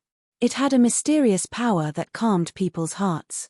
Director Song was already laughing out loud. She was a strong career woman. She was never stingy with her praise for the people and things she admired. "Yes, it's a pity that you're still a student. People like you, in our words, are hard to come by." No wonder her sister was so relaxed about Hung making friends outside. Even though Hung sometimes went to the internet cafes outside and occasionally got into fights outside, her sister and brother-in-law never cared. It turned out that they trusted Hung's judgment and his ability to make friends. To have a friend like Yi Qian, even if she was the only friend in her life, was a lifetime of fortune. As they chatted and laughed, the car accident scene got further and further away. Under Yi Qian's clear voice, the fear on Director Song's face gradually dissipated. The fear in her heart also gradually disappeared. Soon, this strong career woman in the business world gradually calmed down. Chapter 878. The car drove into the parking lot of the airport. Yi Qian parked the car and handed the car keys to President Song. "Auntie Song, I might have to leave in a bit. I have to rush back to the hotel for something, so I can't wait for you. Be careful on your way back. If there's really no other way, you can ask a friend or the hotel's driver to pick you up." President Song's daughter arrived at the airport at 7:45 p.m., and it was only 5 p.m. Yi Qian didn't want to keep Xia Jinyuan waiting for too long. She wanted to send the military uniform back as soon as possible. He had to have something to wear. Also, he was in her room. What if a classmate from grade 12 came over and saw a grown man in a bathrobe in her room? What would they think? After considering everything, the military uniform had to be sent to him immediately. She looked down at the long dress she was wearing. It was expensive. She had to wear it. Forget it, she could only wear it first. After saying thank you again, Yi Qian headed to the first floor of the airport. Yi Qian walked very quickly and disappeared from President Song's sight in the blink of an eye. Watching the slender and delicate figure disappear before her eyes, President Song of Southern Province's second-largest hotel, Venus Hotel, sighed softly. This little girl was extraordinarily capable. She was so capable that even an adult like her felt a little inferior. Her phone vibrated. President Song looked at the caller ID and answered, "Hello, brother-in-law." "Me. I'm at the airport with Yi Qian." "Yes, we're fine." "No, I should say that if it weren't for Yi Qian, you might have seen me and my wrecked car at the scene of the accident."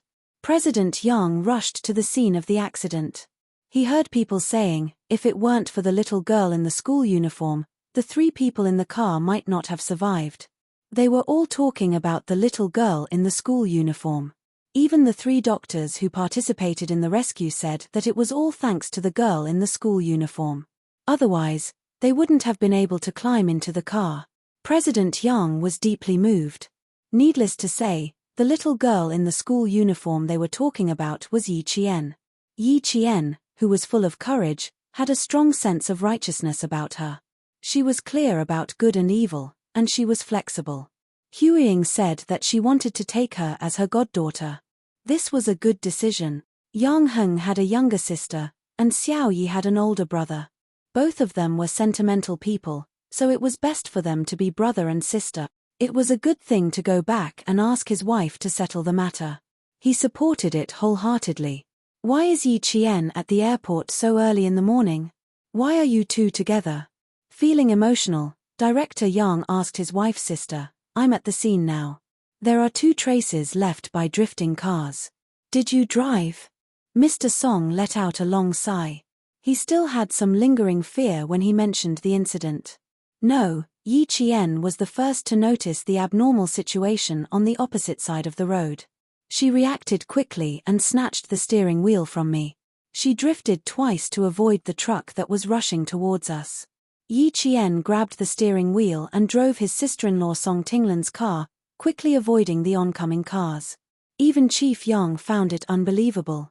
He asked, "Are you two really okay?" President Song rolled down the car window and rubbed his forehead with one hand. "We're fine. We're really fine. Yi Qian came to the airport to do something. I didn't ask what it was about. Now that she's gone, I'm still waiting for my daughter to come back. As long as they were fine, as long as they were fine." Director Yang didn't ask any more questions. He said, "Okay," and hung up. Chapter 879. Chief Song wanted to talk about how scary the car accident was, but her fingers were still rubbing her temples when the phone beeped. Her brother-in-law would never take the initiative to wait for someone to hang up. She threw the phone aside and closed her eyes to calm her mind. The driver had not been rescued yet, and the road to the airport was blocked. The traffic police cleared the fence in the middle of the road and made a road to the airport on the opposite side of the road to avoid the traffic jam. When the sun rose, it was even more dangerous. Everyone was secretly glad that the accident happened in the early hours of the morning when there were fewer cars. This big truck had crossed the road directly from the opposite side of the road. If it had really collided, all the cars would have been crushed into scrap metal. "Chief." A traffic police ran over. Chief Yang kept his phone and immediately went into the emergency rescue. "We were checking the broken wheel of the truck just now. We took out 4 steel nails from the front wheel. The preliminary judgment is that the driver was negligent and did not notice the nails, causing the accident." The traffic police reported their findings one by one. Beside him was the driver's friend, an old friend who drove together with him. "After we got off the highway, we specially checked at the repair shop at the intersection. We rested for a while before driving again. Chief, we can pat our chests and say that there are absolutely no steel nails in the wheels. We have been driving for 6 or 7 years. We definitely did not miss such big steel nails." The driver was from Henan and had a heavy hometown accent. The traffic police added, "The 4 steel nails are the most common too. 4-inch steel wheels. Once they pierced the inner tire, it would cause the tire to burst during high-speed driving, causing the truck to lose balance and causing the accident." "That's right. We are experienced drivers. Our lives are in the car. How can we be careless? Before and after getting off the highway, we have to stop and check." The driver said with red eyes as he wiped his tears, "Old Guan is our master. I always follow Old Guan when I go out. How could he not notice it? How can he be so careless? Last night, Old Guan also checked himself with a flashlight." Chief Yang took a steel nail and looked at it. This was a brand new one and was the most common steel nail. He thought it was a car accident caused by a burst wheel, but after listening to the analysis, it did not seem like a normal car accident. "Bring the people from the repair shop here and ask the driver's wife. Also, call the police station and ask them to send someone over." Director Yang quickly made arrangements and took control of the entire situation so that his subordinates could carry out their work in an orderly manner. After waiting for someone from the Public Security Bureau to arrive, Director Yang called Director Song again. He wanted to ask if there were any other discoveries at the scene of Yi Qian's car accident. After all, Yi Qian had a photographic memory and had helped solve major cases before. Yi Qian, who had already arrived at the airport, was standing on the first floor of the airport, looking at the distribution map. Suddenly, she heard the announcement that someone was looking for her. When she heard the last line, "Your friend, Miss Song, is waiting for you at the reception desk," Yi Qian moved over to the reception desk. "Miss Song, that would be President Song." When he walked to the service desk, he saw President Song holding a phone in his hand, looking around to see which side he could appear from. Yi Qian walked quickly and raised his hand to greet her. "Auntie Song, I'm here. I'm sorry for calling you over again. Yang Heng's father is looking for you urgently. He said that he wants to ask about the car accident." As she spoke, she dialed the number and passed it to Yi Qian. "He insisted that I come over. Don't be afraid. Just say whatever you want to say." Chapter 880. Director Yang's voice came from the phone. It was different from last night's friendly tone. He asked, Xiao Yi, did you notice anything unusual at the scene of the accident early this morning? Unusual? Yi Qian's expression turned cold when she heard that. She recalled the moment before the accident. The scenes before the car accident seemed to have been frozen in her mind. As she recalled them, they slowly moved like a film.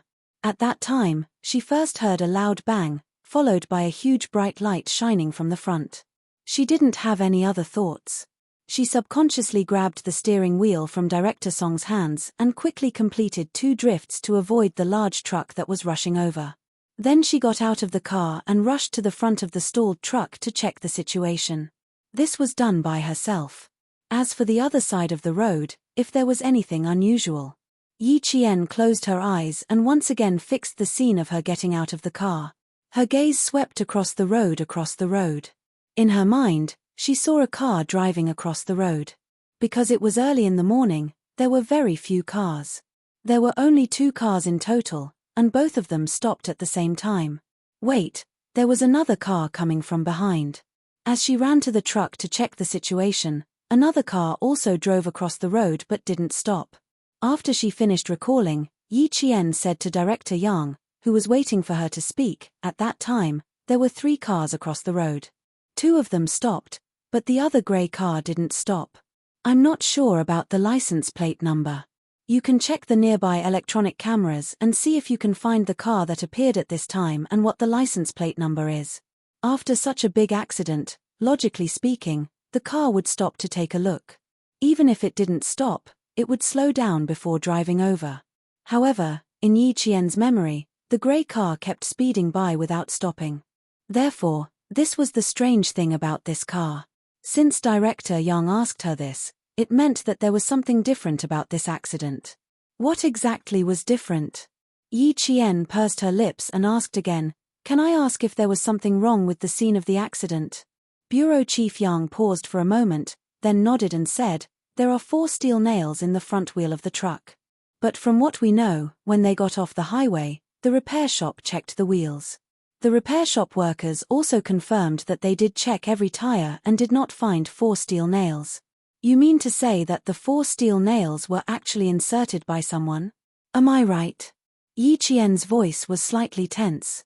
If that's the case, then the car accident was caused by someone, right? This was also the reason why Chief Yang had called Yi Qian. Moreover, he trusted Yi Qian's judgment. For now, we can only suspect it, but we can't confirm it. We still need to go through a thorough investigation. All right, little Yi. You can go back to your work. I've already understood the situation. Thank you for your cooperation.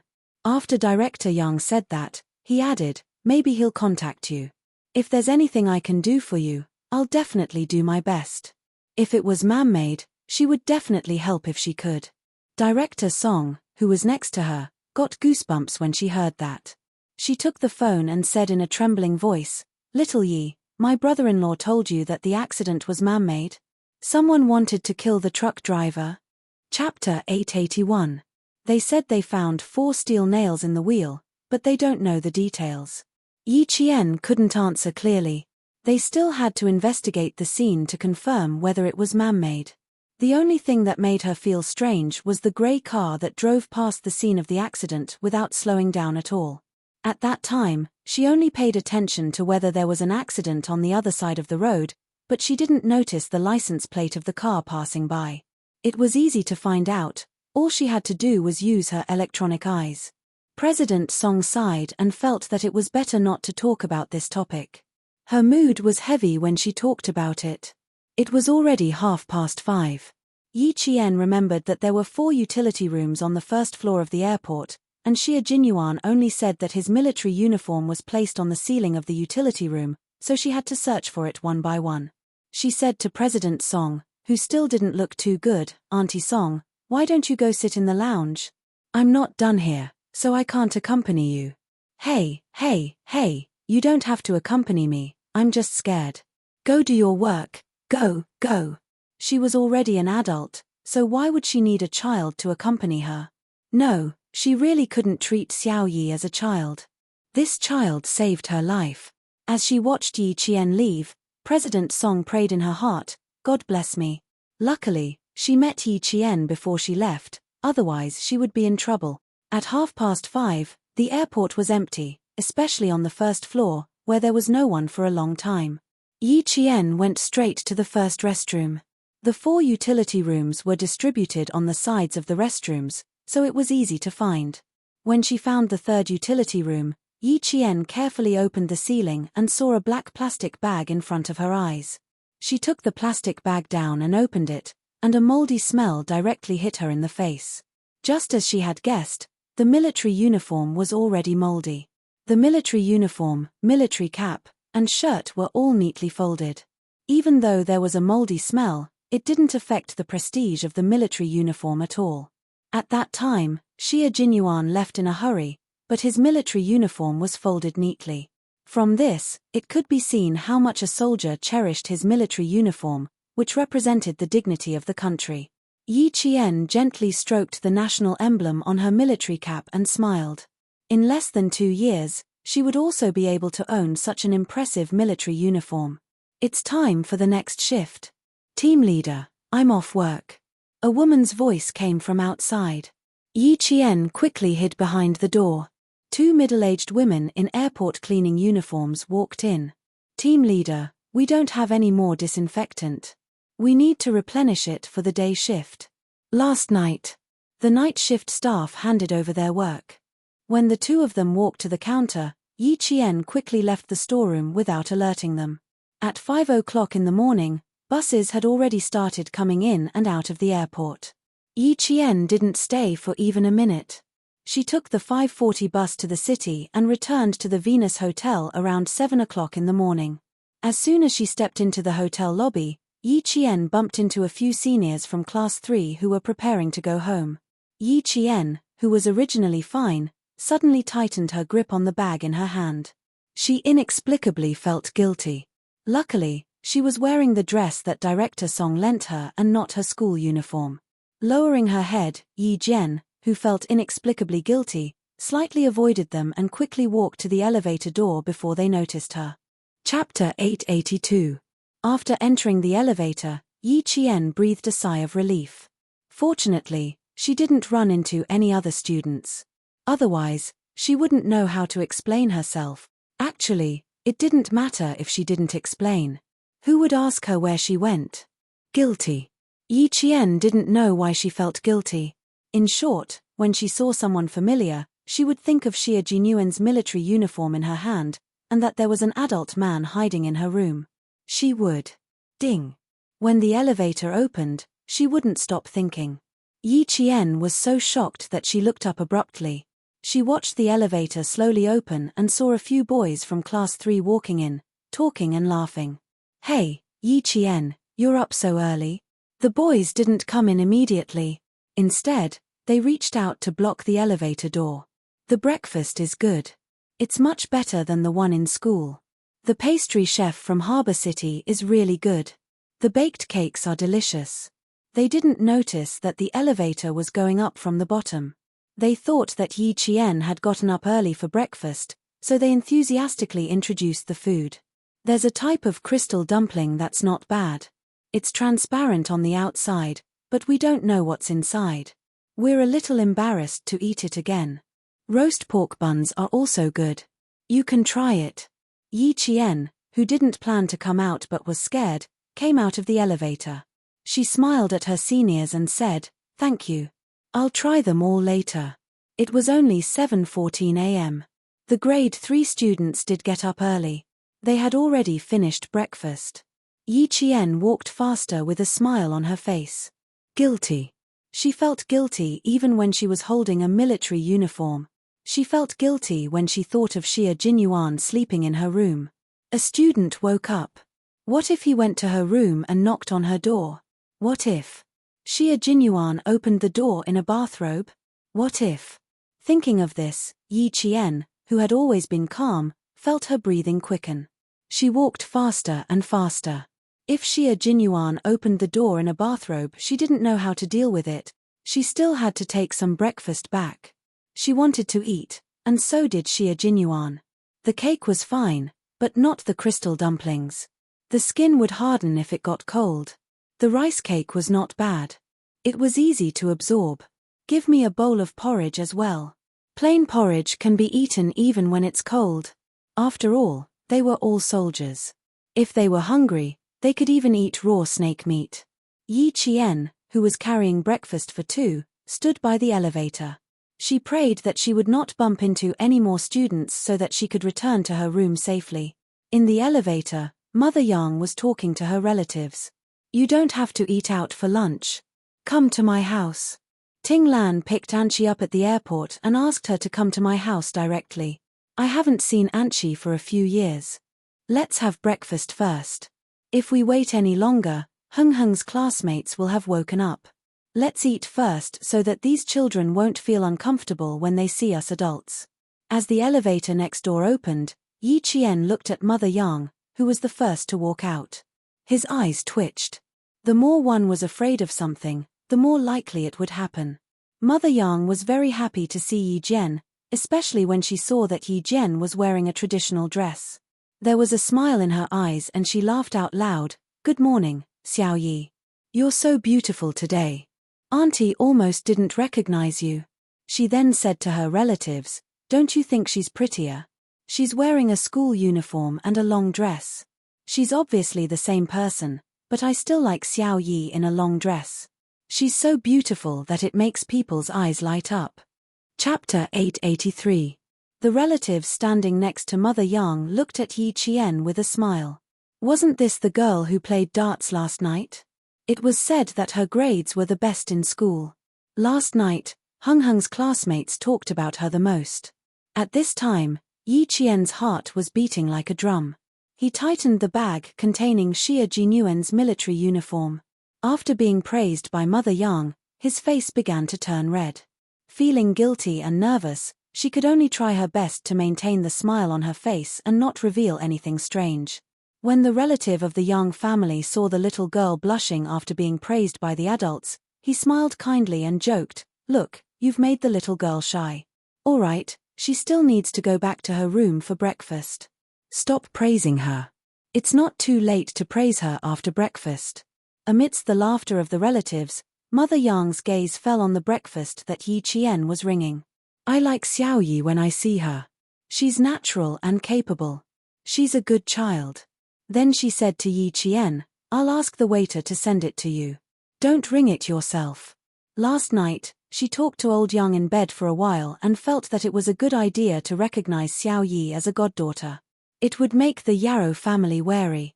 Looking at the Yarrow family's behavior last night, even if she didn't like to fight with others, she still felt a chill in her heart. They had no principles at all. Old Yarrow and his wife were the main culprits for Xiao Jing's current personality.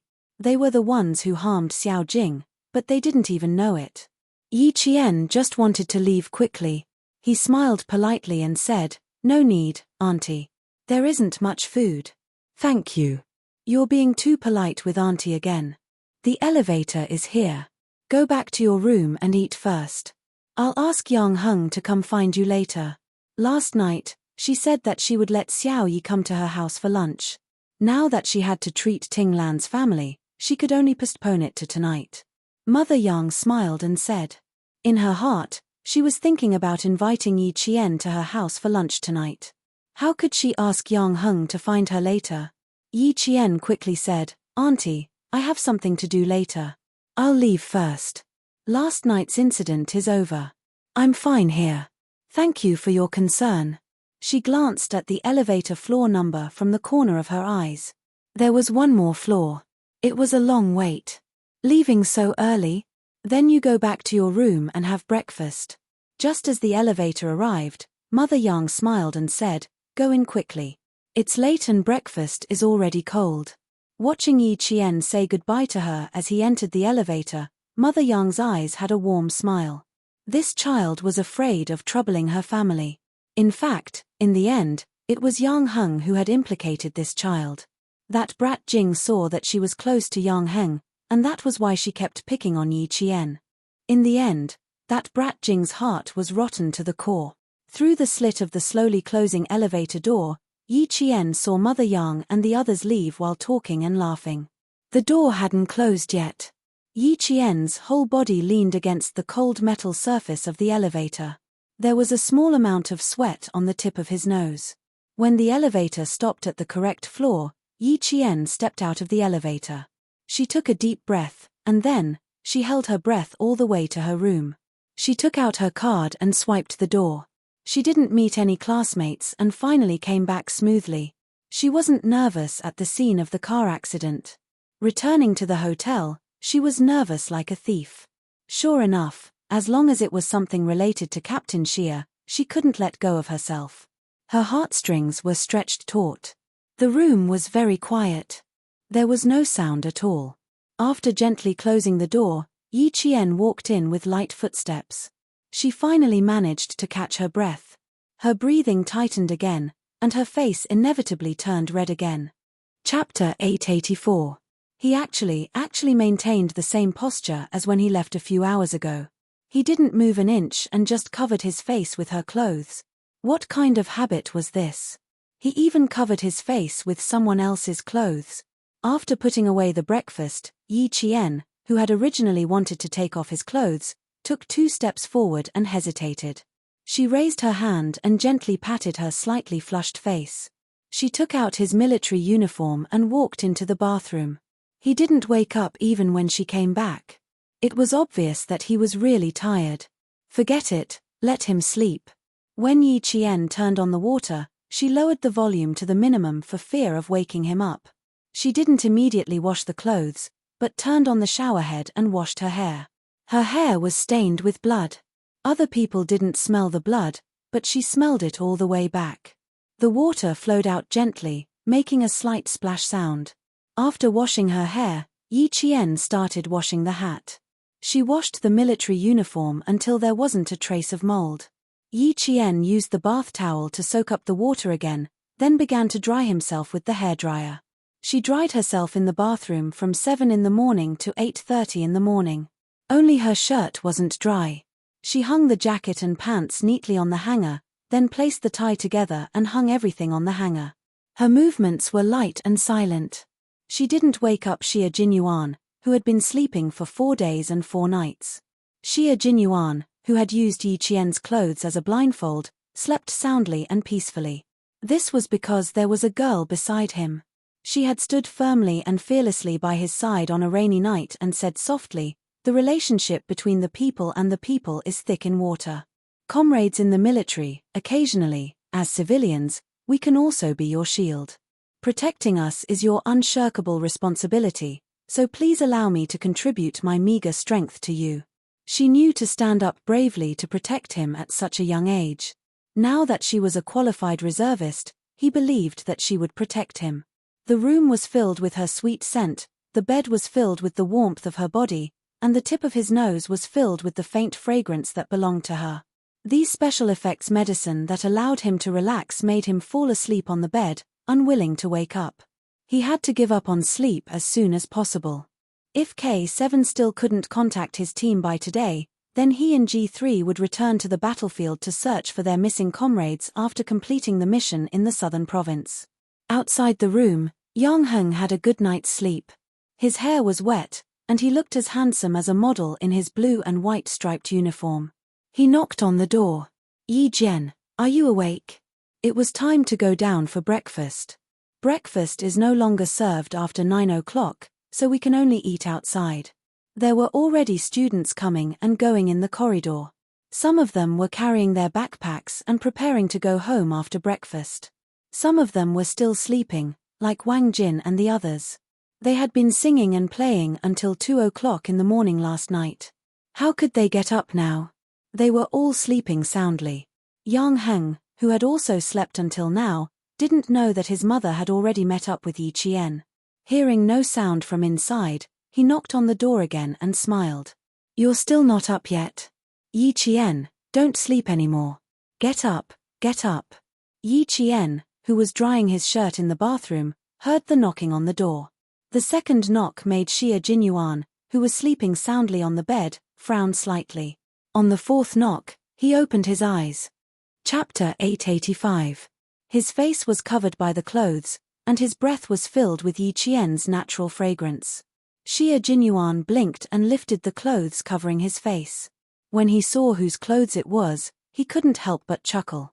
He had a habit of covering his face with clothes or towels when he slept, but he didn't know when he had covered his face with Little Fox's clothes. No wonder he slept so comfortably. Yi Qian, are you up? A young boy's voice came from outside. His voice had gone through puberty, but it still had the cleanness of a teenager and the deepness of a young man.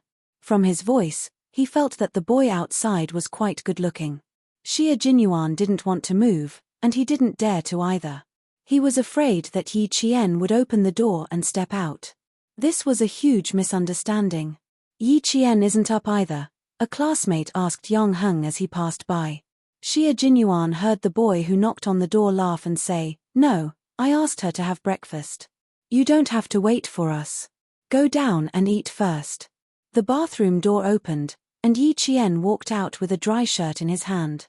When he was hanging it up, he unconsciously leaned into the room to see if he had woken up the man in bed. Just then, he saw Xie Jinyuan lift the blanket and get out of bed.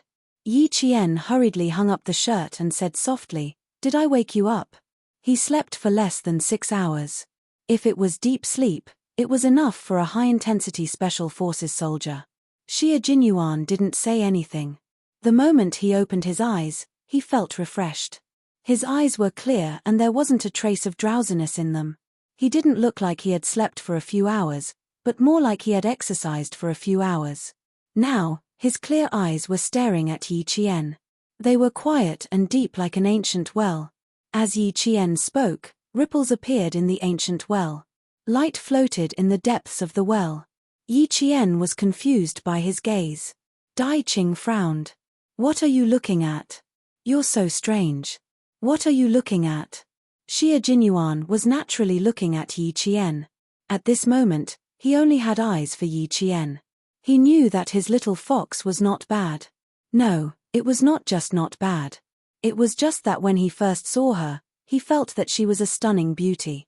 Her beauty was not just the frivolous beauty of a gorgeous appearance, but a simple beauty that had been accumulated over time.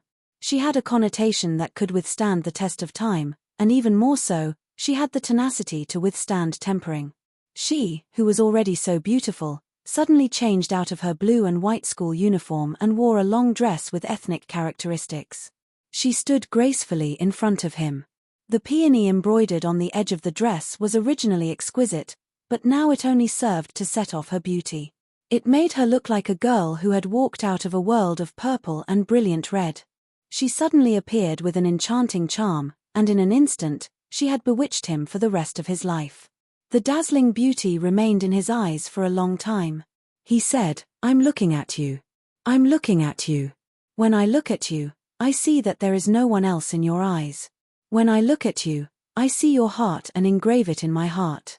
Xie Jinyuan's gaze slowly moved down from her face to her slender waist. The corners of his mouth lifted slightly. He said, "I see a little fox who has become a spirit. She's so beautiful that my heart is still racing." Xie Jinyuan. His straightforwardness made Yi Qian's white jade-like face turn pink. She glared at the man who had started teasing her the moment he woke up. Yi Qian turned around and prepared to take out the military uniform that he had just hung up. Chapter 886. Knock, knock, knock. The sound of knocking came again. Xie Jinyuan then remembered that there was a boy standing outside the door. He looked at Yi Qian, who was blushing because of his praise, and pointed at the door, then gently made a hand gesture, to tell her that there was a boy outside looking for her. Yi Qian's expression immediately became serious.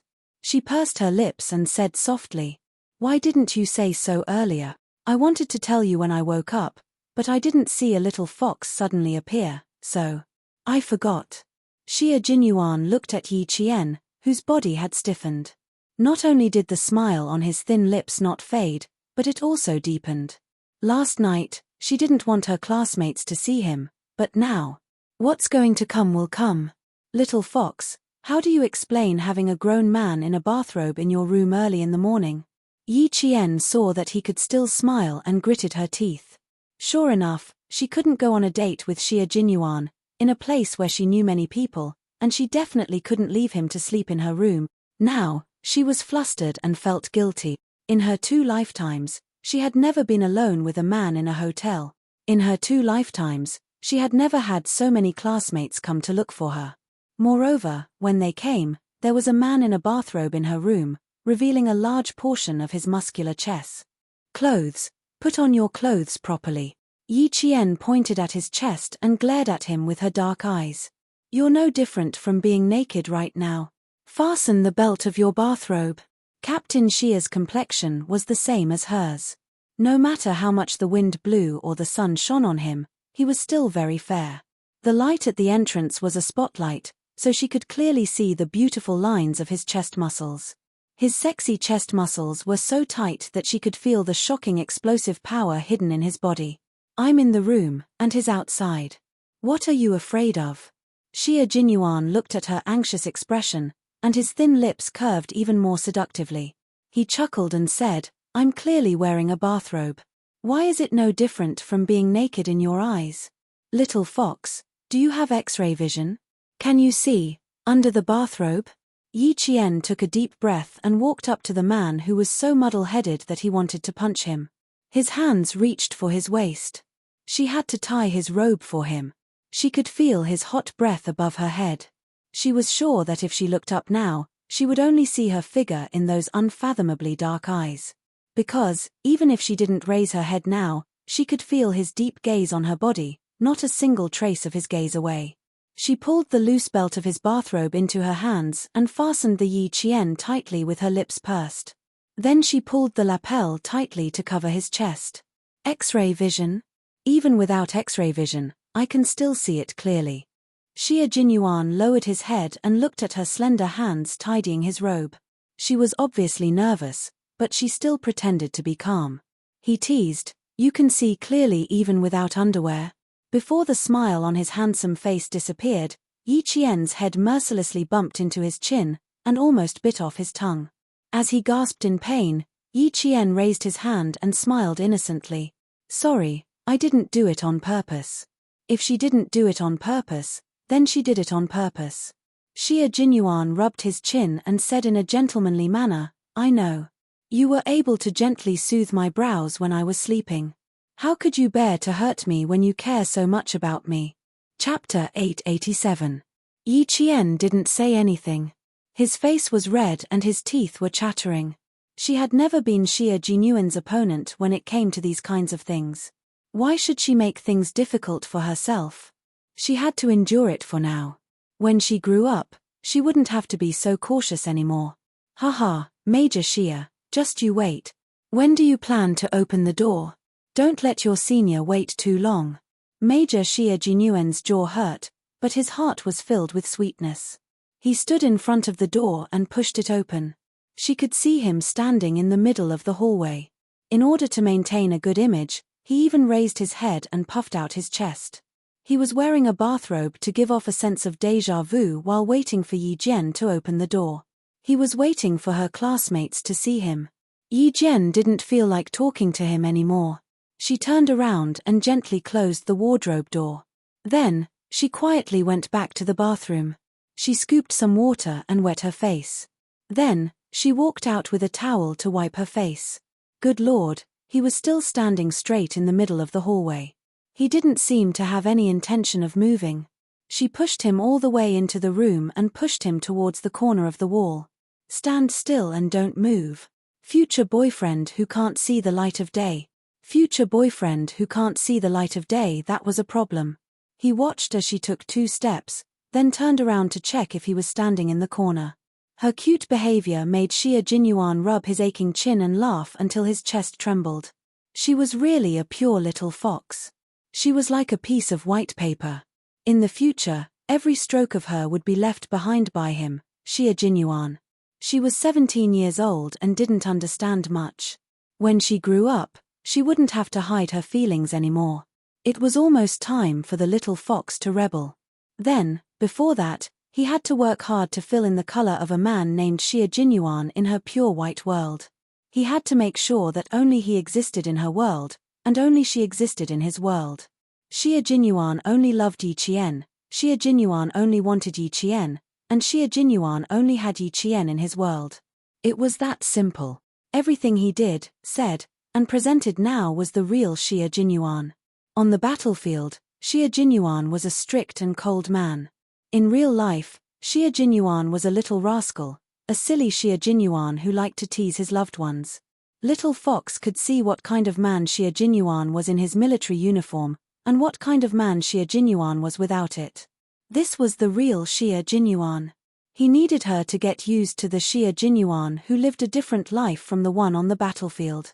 He needed her to know that he never hid anything from her and that he always stood by her side. Yang Heng was about to leave when he heard the door unlatch. He turned around and saw Yi Qian standing at the door after washing her hair. Yang Heng smiled brightly and said, "Good morning. Have you had breakfast? When are you leaving?" "Good morning. I was just about to pack up and leave."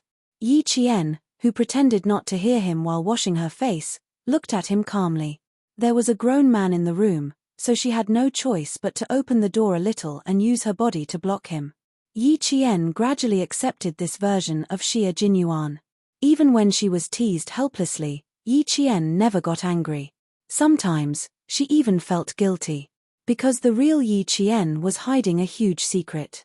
Yang Heng didn't expect that there was a grown man in her room. Seeing that she was about to pack up and leave, he smiled and said, "That's fine. There's a bus at the hotel entrance that goes to the school. You can take it back." Chapter 888. Also, my mom said yesterday that she would like to invite you over for lunch today, but she has to go back on her word. My cousin is back in the country, so lunch will be a family gathering. If he didn't mention it, Yi Qian wouldn't have taken it to heart. He hurriedly said, "It's okay, it's okay. Your mom is too polite. I can't find you on Saturday and Sunday. You should thank Auntie. We know we can't find you on Saturday and Sunday. I'm going for breakfast. See you on Monday. See you on Monday." Yi Qian's calm expression did not arouse Yang Heng's suspicions. After he left, Yi Qian closed the door and leaned against it, letting out a long sigh. She was so nervous that her palms were sweaty. Xie Jinyuan looked at her nervous expression and couldn't suppress the smile on his handsome face. "Don't worry. Even if your classmates come in, I will beat them to it." Before he could finish his sentence, there was another knock on the door. Xie Jinyuan's smile disappeared. He quickly walked towards Yi Qian and quickly went into the bathroom. The two seniors' voices came from outside. "Junior Yi Qian, are you done packing? We just bumped into Yang Heng. He said you were going back to school, so we can go back together." Sure enough, one shouldn't feel guilty. The more guilty one is, the more afraid one is. Yi Qian opened the door for the second time and explained that he wasn't going back to school. Only then did he successfully send the two seniors away. "It's not a safe place. We have to leave immediately." Xie Jinyuan came out and tried hard to hold back his laughter. He looked at Yi Qian seriously. "Otherwise, I'm worried you'll be so nervous that you'll cry." His little face was as red as an apple. His expression was tense, as if he was afraid that something would happen. It was cute no matter how he looked at it. Yi Qian could tell that he was trying hard not to laugh. He glared at him, opened the wardrobe, and took out a blow-dried military uniform. "What's not safe?" "I'm nervous because you're wearing a bathrobe. I'm still a student. If they see a man in a bathrobe in my room, I won't have the face to go back to school." Originally, there was nothing wrong, but once he saw it, regardless of whether there was a problem or not, it became a problem. "Put on your clothes. I can even open the door now." Yi Qian took out his military uniform and shirt. When he looked up, he saw Xie Jinyuan staring at him with a deep and pitiful gaze. Yi Qian paused and took a step back. "Why are you looking at me like that? Hurry up and get dressed." His voice was steady, but it was a little soft. At that moment, Xie Jinyuan made Yi Qian's heart tremble slightly. His handsome face, which had just woken up, revealed a bit of drowsiness and laziness. His deep black eyes were dark and gloomy. His whole person gave her the feeling of a cheetah stretching out its claws and staring at her, the prey.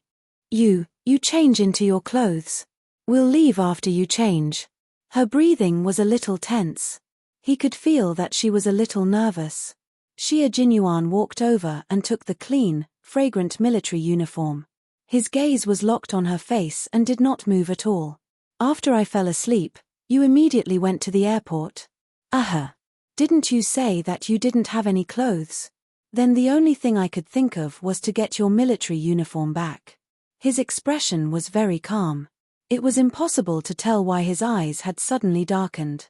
Yi Qian, who was trying to figure out what was going on, was also certain that he had not touched any sensitive nerve. Everything was very natural. Chapter 889. However, his gaze was still so deep that it was as if there was a whirlpool in his dark eyes that could suck her in. The military uniform was dry and dry. Her slender fingers tightened around the military uniform that she had brought back from half the provincial capital without his knowledge. There was a feeling of solidity in her heart, as if the whole world was filled with solidity. There was not a single empty space that was filled by her at this moment. It seems like I slept too deeply. I didn't even know when you left or when you came back. Xie Jinyuan said softly. His calm tone did not change. His deep gaze was still so deep that Yi Qian's heart couldn't help but tighten. He came over at 3:30 in the morning. Little Fox left at around 3:40 in the morning. It would only take an hour to get from the hotel to the airport. It was now 8:40 in the morning. A military uniform would take around an hour to dry, which meant that she rushed back to the hotel at around 6 o'clock. He had been back for so long, but he didn't hear any movements. It seemed that the scent she left on his clothes was even more effective than taking sleeping pills. He didn't know that Yi Qian had been delayed at the scene of the car accident for nearly 40 minutes. He even thought that Yi Qian had returned very early. He should have reminded her before going to bed last night to bring back the military uniform. Unfortunately, he couldn't wear it now. Her efforts had been wasted. You were too tired. That's why you didn't know. You look a lot better now. Hurry up and change. Why are you still standing there? Yi Qian said uneasily as his gaze on her became more and more intense. She didn't know if it was because he had just woken up, but he was standing in front of her with a casual laziness. Even a casual raise of his eyebrows was sexy. Her heart was beating a little faster. Could he not be so sexy? Could he not look at her like that? Could he hurry up and change? Xie Jinyuan looked at the girl who was working for him quietly. She was nervous because of him and blushed because of him. His world was not only filled with satisfaction, but it also made his heart throb. He took a step forward, and Yi Qian immediately retreated to the door.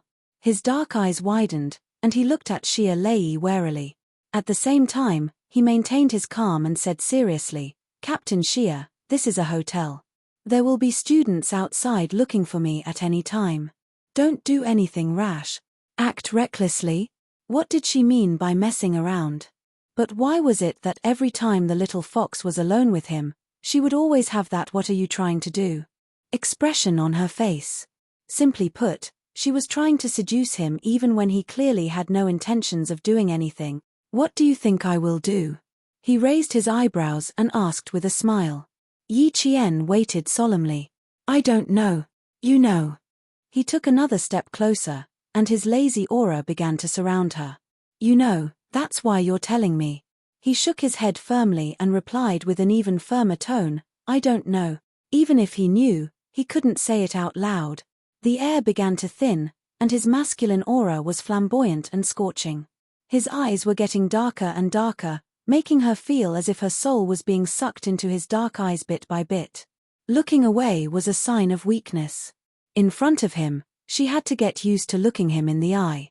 She couldn't show any weakness. Once she did, he would start to gain the upper hand again. "Actually, I told you a long time ago. Captain Xie also reminded you that the more you reject me and resist me, the more I will cling to you. Look, you're resisting me right now. It's hard for me not to mess around with you or not to do anything to you." Chapter 890. He chuckled as he approached her step by step. It wasn't the kind of approach that would make Yi Qian want to run away, but the kind that would make her afraid of losing herself in his gentleness. Little by little, as light as silk, he approached her. Before she realized it, he would entangle her more and more, until she couldn't escape and was completely trapped in his gentle net. This feeling made Yi Qian panic. She didn't know what to do. She could trust him. Trust that his deadly gentleness gave her a sense of security. We can't do anything right now.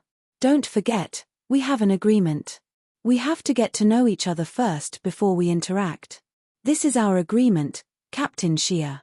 I don't think you'll forget it. He was so close that her mind was a little confused. Her heart was messed up by his breath and his gentleness. Yi Qian secretly took a deep breath to calm her flustered heart. She looked up at the man whose entire body was wrapped around her. She saw her tiny figure in his eyes and also saw the faint smile in his eyes. She pursed her lips and said calmly, "Also, you're right. I shouldn't resist. This will make you want to conquer me." It seemed that his nearness made her panic. Very good, there was only panic and no fear. Xie Jinyuan's smile deepened. His handsome face looked as lazy as if he was drunk. His smile had the sexiest charm of a man. But I really like your resistance. Because even though you're resisting me, you're also accepting me. There were still 2 years left in high school. She had enough time to accept his approach, because every time they met, he would make their relationship better. Just like now, she only felt panic and no fear. This was enough to show that their relationship had been improving. Yi Qian, whose thoughts were exposed, raised her hand and gently rubbed her tense forehead. She had indeed been accepting Xie Jinyuan despite her resistance. Did accepting him mean that she needed to confess her mystery to him? Did she need to find a chance to confess her past and completely open her heart to Xie Jinyuan, who made her feel safe? Could she reach out and grab his hand? Looking at Xie Jinyuan's gentle gaze, Yi Qian couldn't deny that he had the urge to do so. Then, the impulse only flickered in his heart like a spark. When the light disappeared, the impulse was gone. Grandpa Zhen and Uncle Chen had taught her that women also needed to stand tall and proud in front of the world. When one did not have enough capital, one had to learn to endure, to lie low, and to wait for an opportunity to soar into the sky. No, it was not yet time for her to reveal all her secrets. She still needed time to prove if he could really accept her. After all, she was still young and he was still young. I admit that I'm accepting Captain Xia, who's so far away, so tired, and still sneaking around in the middle of the night. If I were to heartlessly refuse, I'm afraid Major Xia would be heartbroken. Yi Qian smiled, relaxing his tense heart and body. Her admission filled Major Xia with even more joy. He reached out and easily pulled the nervous little fox into his arms. He smiled and sighed. Getting along with people is a process of acceptance. I said before that I would wait for the day when you would accept me. I will wait for that day to come. That little head of yours likes to think too much. You actually asked me what I wanted to do. Little fox, your question is full of hints to a man. You're hinting at what I can do. Chapter 891.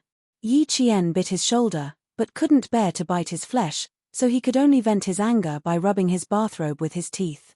You always have so many excuses in front of me. You barged into my room in the middle of the night. Can't I ask you what you want? She couldn't even bear to bite him.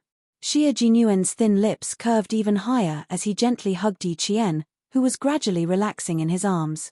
He chuckled softly and sighed. Of course you can ask. I like it when you ask me. You went to pick up my military uniform at 3 in the morning. Little fox, you're really good at taking care of people. What should I do, little fox? It's getting harder and harder for me to let go. Yi Qian's expression was extremely unnatural. Hugging and hugging. Ever since they kissed in the army, he had become more and more presumptuous. Xie Jinyuan, I think we should sit down and talk. How about this? She wasn't used to it and felt particularly embarrassed, but she didn't resist his embrace. She wasn't pretentious either. Anyway, it was. No. Good. Will. Think. Xie Jinyuan hugged her very comfortably. The girl in his arms was delicate and soft, and she even secretly did things for him.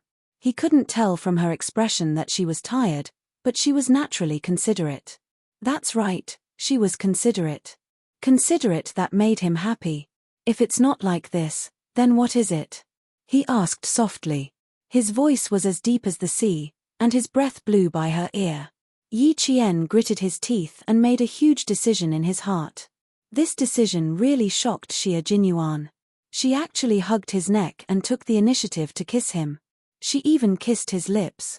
He was stunned for half a second, and naturally, he couldn't help but loosen his grip on her. A second ago, he was still in shock, but in the next second, he lost her in his arms along with the kiss. The person in his arms nimbly escaped from his arms and raised her eyebrows proudly. "You've hugged me, and kissed me. Captain Xia, can you change your clothes now? I still want to go to the regiment to start training in the afternoon. The injury on my arm has been recuperating for half a month. If I don't train now, my skills will become rusty." If he were to find a man from the Special Forces as a boyfriend, he would need to prevent him from sneaking into the room in the middle of the night. If he were to find a woman from the Special Forces as a girlfriend, he would also need to prevent her from kissing him. However, she had already nimbly escaped from his embrace. When a male soldier faced a female soldier, or a Special Forces soldier faced a Special Forces soldier, this kind of love was a love that could run together and compete together. It was a love that was evenly matched. Xia Jinyuan smiled helplessly. "I didn't even feel like it was a kiss and it was already over." His slender fingers gently caressed her warm lips as he raised his eyebrows and said meaningfully, "Why don't we kiss for a while more? Let me feel it again." It wasn't easy for him to escape, so how could he possibly go back? Yi Qian rejected him with a smile and used his eyes to signal him to quickly go into the bathroom to change. "You're not wearing your school uniform, but you're wearing such a beautiful dress." Then, Xia Jinyuan put the military uniform back into the wardrobe and said with a smile, "I'm not wearing my military uniform today. I'll wear casual clothes." He glanced at the breakfast on the cabinet in the entryway and said, "I'll wash up first. You can watch TV while eating breakfast. How about the International News Channel? Although you're in school now, since your current goal is to enter the military academy, you should also pay attention to international news." Chapter 892. He picked up the breakfast that Yi Qian had brought over and placed it on the coffee table. Under her slightly serious gaze, he said casually, "The morning news is over. Let's watch the 9 o'clock news. Didn't I say that our operation this time was a decapitation operation? Can you see if you can find anything from the international news?" Yi Qian's expression was serious. "Xia Jinyuan, this is the second time you've mentioned your operation, and you haven't forgotten the top 10 confidentiality rules. Why? Why do you have to mention it again and again in front of me? You can watch it first." "Okay, this is the channel." For this operation, he had to let her understand it step by step. He wanted her to watch it first. What she saw was always more realistic than what others said. He wanted her to watch it more and analyze it based on what he said. He also wanted her to be able to immediately ask questions that were beneficial to her analysis. Looking at the news, with her intelligence, she might be able to figure out what the operation this time was related to and what it was for. Yi Qian and the others didn't have the opportunity to watch TV at school. In 1997, the provincial No. 1 middle school didn't have a TV in every classroom. The only TV was placed in the auditorium and no one dared to sneak in to watch it. Yi Qian sat on the sofa with a heavy burden on his heart. He watched as Yi Qian turned on the TV and switched to the international news channel. "I don't know if it's available. Take a look. I want to call Hu Zi." "Okay." Yi Qian nodded and watched the international news carefully. From the corner of his eye, he saw Xia Jinyuan take his phone and go to the bathroom to make a call. Hu Zi was still on the 23rd floor. He had just come back from a swim and was only wearing a pair of tight black swimming trunks. At 37 years old, he maintained his body well. From his tight abdominal muscles, it was obvious that he paid a lot of attention to exercise. He picked up the phone and said, "Hello." His expression gradually became serious. "So this is the cooperation with this territory. Okay, I'll send the clothes to you in half an hour. I'll take you directly to pick the goods." Hu Zi loved Xia Jinyuan because he loved him. Moreover, the other party was worthy of his help.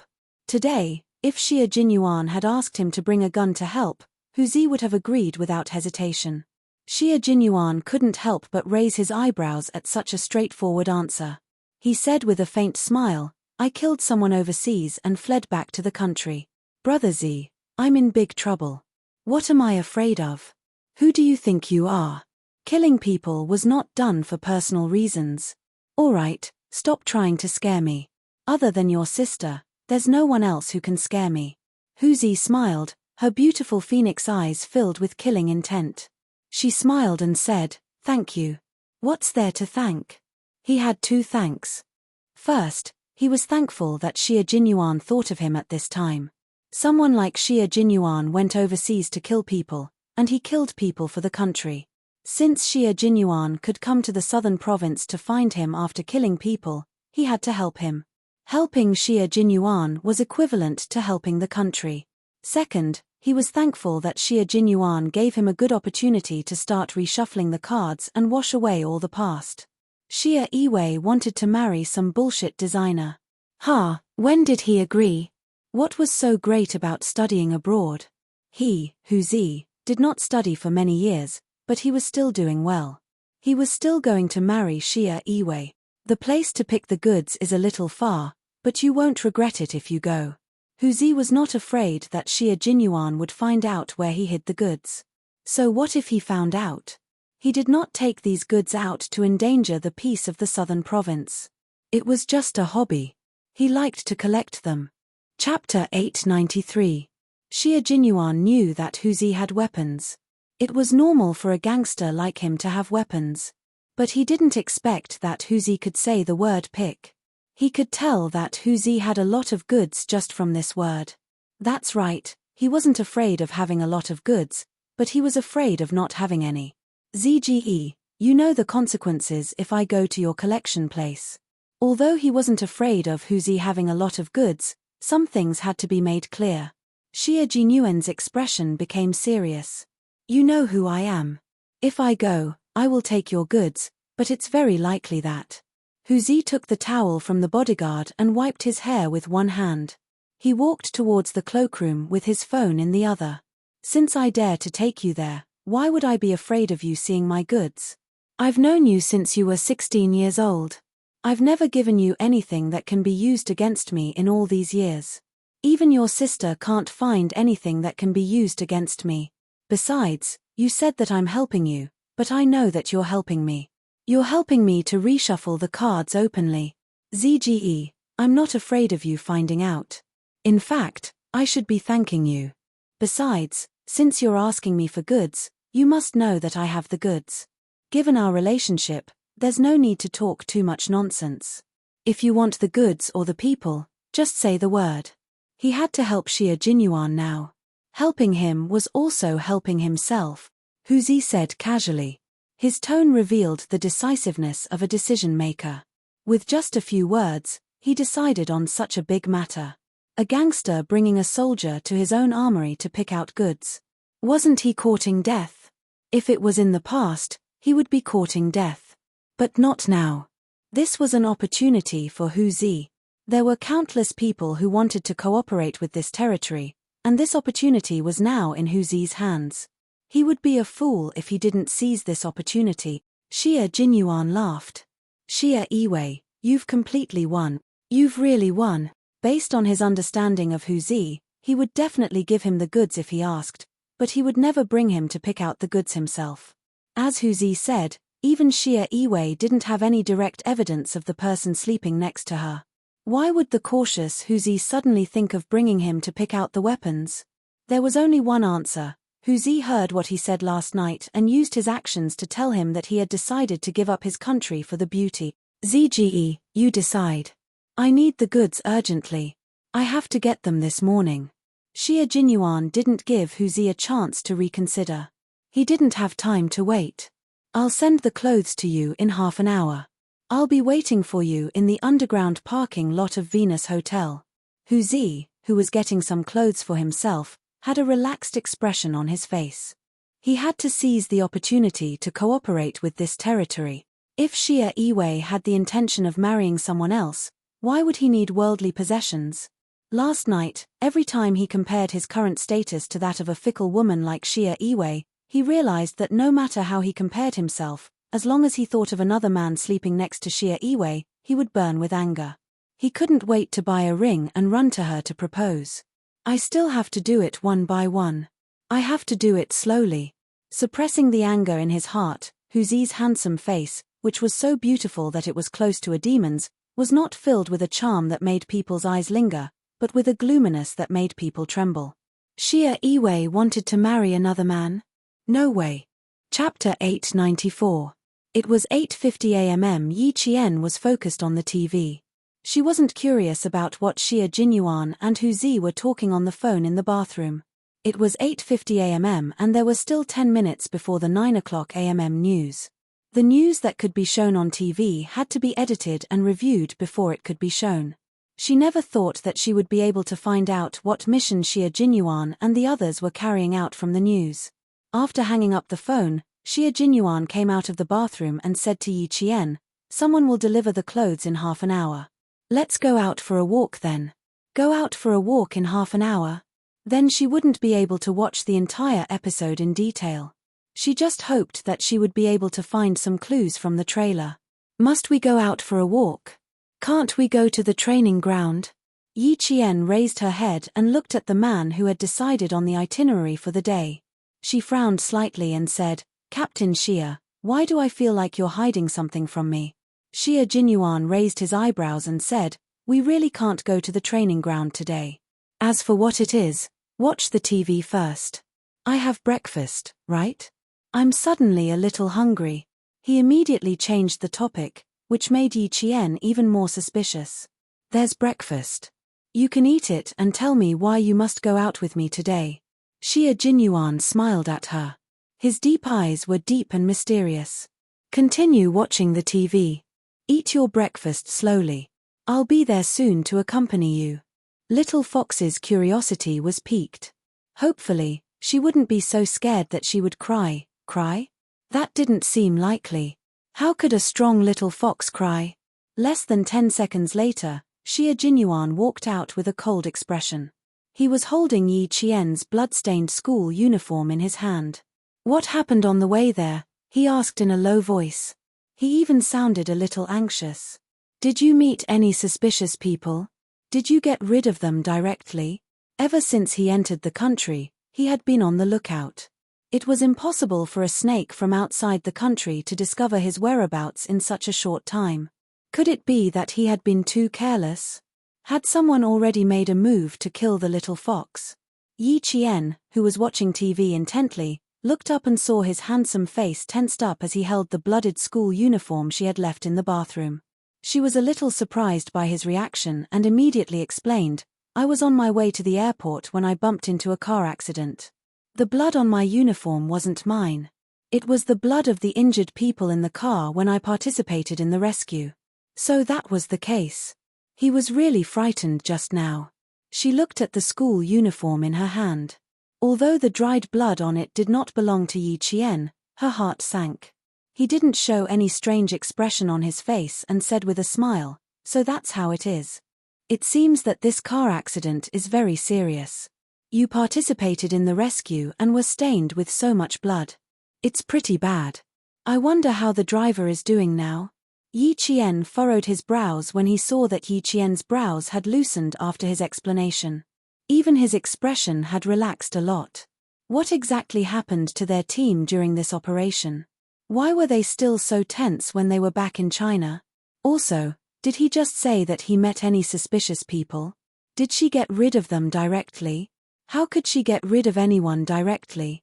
No, it wasn't that she could get rid of anyone directly. There was someone who needed to be dealt with directly. Someone followed Xia Jinyuan back to China. Otherwise, why would he burn the clothes he wore that day on his way back? Chapter 895. Yi Qian's pupils constricted. She walked over with an unprecedentedly serious expression. "Are you in danger now? Are you in great danger? Someone followed you back to the country. Is that right? Answer me, Xia Jinyuan." Her voice was sharp and urgent, and it carried with it a chill that broke through the ice. Seeing her angry expression, Xia Jinyuan quickly comforted the little fox whose hair was standing on end and whose expression was tense. "Don't be too nervous. If this is someone else's car accident and you are just rescuing him, then I am safe in the southern province. I've been covering up my tracks. I won't even wear the clothes I've worn a second time. If someone really followed us, I think we'll find out together and get rid of these little tales together. He stroked her hair and maintained a faint smile. Our profession is special. There will be danger at any time, but in our own country, it's relatively safe. He had been dealing with these people to buy time for the J5 and the others to escape. Now that the military had received text messages saying that his comrades were safe, his plan had succeeded. He had successfully lured all the snakes to himself and allowed his comrades to return safely. He talked about dangerous topics as casually as if he was talking about the aftermath of a movie. Even his expression was indifferent, as if it was not worth mentioning. That smile made Yi Qian a little breathless. The car accident did not scare Yi Qian. It made her lose her cool. Yi Qian's heart sank even more. She looked at him with a determined gaze and said softly, "If someone followed us, I will definitely share the danger with you." Her fearless gaze made Xie Jinyuan's eyes ripple. His little fox would not back down just because he was in danger. She would definitely choose to stay by his side and fight side by side with him. "I believe in you. If I'm in danger now, you will definitely stand by my side. So, I'm back, and I'm back with danger. Little fox, will you be angry?" Yi Qian's brows furrowed more and more as he spoke. Angry? She was not in the mood to be angry. In that case, Xie Jinyuan's return to the country did not mean that the mission was over. Since the mission was not over, why did he come to the southern province? "There's one more thing I need to tell you. There's a reason why I can't wear this military uniform. It's because I can't wear the military uniform that represents our country with my current identity."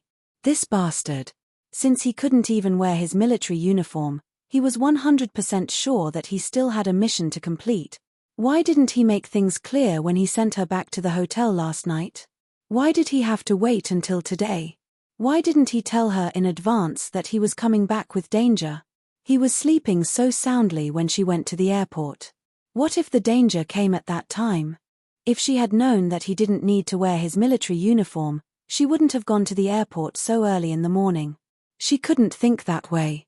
If she hadn't gone to the airport in the early hours of the morning, Auntie Song might have gotten into a car accident. His words made Yi Qian lose all interest in watching TV. His voice was tense as he asked, "Why? Why can't I wear it?" "Because I'm not a Chinese soldier now, but an illegal mercenary." His words made Yi Qian's breath catch in his throat, and his heart instantly tightened. What kind of special force was Xie Jinyuan in? What kind of special forces were they? They could actually change the identity of a Chinese soldier and turn him into a mercenary,